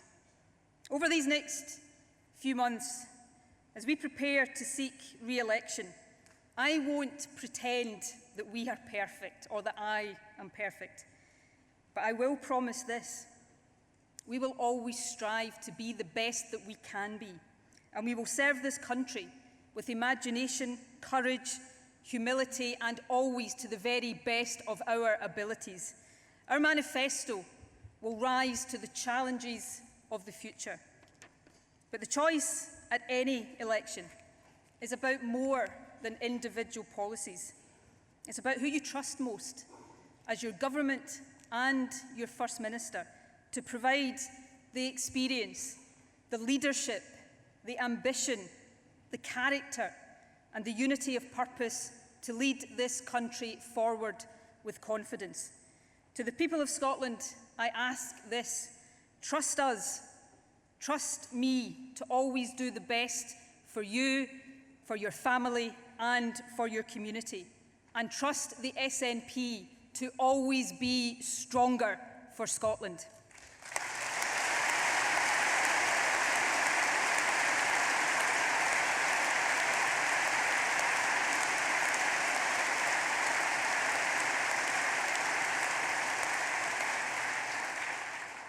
Friends, it has been our privilege to lead Scotland for the past 9 years. To seek to lead our country for the next 5 and into a new decade is an even bigger privilege.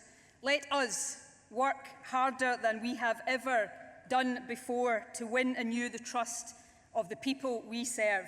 Let's get out there. Let us win for Scotland.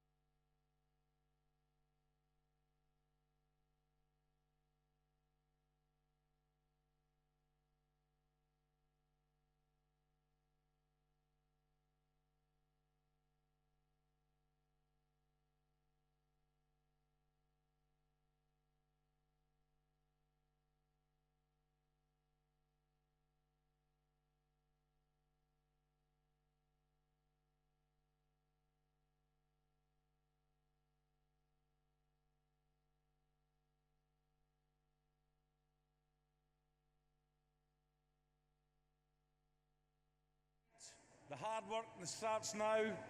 200 or so days to go. The Cabinet can get back to work. Safe home.